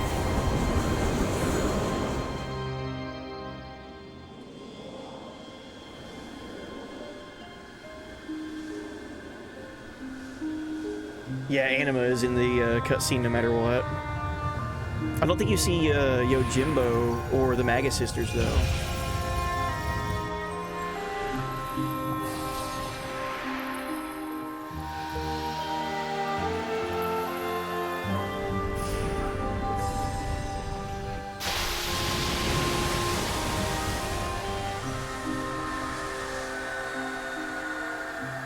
We did it, we were successful, but why does it feel so bad? Why does it hurt so bad that we're losing all of our Aeons? All the faith are done. So notice this. After all of the Aeons have been sent,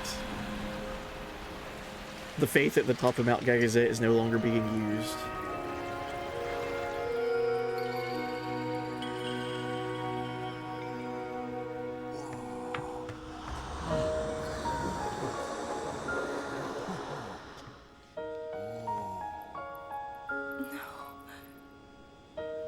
Yuna, I have to go.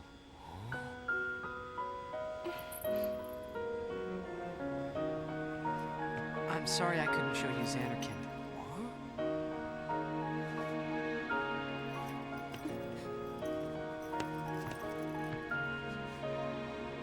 Goodbye. Hey! We're gonna see you again!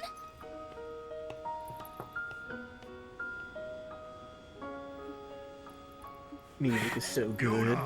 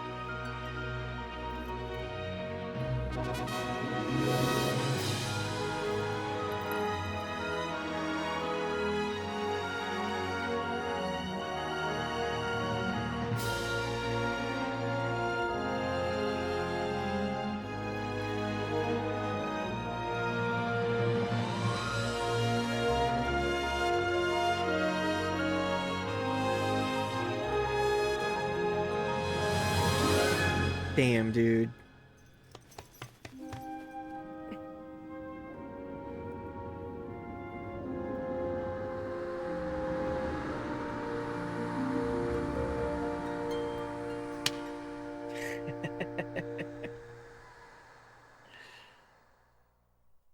Ah, dude. It almost got me. The whole love story and everything's one thing, but seeing Waka in the background losing Chapu again, basically. That part sucks, dude. Because he's like shaking it off. He's like, damn. Like you could just see like all the body language there, man.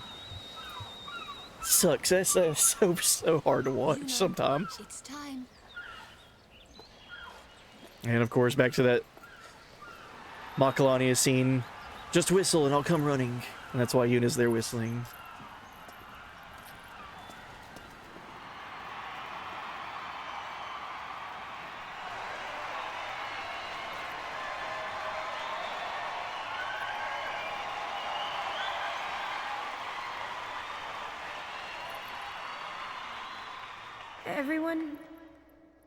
Everyone has lost something precious.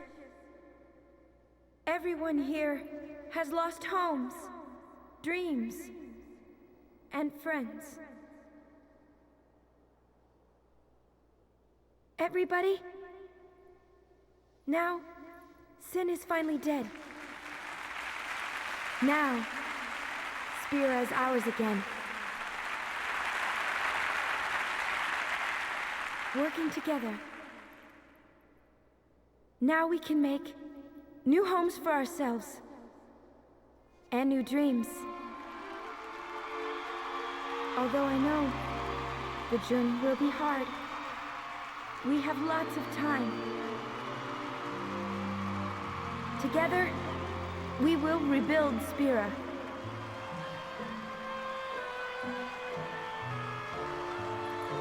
The road is ahead of us, so let's start out today.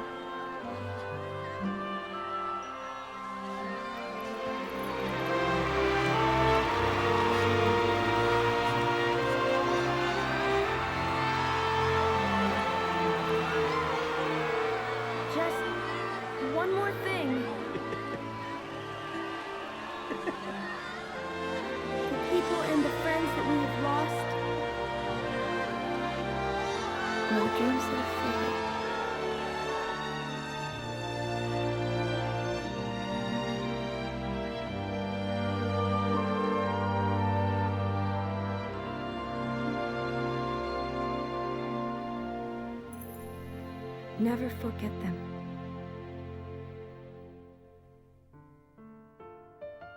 Alright, guys. I made it through without a single tear shed. They're in there, but they just haven't gone down the cheeks. So don't think that I'm not a heartless bastard. It's such a good story, man. So, if there's any more confusion about who was summoning Dream Xanarkand, it was the Faith, the Aeons. They were the ones responsible for dreaming up Dream Xanarkand. They were the ones responsible for Tidus Inject existing in the first place. And just by chance, they found a way to leave Dream Xanarkand and go into Spira, and that's what broke the spiral of Spira, the 1,000-year cycle of sacrifice and everything.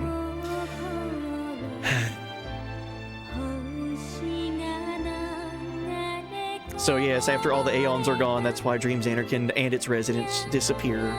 Tidus is one of the Dream Xanarkand residents, so no more Aeons, no more Xanarkand. No more Xanarkand, no more Tidus. But no more Sin. And Spira is no longer locked in 1,000 years of pain and suffering.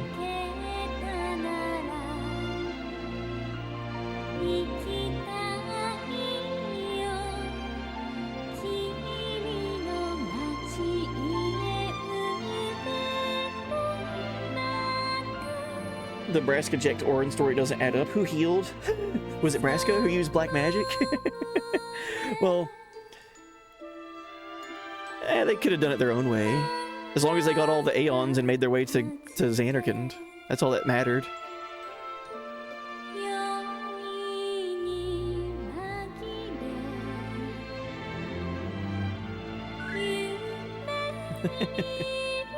Yeah, welcome in, Moss. Thank you for the 6-month resub. Currently on a 6-month streak. Heck yeah.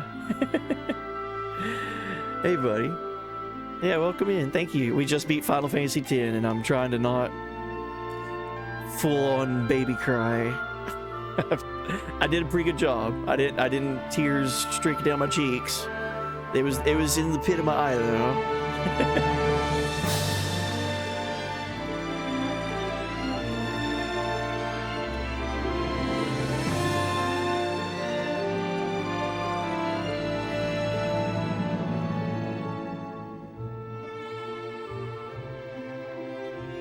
So what'd you guys think? Final Fantasy X?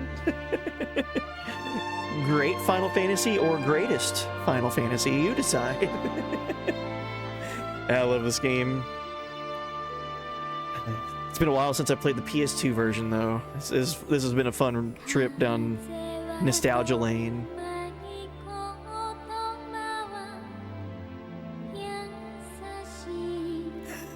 Run it back, HD version.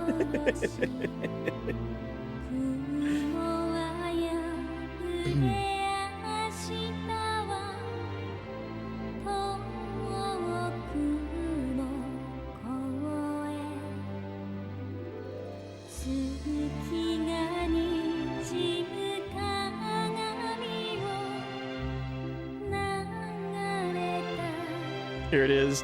Vocals in Otherworld. Bill X till I die X. Moyer. Yes. A fellow X username. Hello, fellow X username. I too, xheybuddyx, would like to have a word. Look at Waka and Kimari, both John DiMaggio. Rin, voiced by Tom Kenny, that's SpongeBob. Can never unhear it.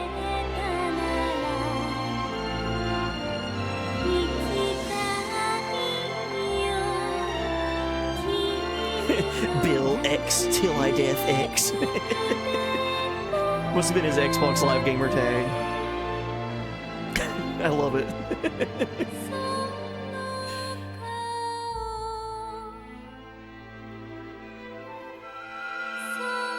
Grandia now?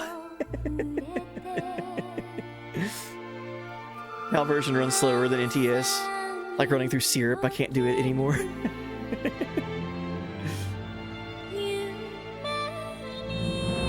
I remember you teaching me about that earlier in the playthrough. I didn't know that about the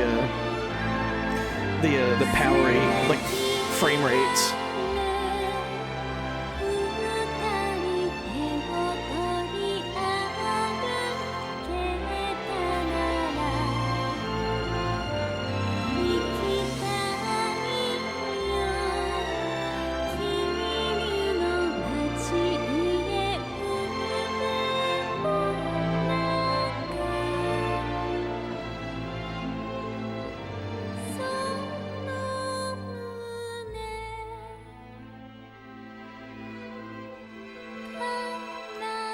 I have no idea what the next game's gonna be, guys. I love the questions and the intrigue. I have no clue. I'm still reeling over the fact that we finally beat FF10. It's been many weeks dedicated to playing this game. I'm gonna miss it, man. Special thanks to all Final Fantasy fans. It's me. It's me and probably you too. We were in the credits, guys. Sakaguchi.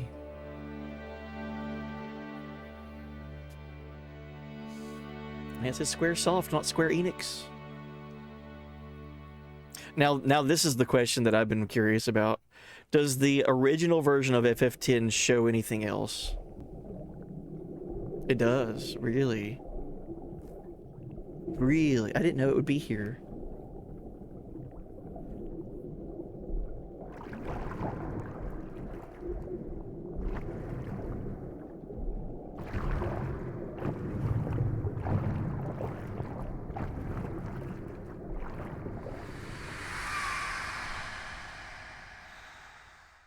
Final Fantasy X. Oh yeah, that's the game we just played and poured 120 hours into. Oh yeah, that's the game. Really good, the end screen too. I like the little logo art there. Art. This whole game was art. So fun, man.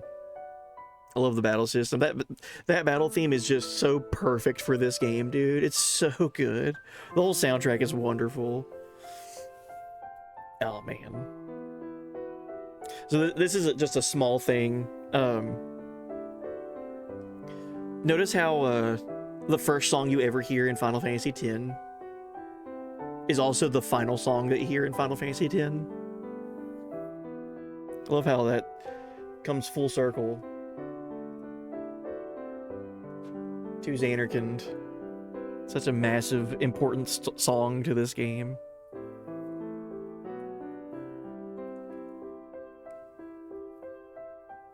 Does that ending imply he's alive?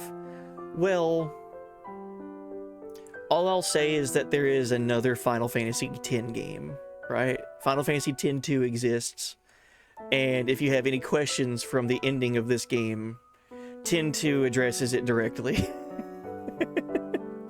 So think about what Tidus is, right? Tidus is a dream. All of Dream Xanarkand was a dream. It was a summon from the Faith on top of Mount Gagazet, and it was being summoned by all the Aeons. So after all the Aeons were slain and put to rest, the Faith creating Dream Xanarkand no longer exists. So the dream Xanarkand stops existing, meaning all of its residents stop existing. So Tidus doesn't quote unquote die. He's just leaves this plane of existence. He's no longer in Spira. He has to leave. The dream is over, and so is he, right?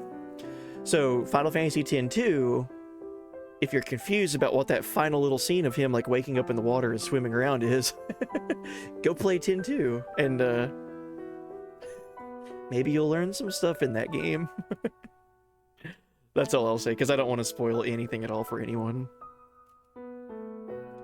Oh, is this locked on this screen? Is this one of those situations where you can't keep playing?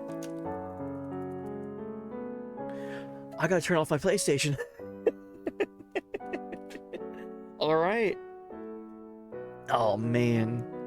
Well, thank you guys. Thank you guys for enjoying the ending and the story of Final Fantasy X with me. I absolutely adore this game. Love it so much. So happy that I got to play through this again on the PS2 as well. Yeah, man, this game is just so fun. It's just such a fun game to play and level up in. The characters are so good. Music is so good. But I don't know. So all the questions I'm seeing in chat, like what's the next game going to be? Should we do a Discord poll? And so on and so forth. I appreciate the intrigue. I don't know. For streaming, I really had a lot of fun with this revisit. So maybe I'll do another revisit of another game that I've played, but maybe you guys might not have. I was talking about one game earlier in the playthrough. Well, I can't remember what stream it was of 10.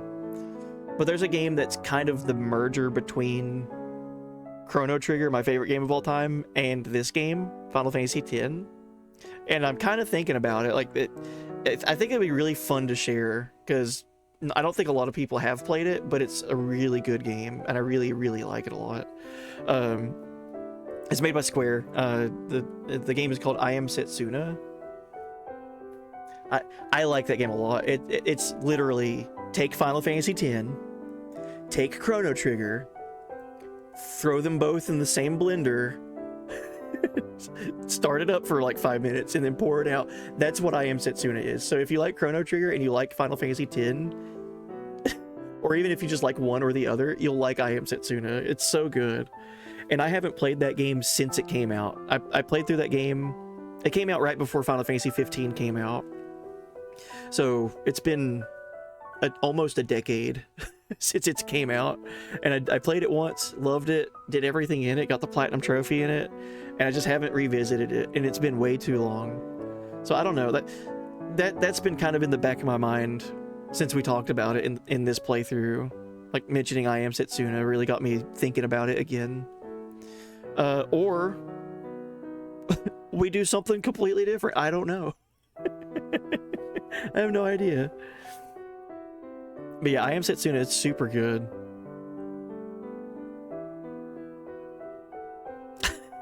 Five Nights at Freddy's? Yes, that's the game I'm thinking of. Oh, and Ardo, I must go for the night day. That's a lot of emotion to go through again. Take care, all. Absolutely. This ending definitely does things emotionally for people. It's true.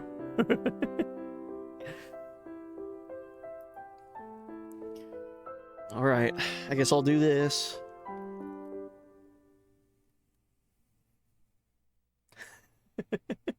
We just got done listening to Xanarkand. What if I told you we could listen to Xanarkand all over again?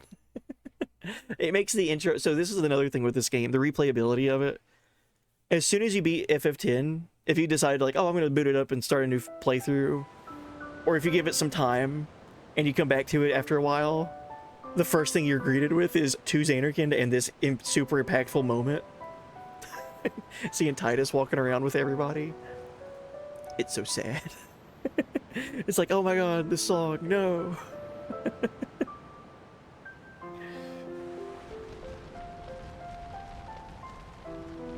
I've always wanted to see that game, but was never able to play. Oh, I Am Setsuna. Also, sorry if it's been addressed, but what was the future of the 14 playthrough? Just wondering. Oh, I want to get back to 14 soon. I really do.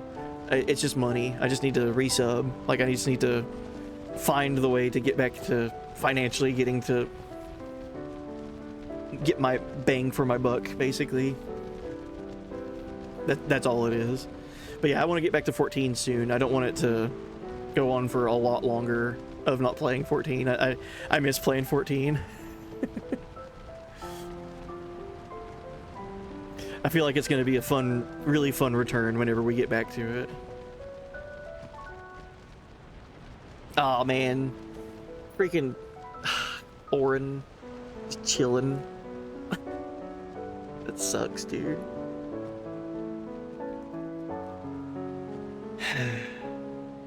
What always gets me though, so the love story and everything is one thing, and it's a lot of emotion between Yuna and Titus, and then what Yuna is able to accomplish for all of Spira. But man, just seeing Waka's reaction to losing Titus, that is what's the dagger for me. That sucks, dude. It's so tough. It's such a small animation that he does when he realizes like he's losing Titus, but dude, it's enough to hurt, man. It's so sad.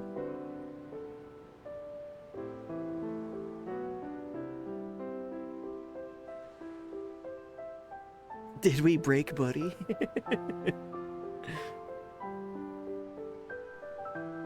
10 is just so peak on all aspects. I agree. Such a good game. Be sure to visit playonline.com for news on the official website for Final Fantasy X, by the way. Don't miss out on any kind of news for FF10.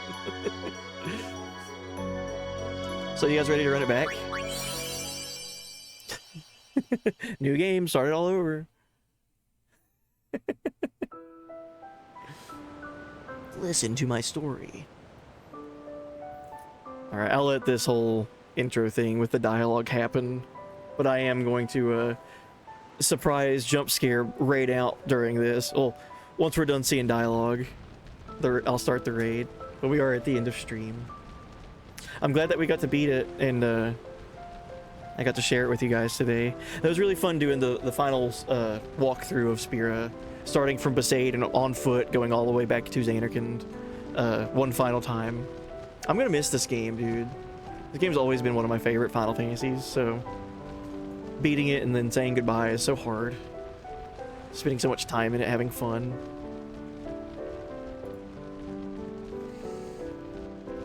Speedrun time.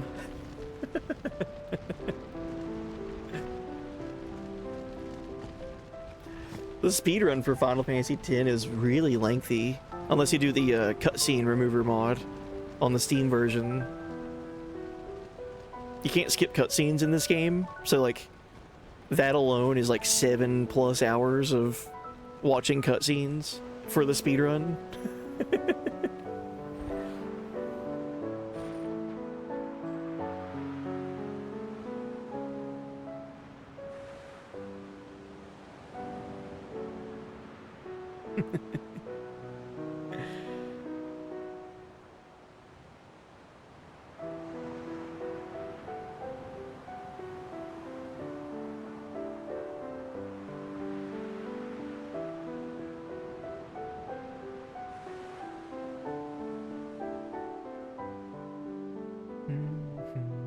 Listen to my story.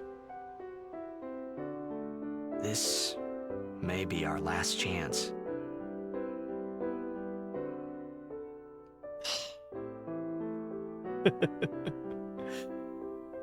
All right. Those words hit hard nowadays, don't they? After beating the game, you hear that? It's like, oh no.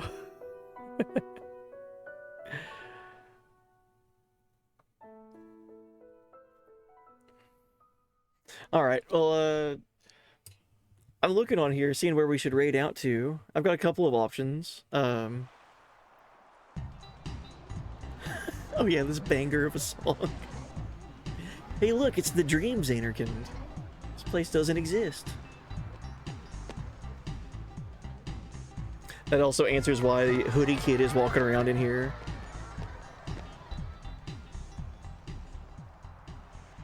Yeah, we see Hoodie Kid before we see Titus and Xanarkin there.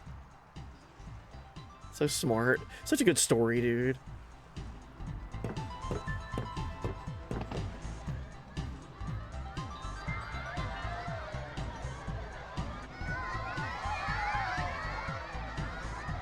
Maybe Hoodie Kid is the real main character. So think about it this way. Everything that you see in this intro, like Titus walking around Xanarkin, all of these people, Titus's home, all of the buildings, everything here in this area, this Xanarkin, is being created by the Aeons. They have been keeping this dream of Xanarkin alive for centuries, on the hopes that something can happen to where something can happen to break the cycle that Spira has been stuck in for 1,000 years. Jex showed up 10 years ago. Jex left Dreams Anarchan, made his way into Spira on accident, and was able to defeat Sin, but was unable to prevent the cycle from continuing. 10 years later, Titus shows up in Spira because Jex goes and gets him. Jex goes and becomes Sin to go back to Dreams Anarchan to get his son, to bring his son into Spira to finish what he was unable to finish. It's so good, dude. It's such a good story, man.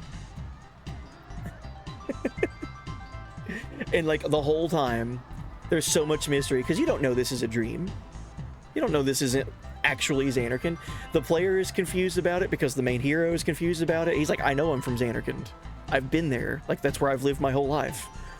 And then when he makes his way to Spira, he, over time, realizes the truth and discovers the history about Xanarkin and Spira and learning about Sin and Yevon and all that. We learn about the world as the main character learns about the world. It's crazy, man. It's such a smart storytelling game.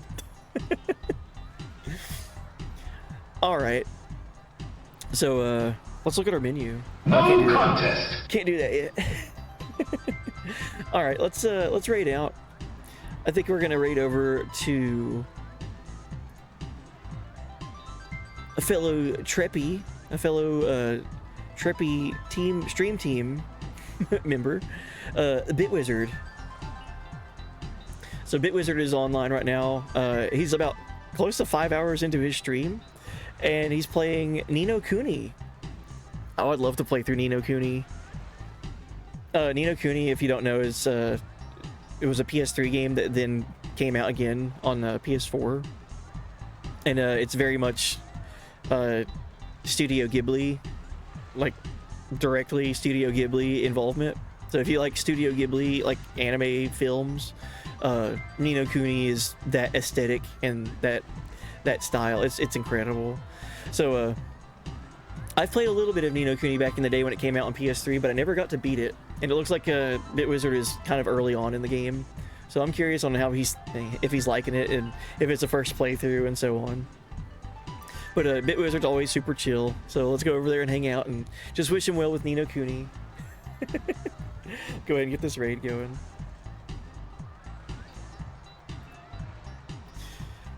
Yeah, the game does a really good job of pulling the rug out from under you. The only way to stop the cycle is to get rid of all of the summons, because the main cause of Sin was a summoner that wasn't evil or anything. He was just kind of like trapped in his ways of constant summoning because he was never sent to the far plane. So I guess you could even say like Yuna even rescues Yu Yevon in a way, because she stops Yu Yevon from staying stuck in that 1,000-year cycle. Such a good game, man. Such a good game.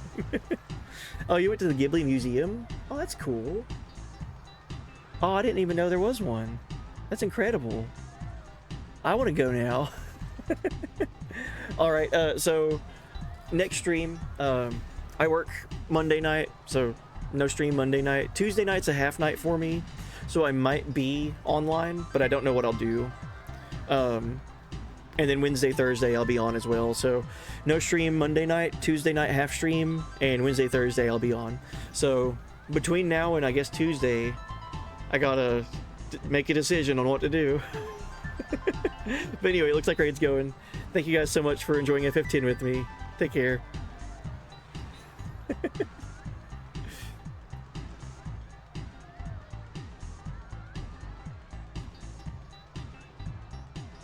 Oh, such a fun game.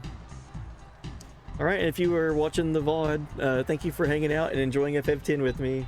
It's one of my favorites, like I've been saying the whole playthrough, so happy to have this, and been able to beat it the way that we were able to achieve it. So thank you again if you enjoyed it in any capacity, if you were there live, or if you're going back watching the VOD, whatever. Just being there and watching it with me means the world. So thank you, and have a good one. Take care.